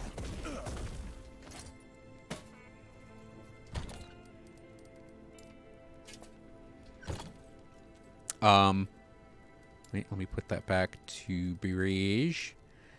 Yeah, my passive recommendation, we obviously want Cryomancer and Chill to the Bone. And I just grabbed Rolling Snow and Arcane Avalanche. I don't know if Arcane Momentum and Essence of Clarity is super valuable for this character, but I don't know where I could put those points otherwise. Maybe something like Preparation for the occasional big damage boost. Maybe something like Rune of Winter for more freeze rate multiplier. Which, I mean, effectively we get on that anyways. But, yeah, the key Sorcerer nodes to me are whatever your damage is. Mana Shell and Wisdom. Spellslinger. Elemental Ascendance. Recollection. Archmage. And I would actually say Rush, Recollection, and Archmage. And then go back and fill whatever you need to fill in. I'm just doing the Arcane Clarity Momentum thing because we have a spammer. And we can get the stacks built up pretty easily with it.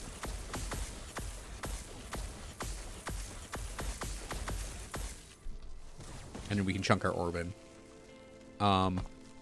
Yep. And then the points on Spellblade for me are just for the elemental resistance. But yeah, if you want, Enchant Weapon is actually a very good sorcerer ability to pick up too. I don't think it works for ice though. Because that's all melee stuff and then like the icicles. Lightning, it's amazing.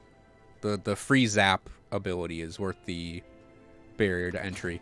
But yeah, Cold Sork, it actually worked really well today. My skill debate is here. The Ice Barrage we have. I don't know if I want to do Ice Barrage or swap it to something else. I'm probably going to test that tomorrow. But Lightning Blast and Static Orb work great. Have been working great so far. On Cold. Versus Lightning.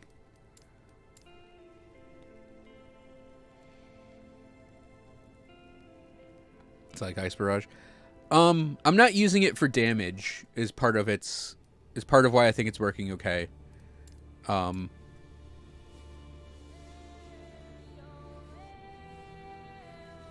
like it as a support ability. Because I think if you have something like Lightning Blast Static Orb, you don't need more damage. So I wanted something more utilitarian.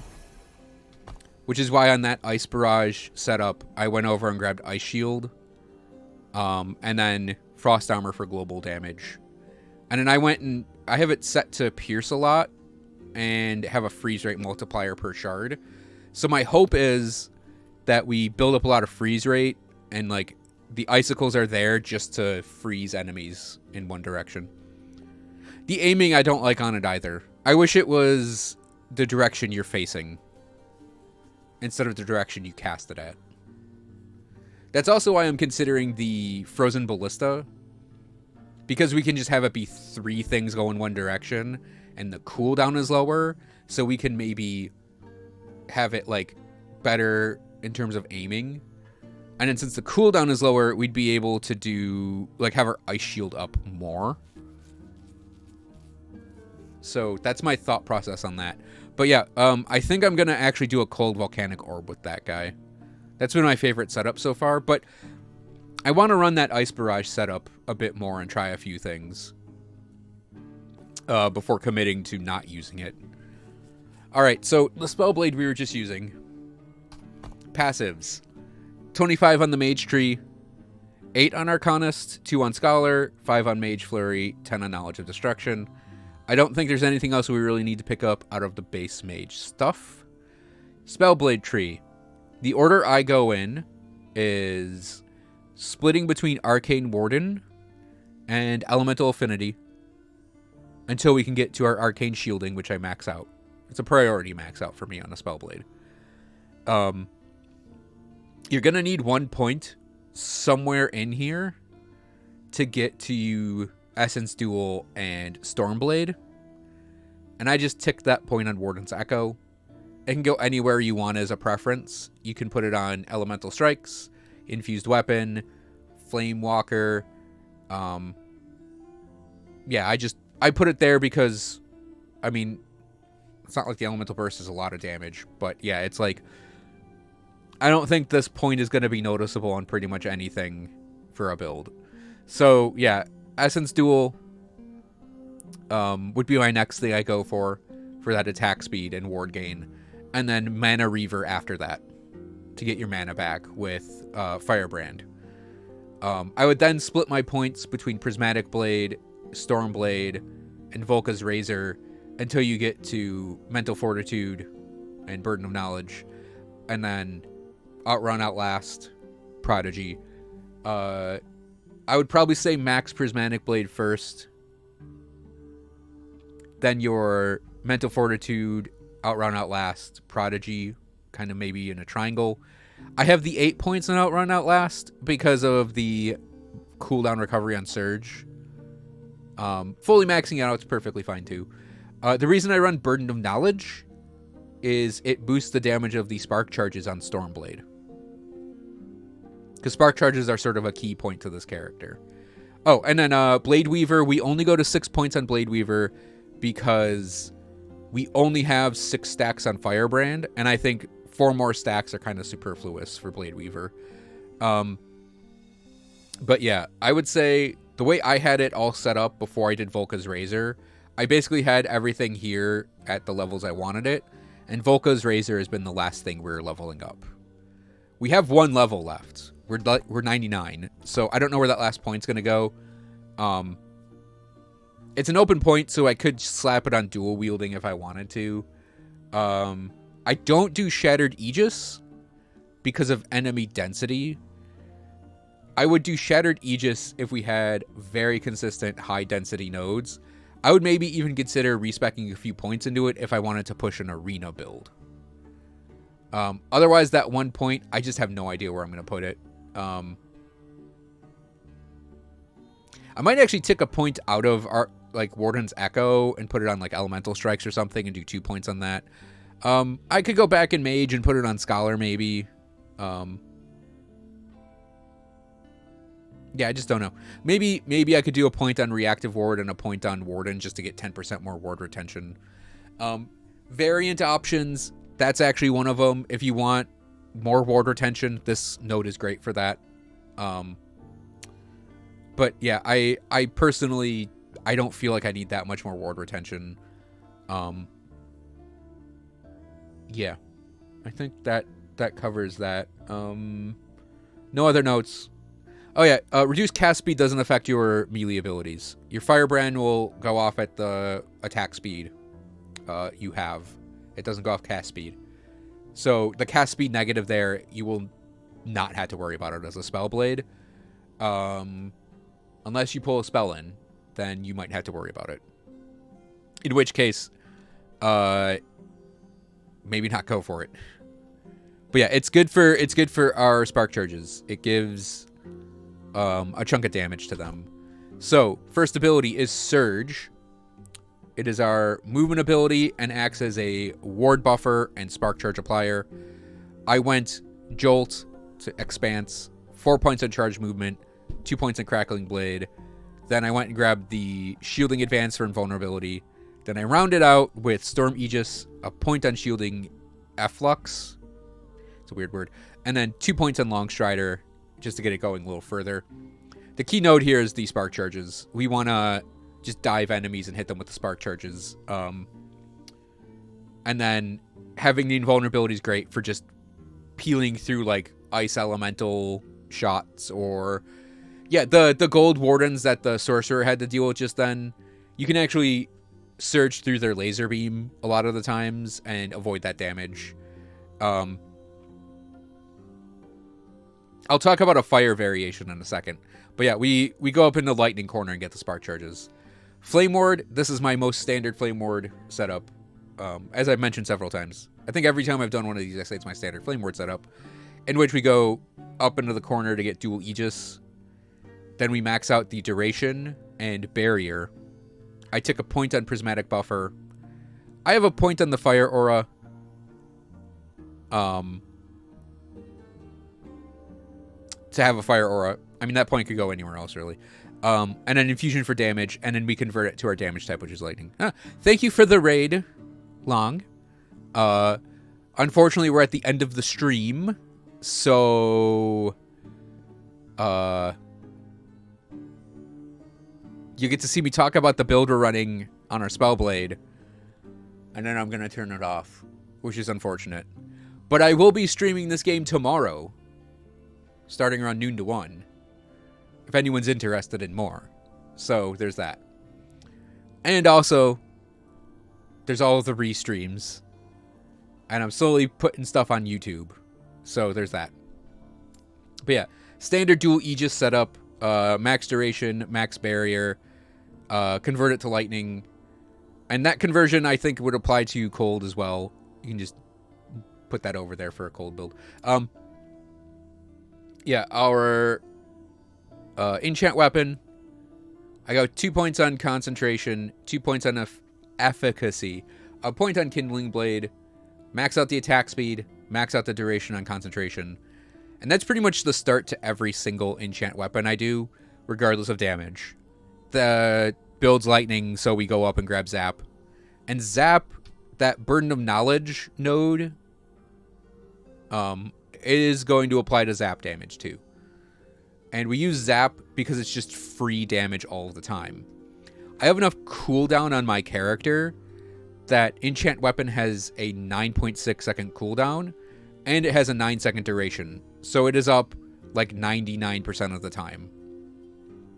Don't got to worry about casting it. We constantly have the attack speed boost, and then the melee lightning damage and shock, and then the zaps happening all the time. For Firebrand, I go 2 points on the Pyro Shielding Ward gain, 2 points on Wildfire, point on Incineration, 3 points on Illuminating Fire. That sets up the feed mechanism for Flame Reave. And since we're a lightning build, we tick a point in Galvanize. And then I always max out the ward gain, and then the ward gain on stacks consumed. Because we're constantly consuming stacks with Flame Reave. And that'll constantly give us the ward off the stacks. After that, attack speed's probably the most important thing beyond that. So max the attack speed nodes. I do have +3 to Firebrand right now. I would say it's a personal preference of mine to go for Undying Fire for a few points. Because sometimes you end up with that, like, you're firebranding a couple things, and they die, and you move on to the next group, and your stacks are gone, and you have to rebuild them. I like having that extra little bit of duration, just for, like, a quality of life thing going on. And then, like, I just had spare points I tacked in the damage. I don't think I'd go for Everflames for this particular setup, because we're consuming the stacks anyways. More duration could be fine. Armor per stack could be fine too, but again, we consume the stacks, so you may not always have it. There is a way to make spark charges even stronger if you pick up Brand of Arcanus, because that'll add spell damage to your character as you build your Flame Reave, which feeds the spark charges that damage. In which case, I would probably not be running Flame Reave, but that's where you would go for stacks refreshed as you get new stacks. So that's like a sub build for a spark charge character. But for feeding Flame Reave, you don't need Blade of Arcanus or Everflames. And Flame Reave. So Flame Reave. For jumping to Lightning immediately, we do the 2 points on Dancing Flames, 1 point on Frenzied Flame, and grab up Rolling Thunder. Then 2 more points on Dancing Flames to get to Rhythm of Fire and Versatility. Because that's kind of the key point to this build, is to run the 1, 2, 3 Flame Reave. Or build up the 6 stacks and Flame Reave on top of that. So, after you get these two, Rhythm of Fire and Versatility, I jump down and go through Arcane Severance into Ember Infusion into Flame Caller. because having the Flame Reave return to you, I wouldn't say it doubles your damage because it does have a scaling on it for the return. But it does increase your damage by effectively 1% of another Flame Reave happening at the same time. After getting that, I would go up and grab Accelerando to hurry along the stacks and add the crit in. And then I went and grabbed up the crit range and crit multiplier nodes. I do max out Arcane Severance because that Burden of Knowledge spell damage is going to get fed into Flame Reave through this ability. So it's another sort of synergy with the Spark Charge setup that we're running. Now for a fire build, which might be the future of this character, the changes I would make for Surge would probably be Teleport, if I'm being honest. We would use Teleport as like a buffer spell, in which case I would get the cooldown nodes, the duration node, and I would probably just go straight to the damage and try to get that as high as I could get it. Because this guy can actually get his teleport down to like 2 seconds. So it actually gets pretty close to Surge's cooldown. If we don't go for the stun immunity mana tunnel thing, which is pointless on us. So yeah, for a fire build, I would say teleport over Surge. Because all Surge gains on fire is Flame Reave on arrival, which you can press the Flame Reave button after the Surge button for the same effect. And then I would just take this corner and stick it in this section. Probably go for Conflagration, honestly. I'd still have it auto-cast because I'm lazy about this ability. Obviously, just drop the Galvanize node and drop the 2 nodes up here. And then you have your Firebrand and Fire Flame Reave. It's very weird to say. I say that's maybe what we're going to do in the future. What I'm looking for, at least one of the abilities I'm looking for, or items I'm looking for, is an Eye of Reen with a lot of LP. If I can get an Eye of Reen with a lot of LP, I'll merge a Crystal Sword or something into it. Well, it doesn't necessarily have to be a Crystal Sword.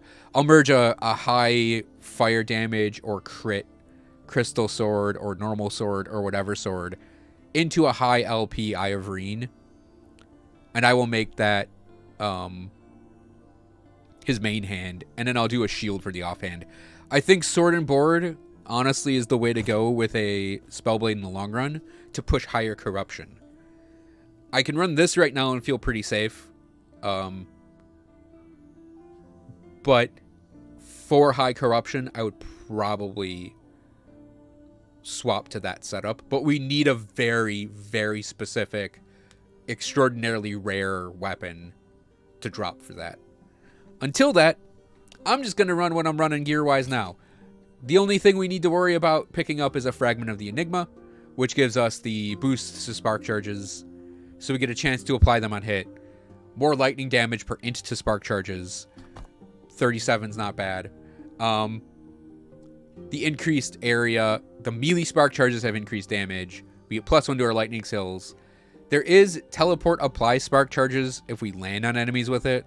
Surge kind of does that already, which is why I'm going with Surge. And Surge can do it a little more consistently and cleanly in that we can kind of just slide through enemies with Surge, and it just, in that line, will just Spark Charge all of them. Teleport, we'd kind of have to aim into the middle of a group, which is kind of scary. Not going to lie. So, yeah, that's the only unique that's required for this character, really. Sunwreath,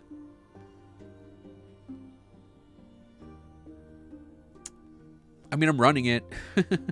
That might be required, but we're not a fire build, strictly speaking. You might be able to get away with not running it, believe it or not. The only reason I say that, like, the only reason I say maybe you could get away with not running it is all you'd end up doing is having to aim your Flame Reaves. And just with the way I've been playing the character lately, we have not been aiming the Flame Reaves at all. I've been kind of like, just with the way I have the character, it's like I get like the enemy behind me and we still have the hits from it. And it would be Flame Reave. Without Sunwreath, what you would do is you would have like the enemy in front of you, and you'd have to aim the reeve. The damage is fine. It actually has more distance like this too, so you could actually like kind of ding enemies farther away, but you'd have to aim it. And lately my thing has been just like sitting on enemies and just letting the circle get them. These training dummies, they are actually, if you go Divine Era in the Heoborea line, you go through this Coalhelm Pass to Champion's Gate. It's where the arena is. By the way, that's Zap. The constant lightning bolts. That's Zap. That is up almost 100% of the time for me. So Flame Reeve or Sun Reeve, it's not required to play this character. It's helpful in that it means you don't have to aim Flame Reeves anymore, but it's not necessary. Yeah, the only other gear that is required, I would say, is attack speed on your gloves or on your weapon. It doesn't need to be purple attack speed, but it really, really helps in building up your stacks.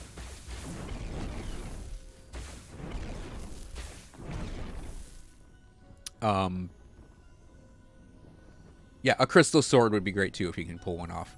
I obviously have one that has a giant chunk of spell damage added on. That's almost max spell damage you can get. It's 48, I believe. Which is fed into our Flame Reeves through Arcane Severance and boosts our Spark charges. We also have a lot of Armor Shred on there, which is really nice. I have Armor Shred on my amulet too. I would say beyond that, it's gear what you have. Attack speed on gloves, crystal sword, fragment of the enigma, Sun Wreath if you got it, but it's not necessary. I have a lot of cooldown on my belt and boots, and we actually have a cooldown helmet too, and that's only to make sure enchant weapon is up almost 100% of the time. Not necessary at all to run that. You can absolutely get away with some standard gloves, boots. If you want more crit avoidance, it's a great option for your boots. If you want movement speed to go super fast, also a great option for boots. For belts, whatever you need. Belts are a very open slot. My Sorcerer's old belt had 8 potion slots on it. For a you are the god I always thought you were. No. But hey, this is the best of wangers. Anyway, welcome to the stream. But fire build variation, like I said, I would actually say if you're doing fire, then Sun Wreath is required. My weapon I'm leaning on for a fire build is Eye of Reen. It's a unique katana that gives you these stacks of crit when you crit, so you crit more.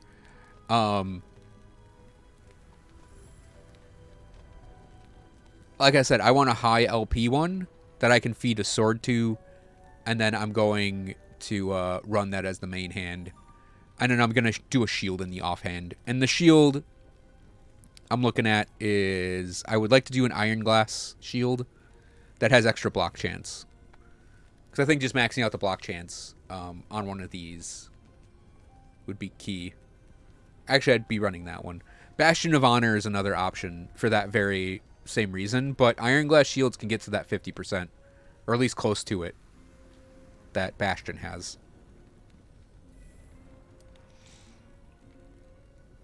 Is there anything else I need to mention for a Spellblade? Oh, idols. I just have apply spark charge idols mixed with the lightning damage stuff. I have some physical res and elemental res in there too.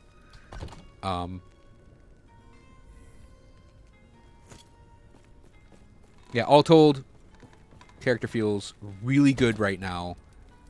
We'll see what happens when we start pushing higher and higher. Oh, right.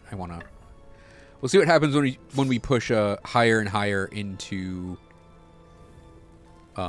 corruption. I just want to do this real quick. So, yeah, you can see that this is obviously not going to be true fire, and we'll still have some spark charges hit. You can see that our attack speed is very much unaffected by the Eye of Reen. And we have our Reen's Ire stacks right there. So yeah, you can tell that I kind of want to get this sword going, to have that sword as the main hand. Now Jasper's Searing Pride also works. You can see we're attacking a little slower. And I just realized we equipped that and it's going to fuck up all of our points. So I have to redo skill points now. But yeah, Jasper's Searing Pride is another option for the character if you're doing fire. I'm just not a staff character. I'm not a staff character. I do sword and shield. That looks right. The ward and severance. Okay, that was an easy fix. So yeah, that's the Spellblade. I'll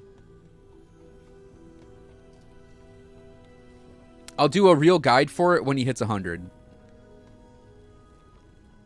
Which means I'm going to be repeating all that stuff I just said, but more refined. I do have a guide in the works for my Lightning Sorcerer. If my Cold Sorcerer works really well for the next couple sessions, I'll do a guide for that next to it. And then I'll do a guide for this guy for YouTube. Yeah, my goal right now is we're punching Argentus in the face for that Cold Sorcerer.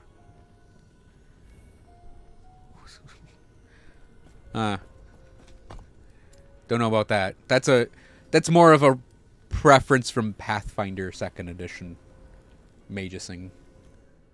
So yeah, I am very hungry. It is past 5. I'm going to get dinner. I will be streaming tomorrow. I think we'll just do this game again. I do want to get back into a rotating Elden Ring in here, but I don't know which day I want to do it. And I'm still kind of obsessed with this game. So yeah, that's gonna kind of put the kibosh on some ER. So yeah, thanks everyone for watching. I hope you guys enjoyed the stream. I'll be back tomorrow around noon to 1 EST. Have yourselves a great rest of your nights, and I will see you guys next time. Nerds.